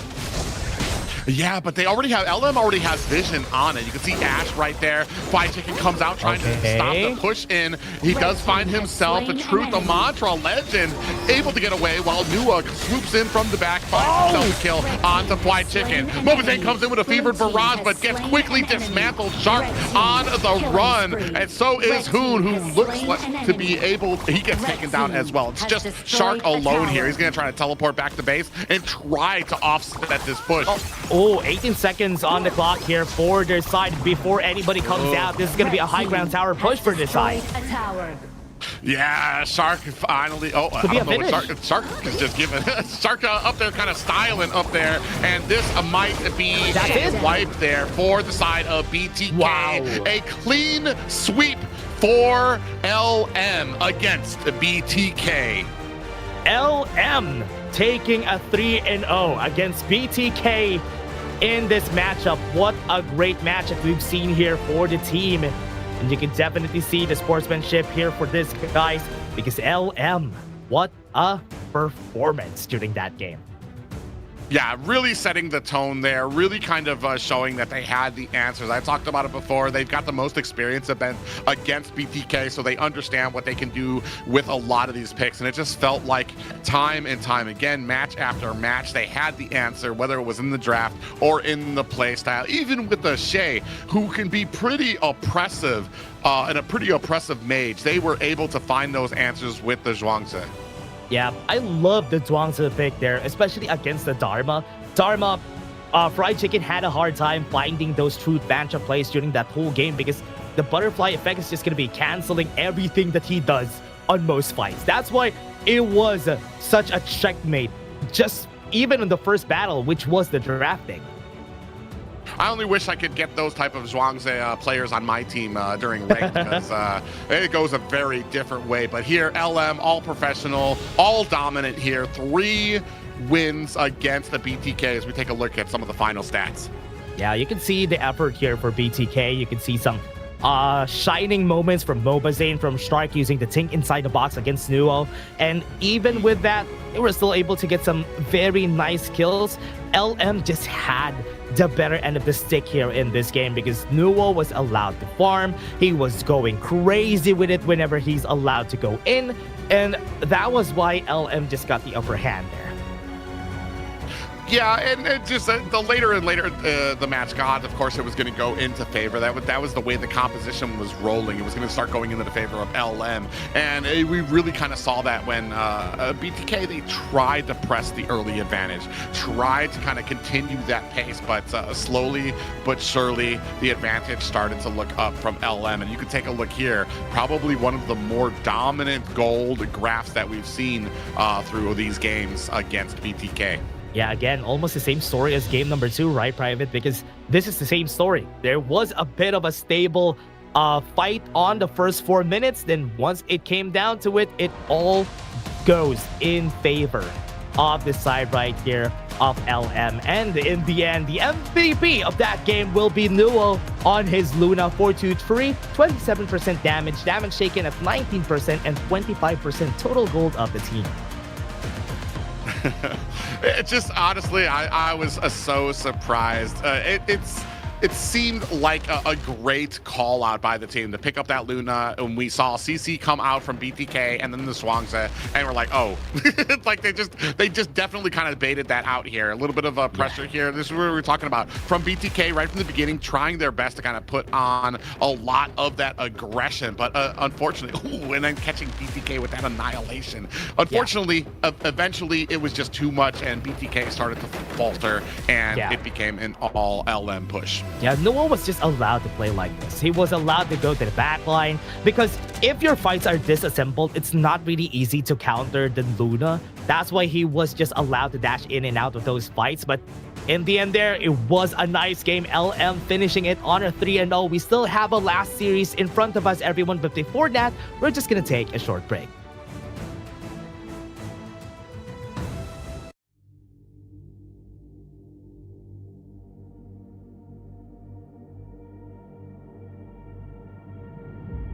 I feel it deep, flowing through my blood. Rising up to become someone,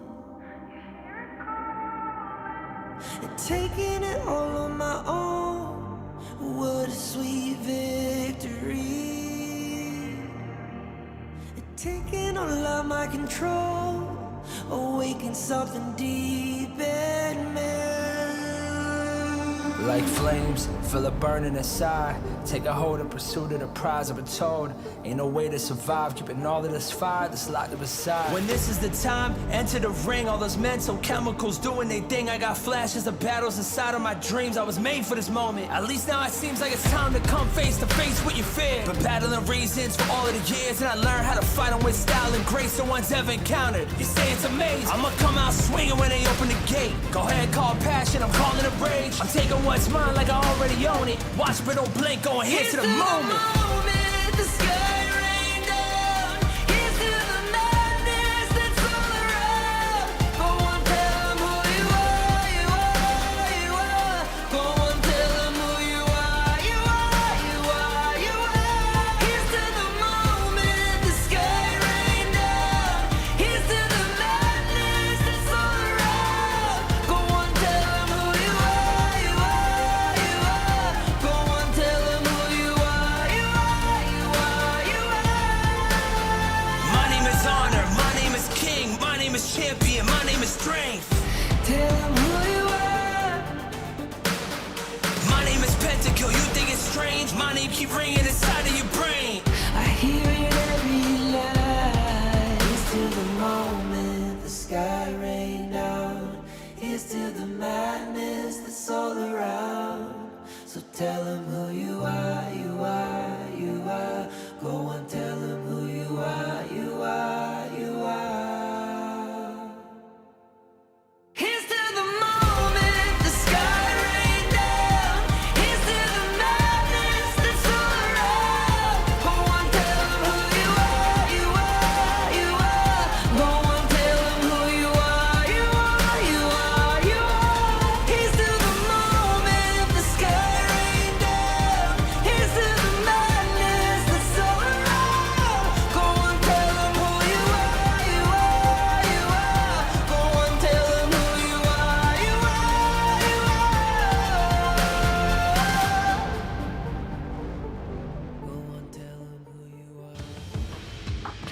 Ladies and gentlemen, welcome back to KMW League, our second week, second day, and our final series of the night. Oh yeah, OG versus 9Z. We have seen 9Z Globant a while ago on our last game, and they won against Twisted Minds, but this time they're going to be fighting against OG, the strongest team currently because they haven't lost a single game so far. So this is going to be a bit of a challenge for 9Z. I want to say one stat to kind of bring up here is that 9Z has been able to reclaim a victory against all of those teams that they lost against in the first week so far. That last team being OG. Can they get that victory over them? Yeah, that's the question. But everybody take a look at this. We still have a new version coming up on September 24.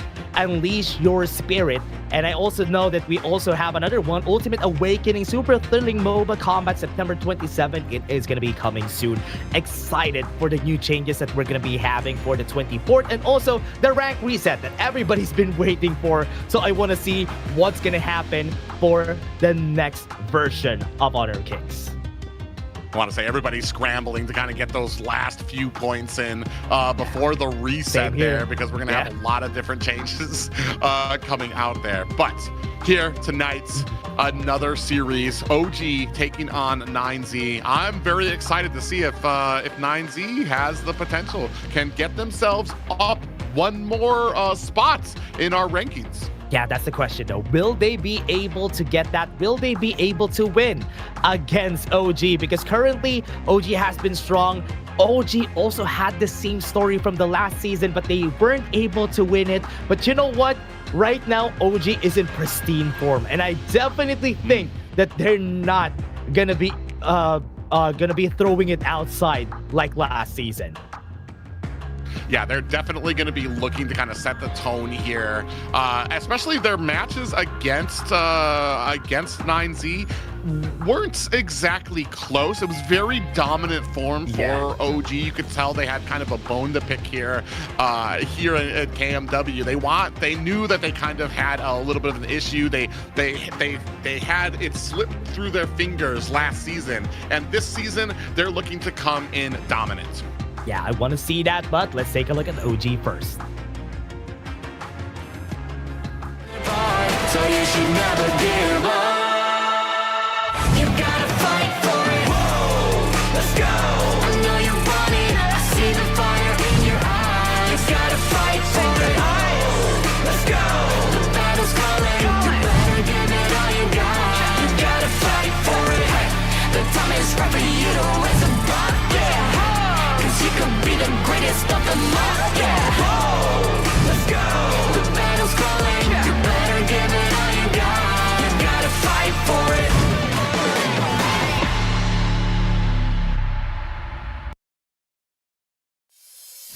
One of the most dominating teams that we've seen from the last season, and until now, OG Esports Dream OG, comprised of Kaka on the Clash lane, Dao Dao on the jungle, and on the farm lane, Wu Chen on the roam, and Wen on the mid lane, and together they are still that strong.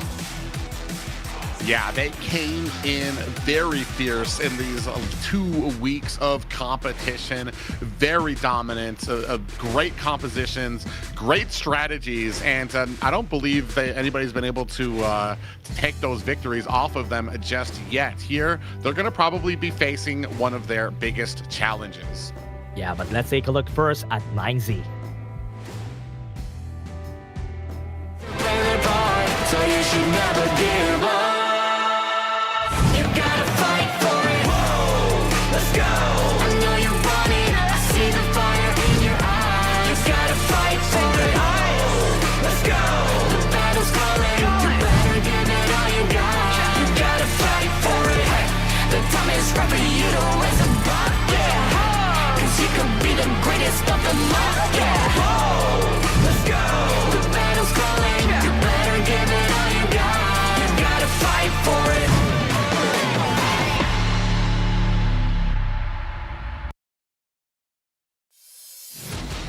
The pride of Argentina, La Violeta, 9Z Globant. You have in the Clash lane, Wind, Picking up the jungle will be Sick. In the farm lane is Leffy. Picking up the road, Capo, and in the mid lane will be Moon. And we've already seen how dominant they were in the first series of the night. Yeah, we've seen them.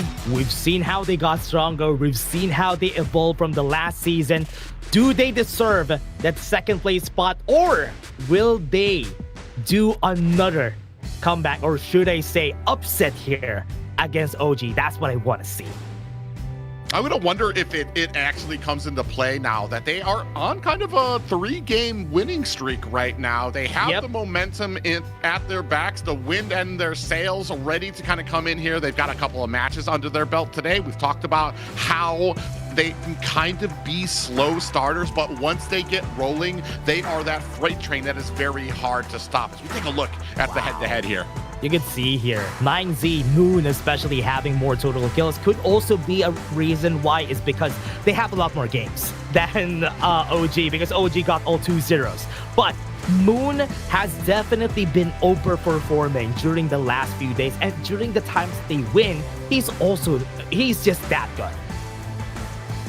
Yeah, and that's going to be a clear matchup that people are going to watch. Another one for me when it comes to matchups here is going to be Leffy. To see, we've seen how well he can perform in that farm lane, how well he can keep his distance to make sure he's not the one that's costing his team or getting ganked. He's able to create those openings, and is that going to play a role here against a team like OG?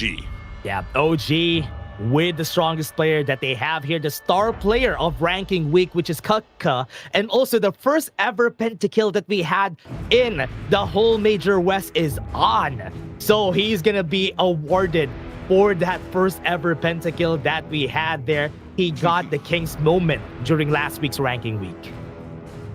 Yeah, and what a magical moment for him as well. Speaking of which, as we go into this first draft, I just don't think we're going to be seeing an Arlie here tonight at all. There's been, I want to say in the first few weeks, we saw teams allowed it. Teams didn't mind. They wanted to try to go against it. Now tonight, they've completely shut it down. Big pickup here. First pickup, My Shiranu by 9Z. 9Z always bans the Leon first game, right? Even level max always bans the Leon first game, because it really puts a stop on most compositions that you want to do, especially during the first game. But OG, what are they going to be doing here? Are they going to be focusing on Kaka? Are they going to be releasing the Mulan or the Guan Yu during this first game? They can do anything. The Yuhuan is available, very flexible pick, could go into the roam and the mid. Yeah, and I've talked about this before. I do like the Huan into the Maishir now because it does kind of stunt a lot of the mobility, at least the back and forth. I mean, you can go back and forth against the Huan, but the birth of area that she affects is huge to be able to kind of shut down a lot of that. But a very quick pickup of Lamb.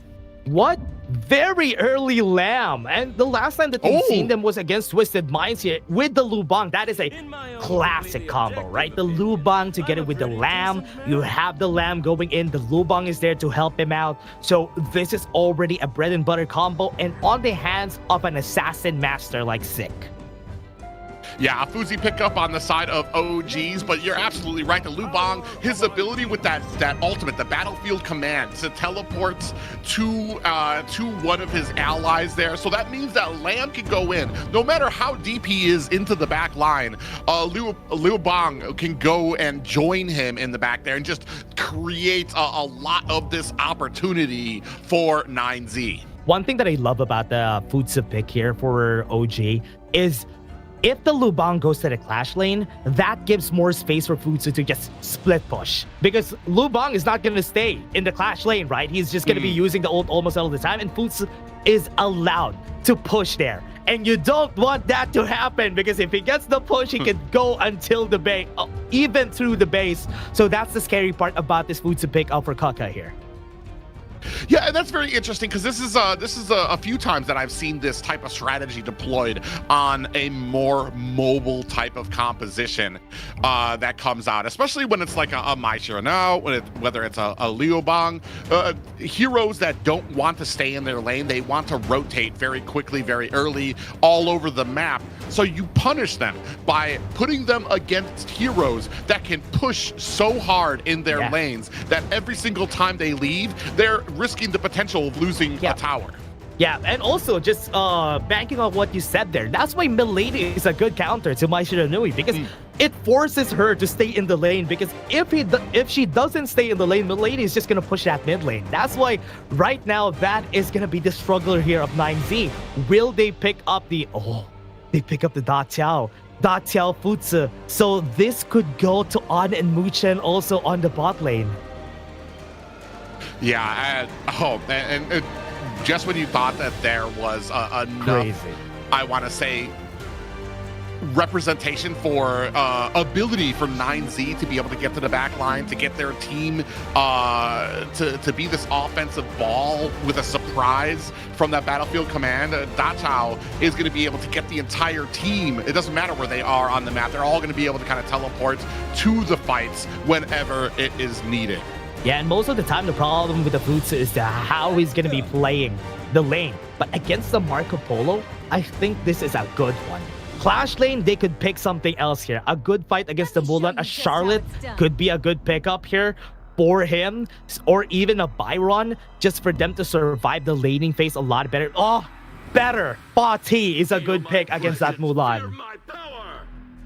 And I know we saw a Mulan in the first series, and it didn't really kind of wow us. And I'm kind of hoping 9Z have a better plan for it here as we're kind of coming up. It's going to be the full compositions out now for both of these teams. Now it's going to come down to the execution. Yeah, right now we haven't seen this ever so far from OG, the Futsu Da Chao. We don't see this a lot anymore just because of how people know how to play against it. OG didn't play this composition during ranking week, so this is a surprise from for 9Z. Yeah, going to be very interesting to see how this kind of works out, especially I really haven't, including with the Marco Polo out there, I haven't really been able to see a Marco Polo shine. He's another one of those picks that I feel like has gotten too popular because along with that, everybody understands how he works, how to play against him. You're waiting for him to come in with that fevered barrage and you're going to stun him out of it, and that really kind of shuts down a lot of his damage. Here, there's just a lot of different angles that 9Z can come from, and I'm very interested to see how well this goes into the composition of OG. Yeah, they have a lot of movement, right? That is where it's all gonna go. How are they gonna be roaming? How are they gonna be moving with all those movement skills that they have in this game? So the engage should be perfect in order for this to work, because 9Z, their goal is to play the map. They have the Da Tiao, they have the Eye of the Whirlpool. So if you don't follow where they're gonna go, it might be hard for 9Z here. Yeah, we're about to find out here. The inaugural, the second week match between 9Z Global and OGs here. 9Z fighting to try to upset and get into that first place position, trying to snatch that away from OG, who have been sitting pretty comfortable at the top of the mountain here. Yeah, they have been sitting pretty so far, so it's important for them to win this so far because OG hasn't played yet. This is gonna be 9Z being in the first place currently. But before everything, everyone, Realme 15 series, built for performance, made for gaming, smooth, cool, and reliable, just the way esports demands. If you're ready to level up, get yours now and feel the difference. And that's the phone that our players are using currently. Yeah, I was about to say, we got some nice close-ups of those phones earlier when we were seeing some of the players at the desk there. So this is what they're going to be using. This is what you want to use when you're competing at the top levels here of Honor of Kings.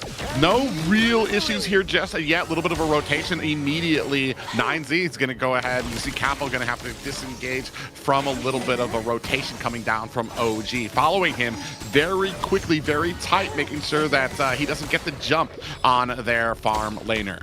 Yeah, theoretically, right, An is not going to win this lane, but he doesn't need to. Futsu always loses the lane. even if you put him to the clash lane. So he definitely deserves to get pressured in lane here. But if you allow him to just farm, just let him be on this lane, it's not gonna be pretty, because once it goes to late game, he is unkillable. Yeah, already 9Z gonna go ahead and start on that sprite up there so they can get this teleportation, get around the map. You can see Moon doing a good job trying to be that presence in the mid and the top lanes. Not too much punishment going on just yet. Sick going ahead, putting some damage onto those minions in the mid. Oh yeah, let's take a look at how they do this though, everyone, because with their rotation, Capo Seba goes for the stun. Yeah, going on to when it does find a little bit of a mark there, but unfortunately nobody else from the team in a good position to really capitalize on it, but it kind of just lets them know what to expect when they rotate down to these lanes. Yeah, it's also really hard to dive against an Agudo, right? Agudo has a lot of areas that he could utilize, and even the extra minions are going to be pretty annoying even for Moon, because you're not always going to be hitting your Kachu Sense. So for now, OG, playing like this is what they want. They want to fight once they get to level 4 on Muchen. I like that Leafy's trying to keep his distance with that resplendent revolver. Oh, taking a witch. On goes in and gets taken out. The combo! Moon right there with the pickup, but answered back as well. The Fatih finds a kill onto the side of Capo. What was that? That tried and classic combo. The Sage's Smite to the Eye of the Whirlpool. Here are my friends, and they're gonna kill you. Yeah, immediately, and this is something that 9Z's going to have to contend with. They even were able to get that battlefield command had Capo come in. Unfortunately for him, they also had to deal with the contention of the rest of the team. Sick in a little bit of trouble here. Goes back with the dash. They had another battlefield command coming in. Big engagement coming for members down. Capo very low, looking for an escape, getting chased down. And we do see Offkit Win does find a kill. Big pop-up lands on the 2 members of 9Z. Keke looking for an angle to get in there. A stun on the Zik, who dives in. Whoa. Very low, gets taken out by an auto attack. And that is going to be another kill for the side of OG, tying it up at 3-3 apiece. 1 for 2 for 9ZG, getting the advantage on that fight. Getting 2 kills was pretty important there. And also for Moon, have the Scepter of Reverberation, so a lot more burst coming down once they head into that next fight. 7 seconds on the clock. Wind still at the top side. Teleports are getting used. Yeah, and this is going to be kind of unfortunate. You really kind of, I feel like we've almost kind of called the bluff when it comes to like having a teleport that will get our members to for the side of 9Z, because we've done it better in having this Dao Chao on the team, where you can get the entire team. Big pickup there for OG's first Tyrant of the game. Yeah, Sick can't even go for that steal, because currently just on the team fights, it's going to be hard for 9Z to fight against them. They need a bit of items in order for them to fight back pretty well. So now OG is just making use of that and making use of this early game to gain more space.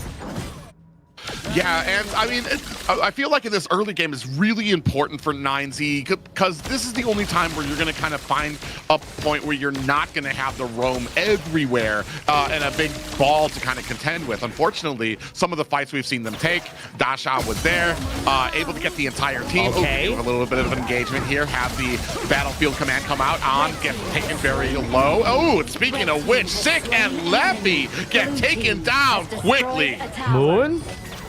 Might die here. Moon is not long for this. He's got the dashes. Oh, might be able to get away, but Keke says not tonight. Copa's going to be next on the shopping list. Look at all the pop-ups there. We're not afraid of that tower. On picks up the kill. Man, what a bait on that Sea of Fate. Mu Chen just dropped the Sea of Fate, casually went forward to it, and everybody lost their target. 9Z could have gotten a kill there if not for that Sea of Fate, and that's why it all came down to OG just collapsing on 9Z. Yeah, man, this is kind of shades of what we saw from the first week. OG is just, when it comes to the rotation, when it comes to these plans, especially when it comes to this composition, they just seem to have the upper hand. Yeah, and that's the reason why Dachao is just so hard to fight against, right? The game changes whenever a Dachao is in the game because she could teleport anybody to and from one place. The Eye of the Whirlpool, again, they used it on the bot lane to go for that push because nobody was there. Yeah, and not just that, but even trying to catch a Dachao, she's going to be able to kind of lay down that teleport to get herself back home very quickly. So it absolutely kind of delegates the motion of the game. Sick goes in, does a look for the ultimate here, but taken down very quickly by On. A double kill there as Sick and Capo and Win next up on the chopping block. 3-10 right now. OG in a dominant position. On is so tanky. He's taking it in the face. Everybody went to him, but nobody was even able to kill him in the end there. Man, it's so hard to fight against a Futsu. Now, Leffy, low. Whew. Yeah, Leffy actually had to use that Fevered Barrage defensively to try to get away, create more distance between him and this huge amount of damage coming out from OG. They try to save their tower, and they're not able to stifle the push. High ground tower is down. Mid lane is also going to be next. Look at how they play this map, Private. They are playing through the eyes of Mu Chen. Mu Chen is the reason why they're allowed to take the space knockup. Yeah, look at him trapped in between all of the members. We're only at the 7-minute mark, and we are already down to the high ground towers of the 9Z Globant base. It's crazy. OG is just outclassing them with the macro here. 9Z is trying their best. You can see them. They're trying to find any openings, any mistakes, punishments, but it's not happening so far. Oh, Sick in trouble here. Bad way between two members. Battlefield Command called down to help him out. Moon on the Maeshiro now comes in, and it does look like Capo is caught. I think he knew what he was doing. He was going to try to back up, give his team some time to run away when he realized that they were caught. 9Z Globant sitting at 3 kills to 12 of OG. Oh man, calling the brothers in every time. Whenever a fight happens, I have the Whirlpool, everybody's gonna be there. If 9Z doesn't finish any target in time, there's always gonna be the brothers. The Eye of the Whirlpool will just be calling everyone, and here we go 5 for 5. Yeah, and we're already past the point of like a laning phase where you have, oh, speaking of which, Leffy comes in, finds himself a Fevered Barrage onto 3 members, 2 of them take a kill. Is this going to be the turnaround for 9Z? Sick on the top there looking for a kill. They find one against Dao Dao. 3 down for the side of OGs. Love it for 9Z that they're always finding these openings, punishing OG before they can even react on those openings. And now with this 3-for-2, got a bit of a shutdown, closing the gap just a bit. We're now on a 5k gold lead. What they need to do now is how they're going to be splitting the attention here of OG. Oh man, Leffy, that was just poetry in motion. Came in there with the Fevered Barrage and just laid on the damage. The rest of the team was so quick to respond to be able to take it down. And just like that, you can see Leffy taking the Tyrant. Okay, ult. Yeah, Leffy comes in, another Fevered Barrage. He gets answered very quickly here. So 1-to-1, he is able to find the kill on the Keke, but he gets taken down himself. Meanwhile, up at the top, Sick fighting off 2 members. Tower is down. No more security for Leffy as the entire team portals in to greet him. Superhero landing for OG, and now top side. Could be the push that they're looking for, but at least an answer is there. Win is pushing the bot lane. There's not even any minions, and they push the tower in the top side.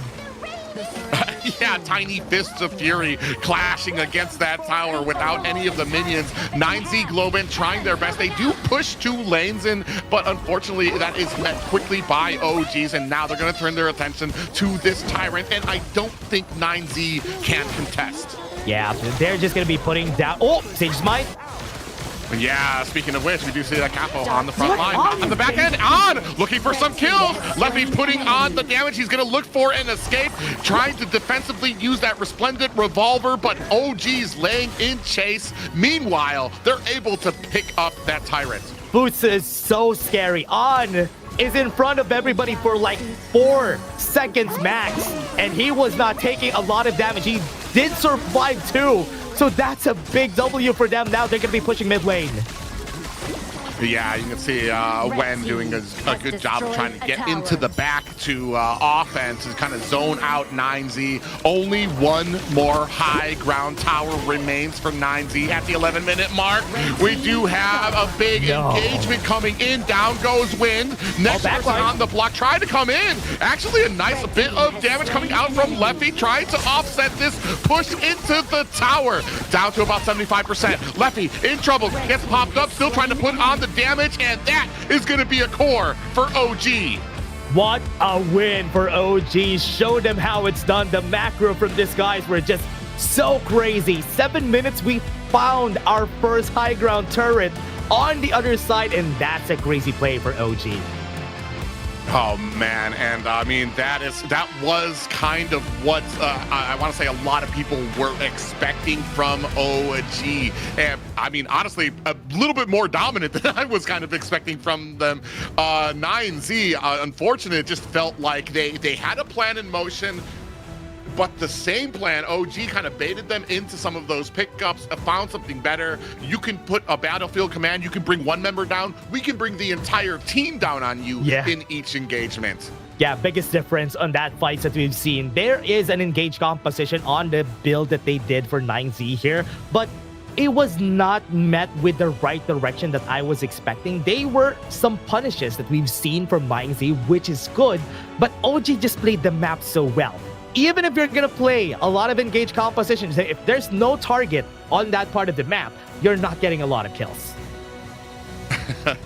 Yeah, and not just that, I kind of felt like maybe what we could have done is to kind of get our eyes on the Dachau, understand where they were in the map, attack somewhere else. Because it doesn't matter. If you're attacking anywhere where a Dachau is, expect the entire team. It's just, there's just no way around it once that level 4 comes out.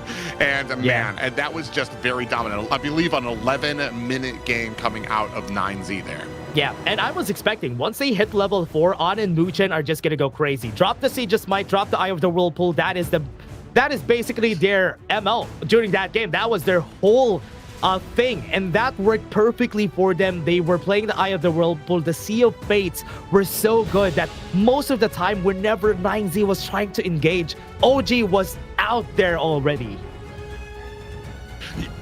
Yeah, they were able to answer back so feverishly, so quickly here, and it immediately kind of turned things around for them. As we take a look at these this first game stats up there, when they're sitting at 6-1 and 11. Yeah, but you can see here 6-1 and 11 when I do think the MVP. Oh yeah, I think there's a chance that Wen is gonna get the MVP here. Wen or Kaka will get the MVP this game. Yeah, I mean, it's amazing too, and it just doesn't speak to the how critical the role was from Muchen. Like we said, a lot of the times those roam positions don't always get a lot of the glory, but he laid the line out, set the standard, and it was the initiator for his team.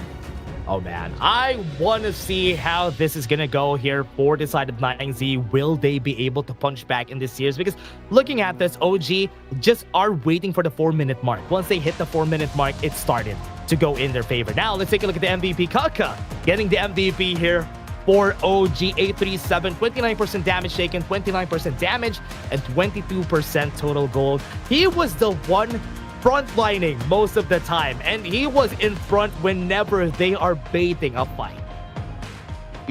Yeah, and as we're gonna probably see in a lot of these highlights, man, he just, when it comes to dealing with the entire team, especially kind of the surprises that we saw, Kaka there on the side there latches onto Sick there, finds the kill onto him, does die himself, as we see more and more of kind of turning this around onto 9Z.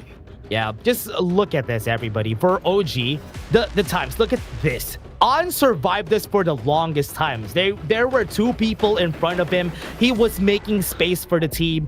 Even if he was not the MVP, in my mind, he was the MVP this game. Yeah, you saw from a lot of those engagements, he just picking them off one by one, then running to the next one, picking him off there. Just a great game. Just the whole of OGs showing in this match, at least in this match and with this draft, on another class. Yeah, he was trying his best to just push everybody away or just reel them in for them to try to start the fights. But again, everybody, that was just game number 1. We have game number 2 after this. We're just going to be taking a short break.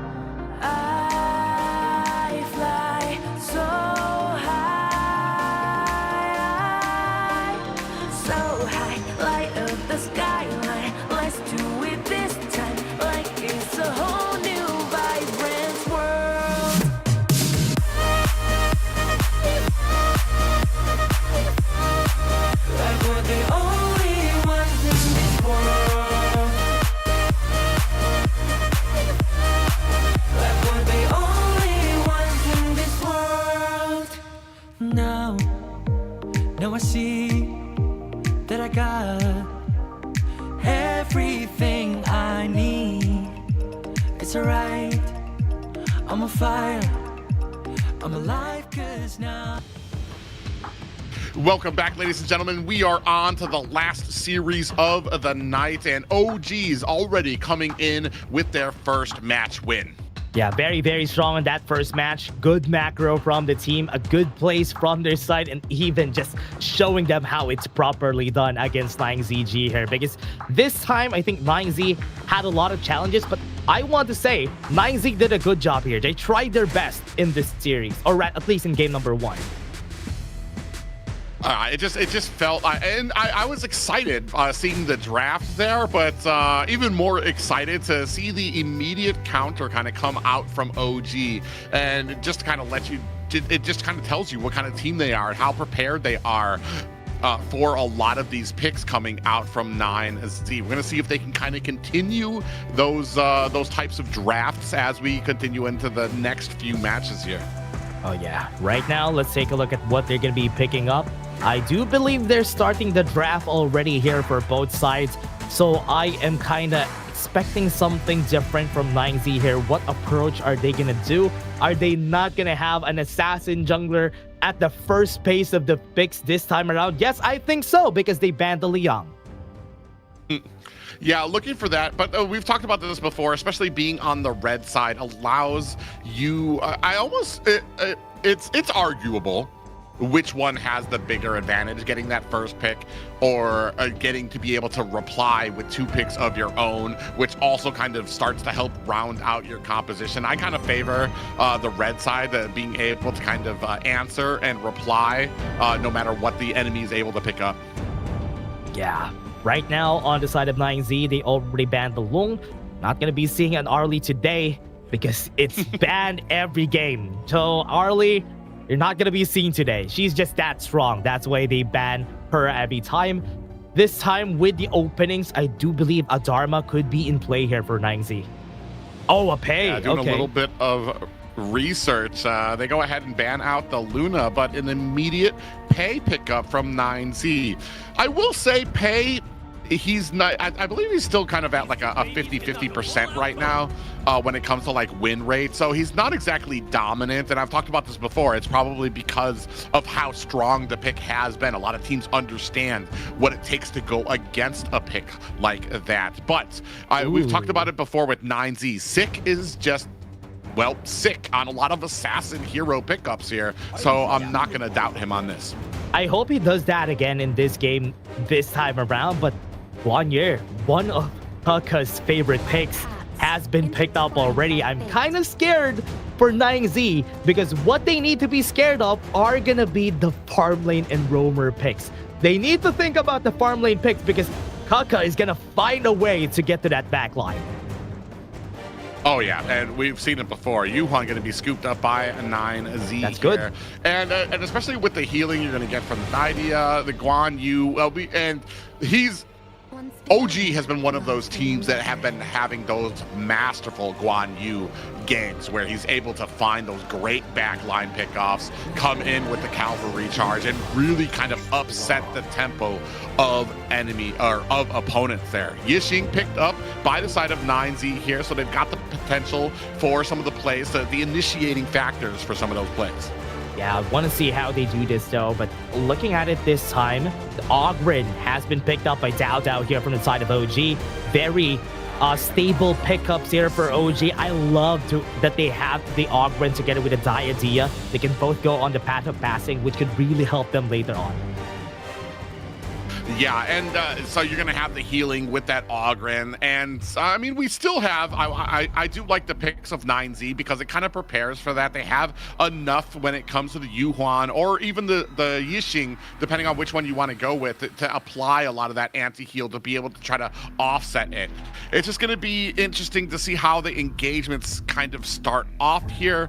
Pei has had, I want to say I haven't seen this mythical early game Pei yet that everybody's always like, oh yeah, he snowballs so early, and like I said, and that usually happens because so many people know how to deal with him. I would like to see it here before like the Ogren starts to get set up, before this Guan Yu starts to get all these great defensive items and able to get behind the lines. Yeah, you know why you haven't seen it yet? Because you haven't seen OG pick it up yet.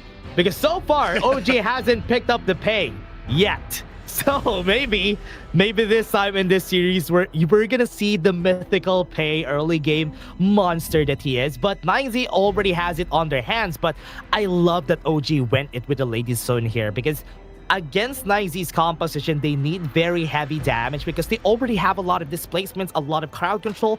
So having the Lady Sun is perfect here.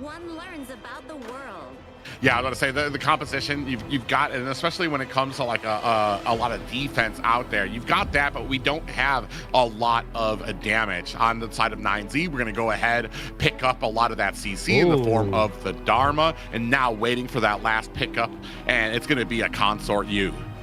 Consort U?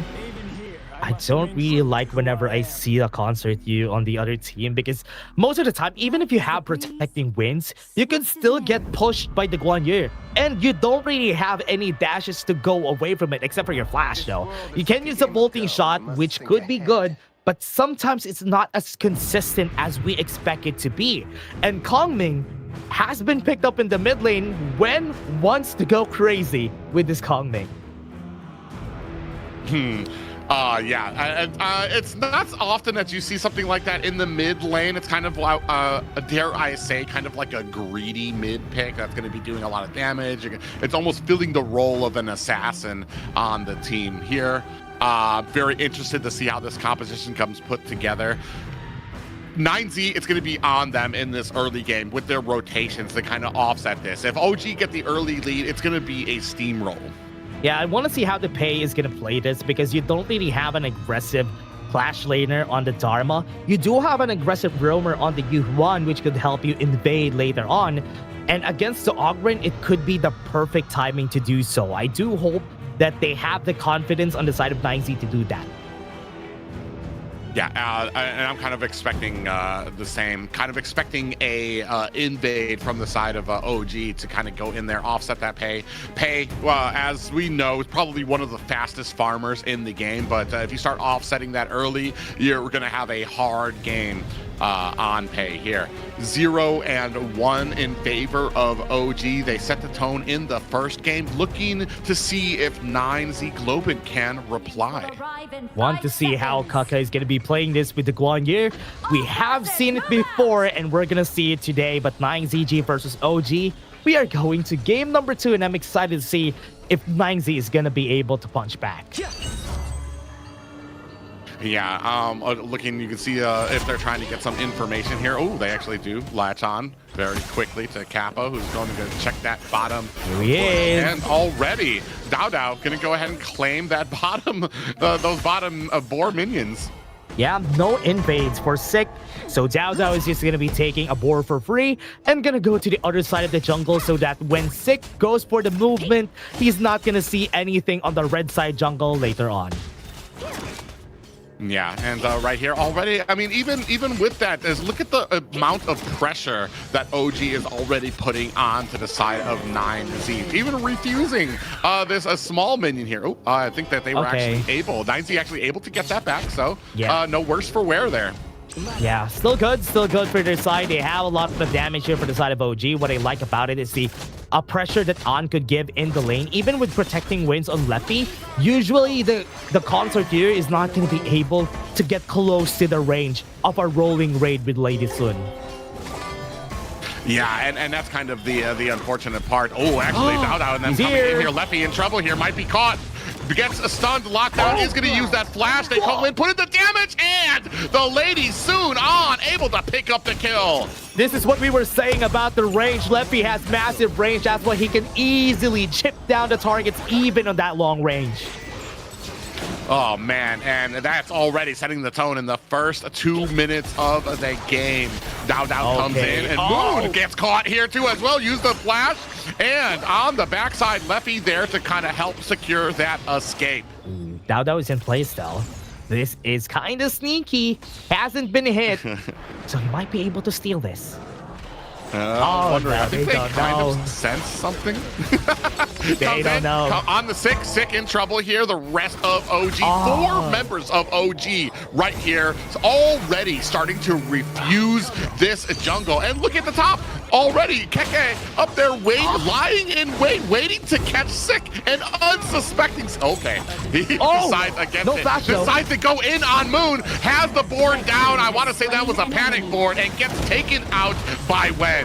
Meanwhile, continuing on the fight here, we do see that they find a pickup. Win able to find a kill on the Dao, and an ultimate coming out from Wen claims Leffy. Okay, even if Dao got killed there, they got a bit of a damage on the tower on the bot lane and also some double kills here for Wen. So still a win for the side of OG in the end there. Oh, Sick. No. He's desperate to get some minions under his belt. Goes into enemy territory, gets caught between 3 members, and OG take him down. This is the scariest part about Kaka's Guanyu. He's always going to find a way to push you in forward. And with Muchen on that Dia with an easy access on the crowd control bolting shot. Oh, yeah, Leffy putting the damage onto An. In comes Capo looking for a stun, misses it, and the board does not land from Moon. The rolling raid to the flash, he went so far away because of that. Yeah, and that's just the value you get out of a Lady soon, and then being able to use that rolling raid. And then the fight, I mean, I almost feel like the flash was kind of almost unnecessary. The rolling raid got him enough distance, but he just wanted to be sure, wanted to make sure that he created that safe distance away from that gank. Yeah, Tyrant is already up. No position for Sick to even go for this. He has no smite, so he won't be able to contest this. Leffy and Castle from the bottom here. Oh, you did see Leffy put in the effort, tried, but not able to capture the Tyrant away from OG. And on the other side here, you can see Keke in there, finds a kill onto Moon. And will he be able to find himself an escape? He does. The heal has been helpful. Help us win RJ. Ooh, Wind tries to stop the escape from Keke, gets taken out on his end. Ooh, sick. Actually got locked onto there, but the shot was blocked by Capo. And man, another, I want to say, a furious engagement here by OG. They're pushing and already claiming the middle tower. Good cross-map kill that has happened. Leffy was having the 1v1 against On in the bot side, and that is where the other kill has happened while they're trying to push the mid lane tower. Still, overall, OG is the one who got advantage in that kill.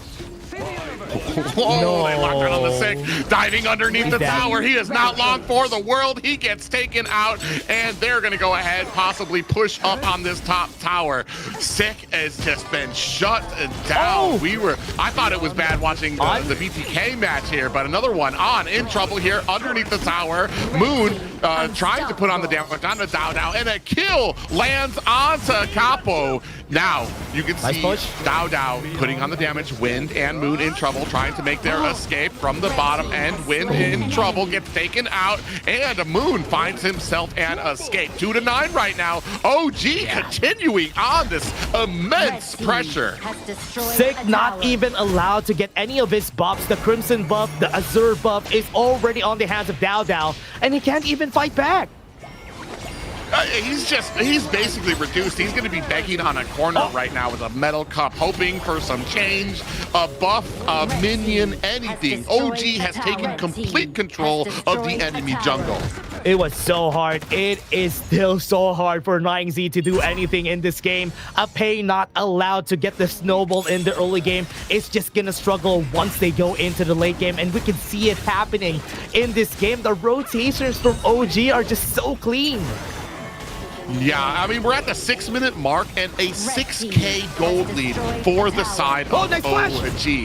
Yeah, I go diving deep into the back line. Wind looking for an angle, does not find one, gets collapsed onto from the side of OG, mounting their lead to a 10-2 kill lead for them. Now, continuing on to these high ground towers.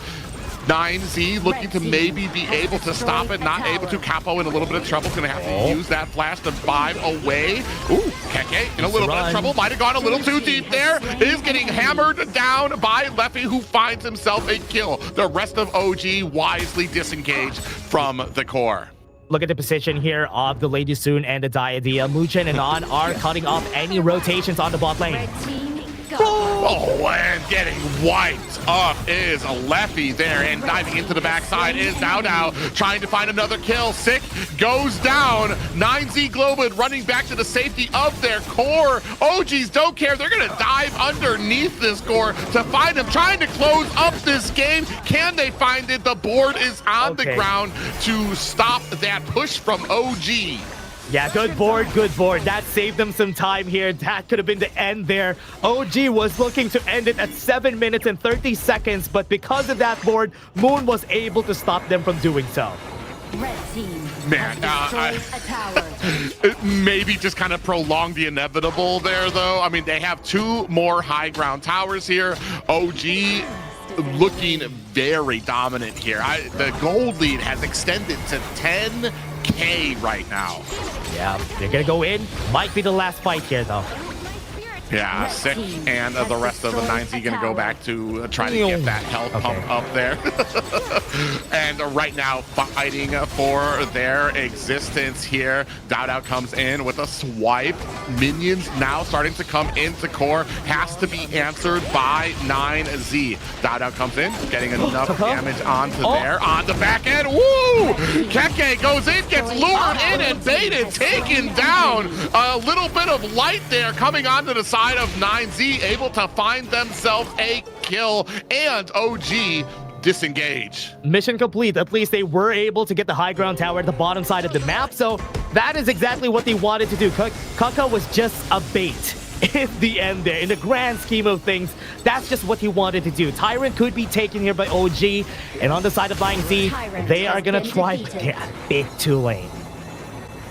I mean, there's not much that they're going to be able to contest here. The moment that OG get a whiff of 9Z around an objective that they're going for, they're just going to turn that around on them. The gold chart here is just basically all OG. Yeah, even Muchen is close there. Board? Yeah, board comes down, but I want to say like not the rest of the team in a good position to capitalize onto that. Now, Kaka ends it back. L-Line here is going to be taken out again, but Dowd comes in trying to put on the damage, 50%, and that is going to be another game at the 9-minute mark for OG. What a game again for OG. What a nice finish. Finishing touch there. Kaka just trying his best to get onto the backline, but still was the big catalyst on them getting a lot of kills in the early parts of our game. It was still a nice game. 9Z tried their best, but OG was just better this time on game number 2. I mean, it started with what you're supposed to do against an assassin pick. Invade the jungle, refuse that farm to him, but they just went the extra mile. They said, we're not just going to refuse the buffs, we're going to refuse the entire jungle from you, to the point that the Sick was so desperate. He was trying to go into the enemy jungle to try to find anything that he could get, and unfortunately it was just a wrap, and OG just really steamrolled that from the beginning. Yeah. We can definitely say the Sick wasn't allowed to play on the middle parts of our game because he can't even get close to his own jungle camps, and that's a big no-no whenever you're playing a pay. You want to get that item advantage as much as you can because you descale once you go to the late game. Yeah, and man, just a great execution by OG, and showing very little, I want to say, chinks in their armor to be able to kind of even get an answer from 9Z. Even what looked like maybe some small misplays by Keke was just kind of used as cannon fodder so that they could go ahead, get some towers, get some push, and then move on to the next objective. Yeah, and that's what they have been doing almost all of the time here. And OG, I love how they were playing the map. They were just finding ways to take over the jungle. And once they had that space, that is when they started to go in their favor. I believe Wen will get the MVP here in this game.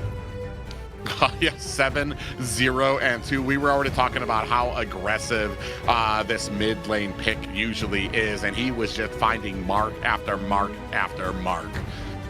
Yeah, and you can see here on the damage, Wen dealt 100k damage on that whole game. He was doing a lot of cleanups for the team, but let's see whoever is going to be taking the MVP here. I do believe there was a lot of deaths on Kaka's side, so he's not going to get it. I mean, this one's kind of a wrap. There's been sometimes I've been surprised by the MVP here. Not an ounce of blue. We talked about it right from the beginning. OG inside enemy territory, refusing jungle, refusing minions, and then continuing on with the fight once they knew they had shut down pay, and it's just a wrap from there. And not a surprise when 7-0-2, 38% damage, 9% damage taken, and 24% total gold. That is one of the highest ones that we have here. 38% on the damage dealt is crazy, man. 7-0-2 also. So no surprises there. If you get 0 deaths, you most likely are going to be the one getting MVP. So that is a really good start here. And also you can see how they played this on the side of OG. The start of the game, they were dominating. They were trying. They were just making 9Z uncomfortable on their own base. Yeah, no matter where they were in the direction, there just was nowhere to run. And by the time, I want to say 9Z kind of figured out what was going on, it was already too late. They were too strong. They were diving underneath towers. Every single time they ventured into their jungle, they were getting caught. And then here, you can see they do find a little bit of a pick-off on to the Keke, but it results in their last and final high ground tower going down. Yeah, and that was the only thing that has been seen. There's some deaths from Kaka, but other than that, it was just OG being smooth, being really great. But before that, everybody, before we go to game number 3, we're just going to be taking a short break. See you guys in a bit.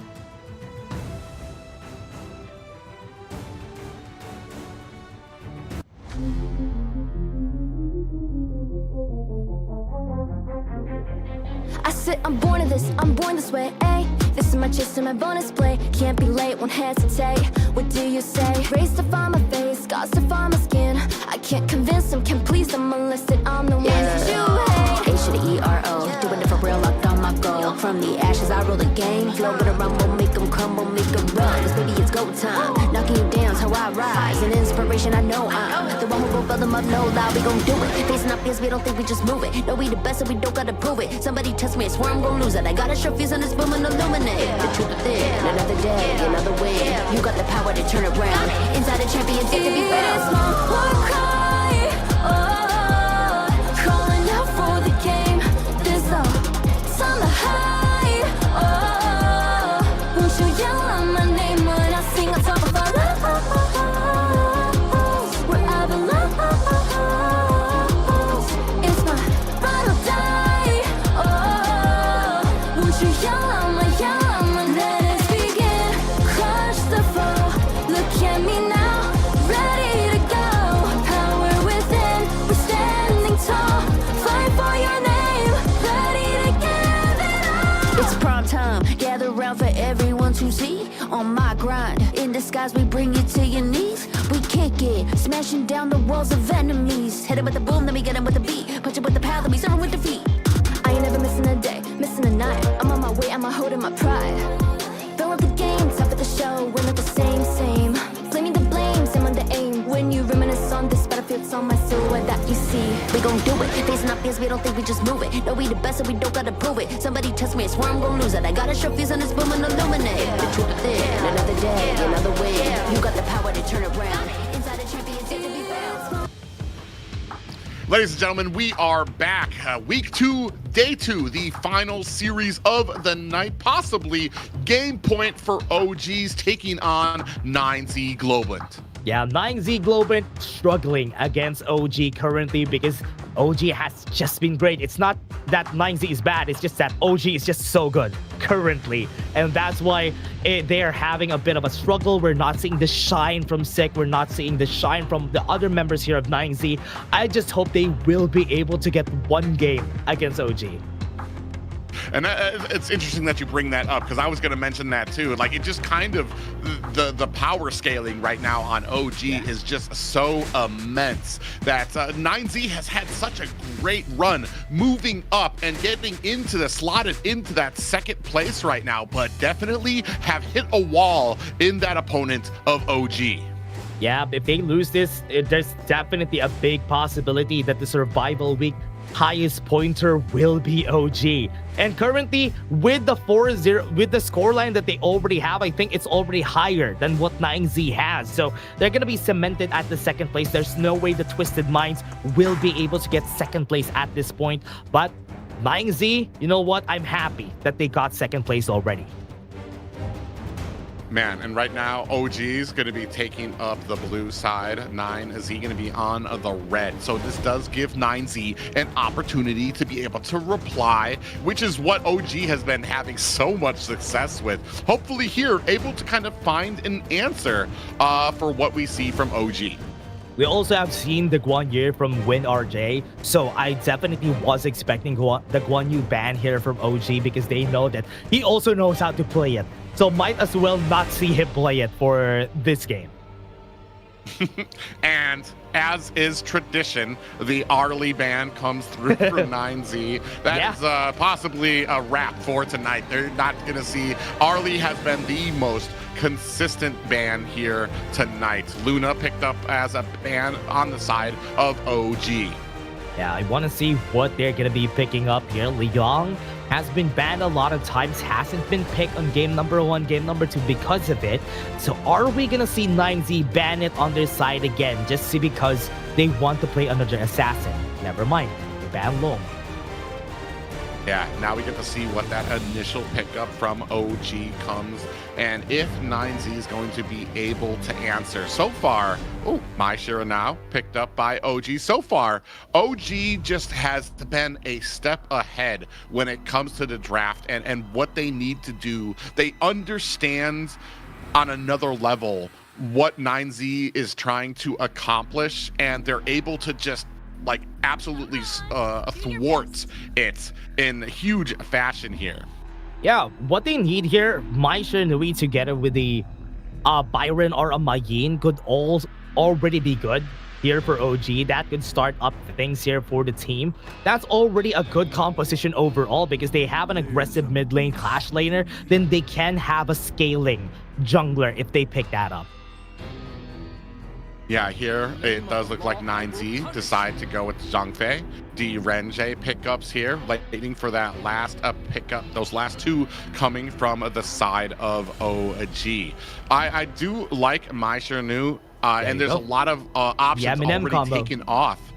Yeah, Dune and Mei Yin picked up by OG. That's a lot of displacement, a lot of pop-ups, a lot of, I want to say, initiation options for the side of OG. Yeah, I'm really surprised that Dun has been picked up here by OG. I do believe 9Z is going to be banning the Dahlia once it goes to their side, because that will complete this composition for OG, and they just need to slot in a marksman just to complete it. But for 9Z's side, I do see a lot of crowd control already, and the Agudo is a perfect match to this just to add that extra layer of damage on the early parts of the game. Yeah, we're going to see if they do indeed ban out that Dahlia. And already, like, that is a perfect read, too, because matching that with this type of composition, with the amount of ults out here, with the amount of displacement that is possible with that pickup, it would be just kind of crazy not to. Moving into that second banning phase between OG, 9Z, you can, oh, there it is. Great read. Yeah, banning that Dahlia, they have to take out another marksman for 9Z, maybe take out the Chano, because the Chano hasn't been picked yet and is a very strong late game pick, because you already have good early game. Pick a very strong late game so that if ever everything falls through, you have that security from that Chano. Yeah, here still waiting for next pickups here. Kind of wondering what we have on the side, what we can round out 9Z Globant's composition here with when it comes. So we've got the tankiness and the Aguda, we've got the damage coming from D-Renje, and we have the, I want to say, the peeling and setting potential from Zhangfei. The only problem with that is when you match it up against OG, there's just, when it comes to kind of checking those boxes, there's just more options on the side of OG for success. Yeah, I'm kind of looking at what 9Z's options are here for the Clash laner, because they could go for the, yeah, there you go. There's a Fatih against the Mei Yin. Still, not the winning lane, because most of the time Mei Yin is not going to be fighting you anyway, but it's a very good pickup in this composition that 9Z is building, because they're losing on the damage department, and Fatih could provide that. My only issue is they're also kind of losing in the early game in these last two compositions that they've had, and it just started a huge steamroll that 9Z has not been able to like get above water on. And Fatih, I don't like his early game kind of coming out. I feel like he shines, he absolutely glimmers in the late game, but in the early game, just a little slower. Yeah, there it is. Adding in an extra layer of healing for that Chano is perfect. You have the security of the late game on the Chano. You do have... Man, is this good. I love the Milady pickup here for the side of 9Z. You have a lot of minions that you could throw around. The bots from Milady, the jungle camps from Agudo. So the pushing power of 9Z's composition together with the Demon Zia is gonna be so good. I like it too, especially this is what we've seen. A good counter for Mai Shirano is to make sure that she regrets leaving that lane, and they have a lot of answers for that. It's just, can we rotate around OG to the point where we're not getting caught, to where we can get to those lone lanes? Yeah, one thing that's scary about this is the wave clear of 9Z is good. OG doesn't have really good wave clear with this composition. And you need good wave clear against a Milady and an Agudo. So that could be what could set aside the win here for 9Z if they play the siege game against OG. Because if they fight them on a team fight, they're going to lose.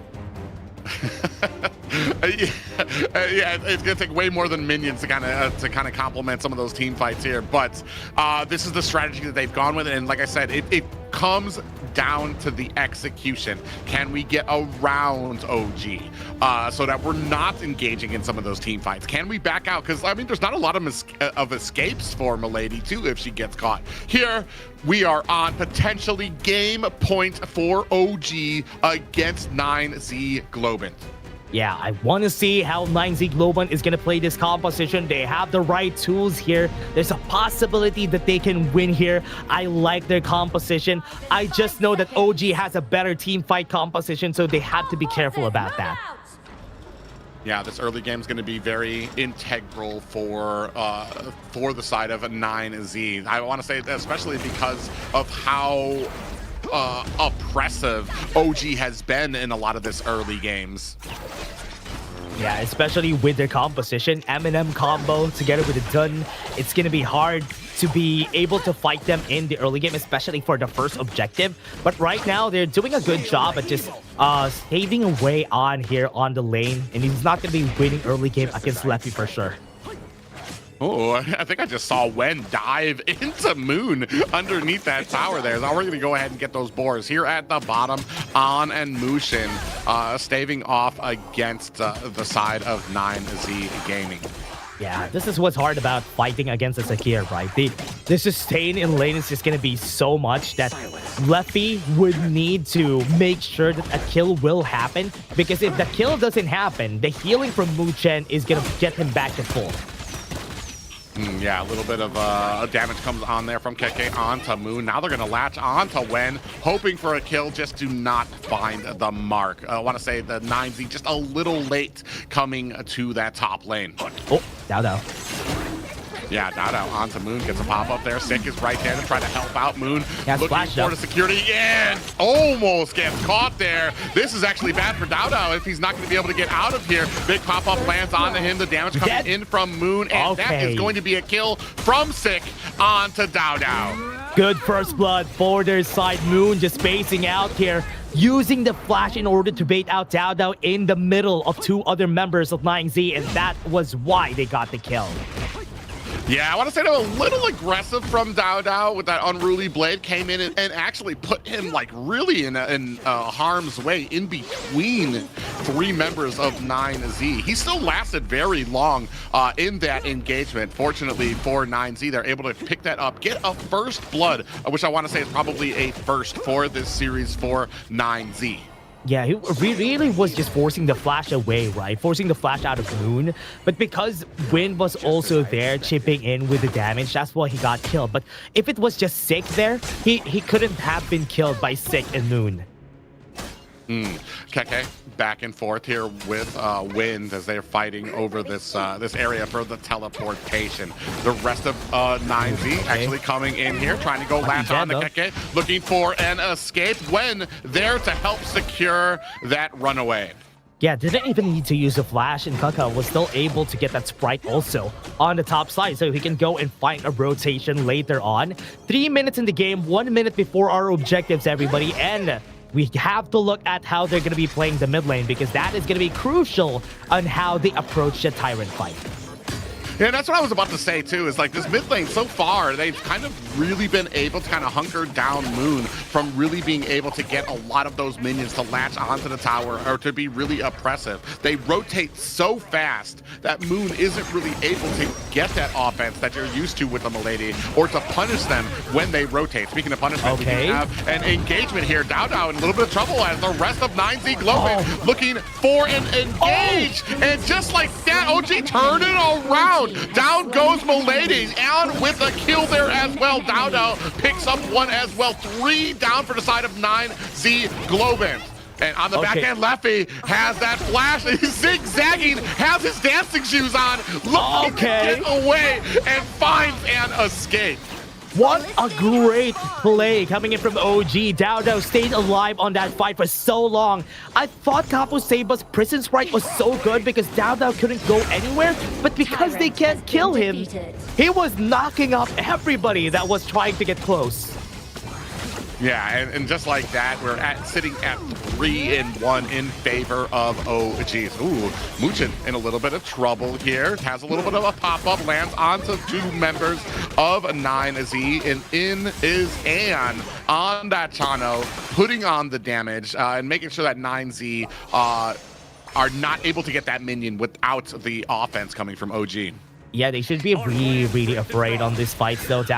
Okay, Thanks for the leash, buddy, as he said, and as he takes the fire beak there. One good one. And Dowdo is just going to be given a lot of space here. What I like... Oh, Leffy in danger. Yeah, Leffy in trouble here against them. Here on the back end, Capo coming in, has the unbridled outburst, able to catch the stun on it, and using that flash.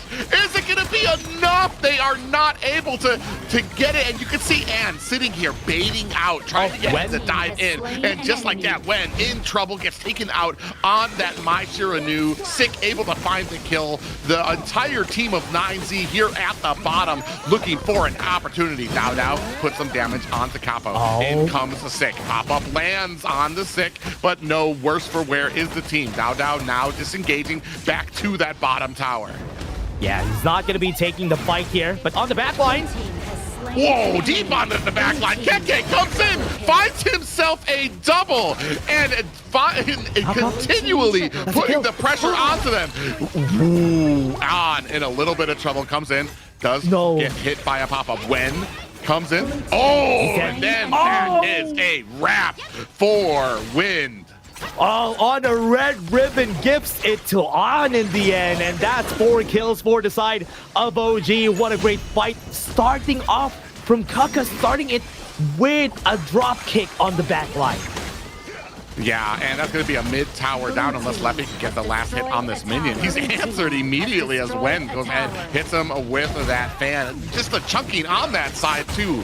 He's in trouble. Now we have the enemy. Wow. We have OG in our jungle, taking out our minions. Yeah, top side, bot side.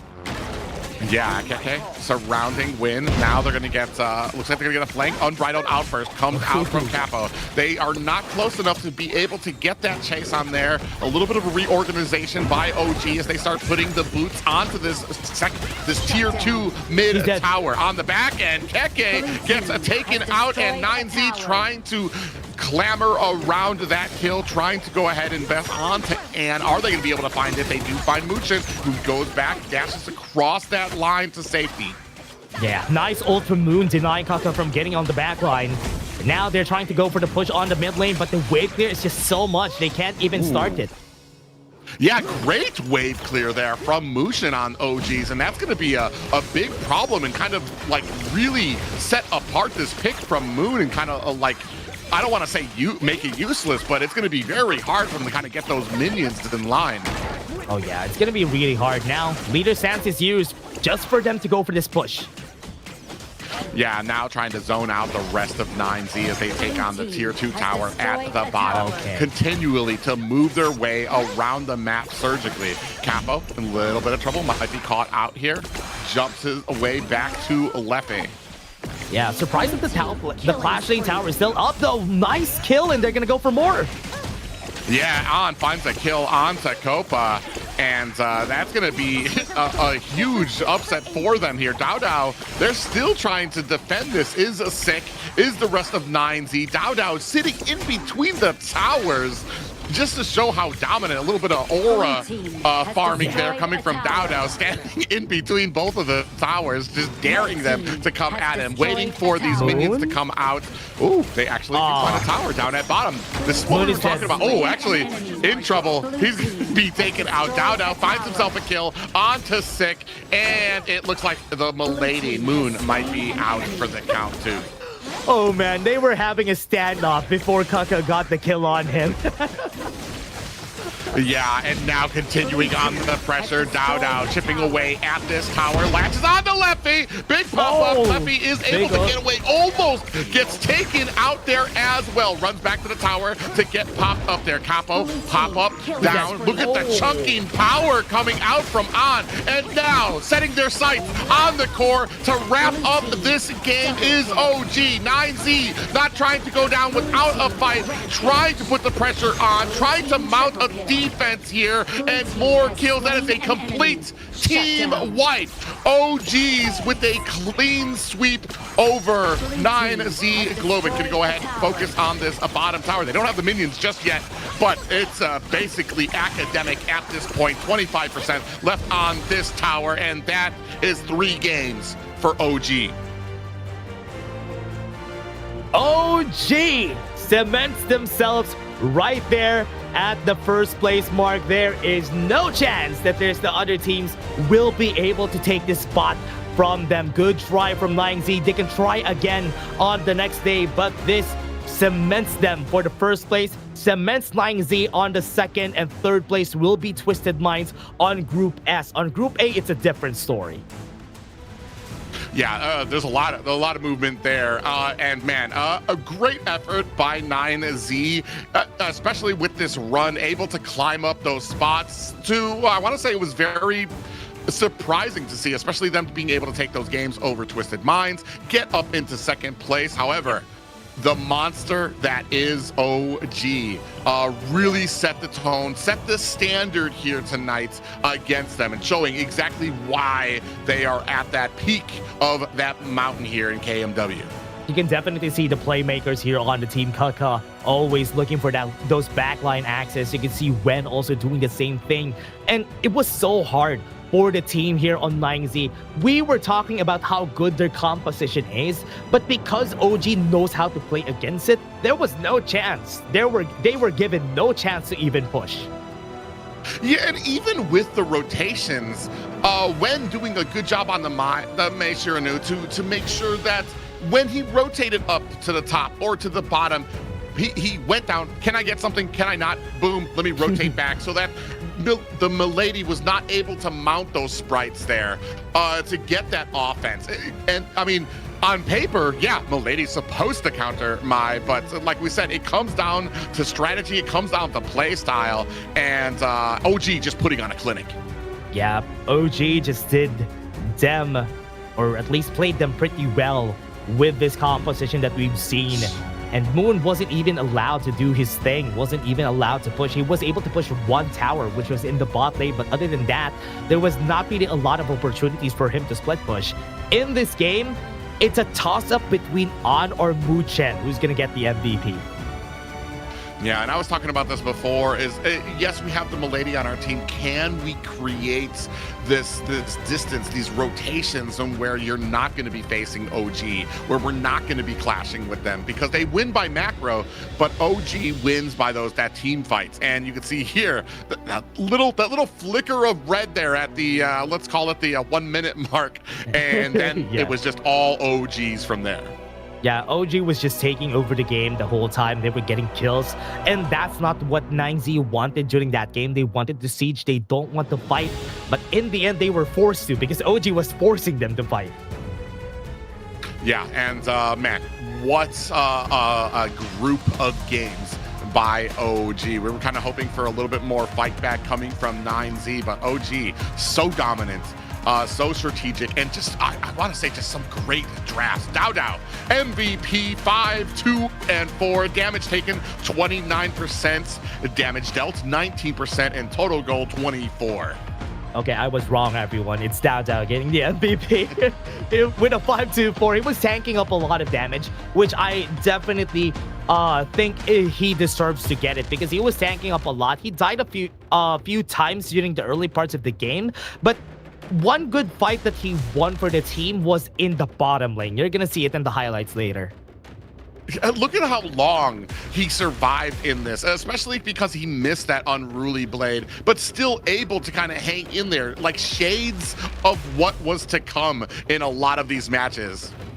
Oh yeah, and as we've seen, this was the fight that he won for the team. He was there for the longest time. He was surviving, and that's why they got it. But Kaka, during this one, boom, got 3 on the backline. Was a crazy play for me.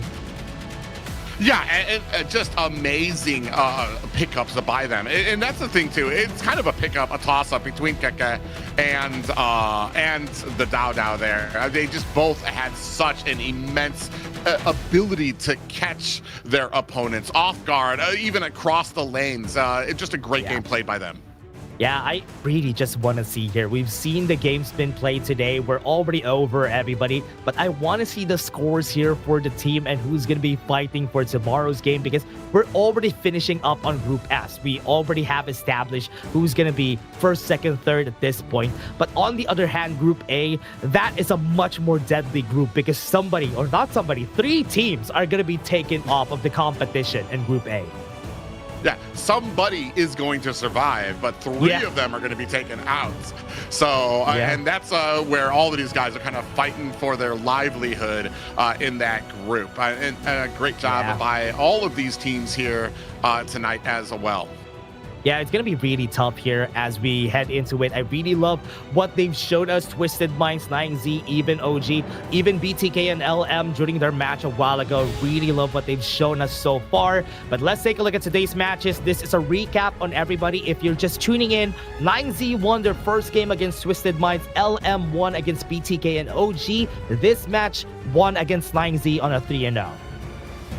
Yeah, very exciting night, especially the start of it for 9Z, really kind of pushing those limits that they had. Like I said, at the beginning of the week, or at the beginning of the first week, a little bit of a few losses that they were able to avenge. Here, the final, or the current rankings in that sweet number 1 spot is OG. Second place right now going to 9Z, Globant, and third place going to Twisted Minds. You were talking about that Group A. It's still up for grabs. First place going to Boars, second to LM, third to ALO Gaming, and fourth place to BTK. Yeah, one thing to note, everybody, Boars is also the newcomers in the Major West. And they're already on top of ALO, who were also here during last spring season. And this is such a development. I would love to see a lot more teams like this just showing up, being one of the stronger teams in Group A. And tomorrow's games, let's take a look at it, everybody. BTK versus LM, a rematch from today's match. OG versus Twisted Minds, and BTK versus ALO on that last game. Yeah, that's going to be a dual night for BTK. They're going to have to be bringing in 2 matches, but OG versus Twisted Mind, the potential grudge match. Maybe Twisted Minds can be able to kind of scoop a win off of OG here. We've talked about it might not be the same roster that they had. They have been having a little bit of trouble, but still very firm at the top of the mountain on that third place. Oh yeah, that was a very, very nice day, everybody. It has been great. It has been a very nice. It is, well, I don't know what time it is at your side, Private Dancer, but it is already very midnight at that point. But any last message to everybody who has watched here with us today? It's been an exciting group of matches. It's been exciting to cast here. But yeah, I'm so excited to see the matches that will come out in the following next few days and the next few weeks. Yeah, it's been an honor to cast with you, Private. And to everyone who watched with us, thank you very much for being here with us the whole time. It's been a long night. I hope you have your great sleep after this. But again, we have been your casters for today. My name is Dash, and I was here with Private Dancer. See you tomorrow for more Kings Major West.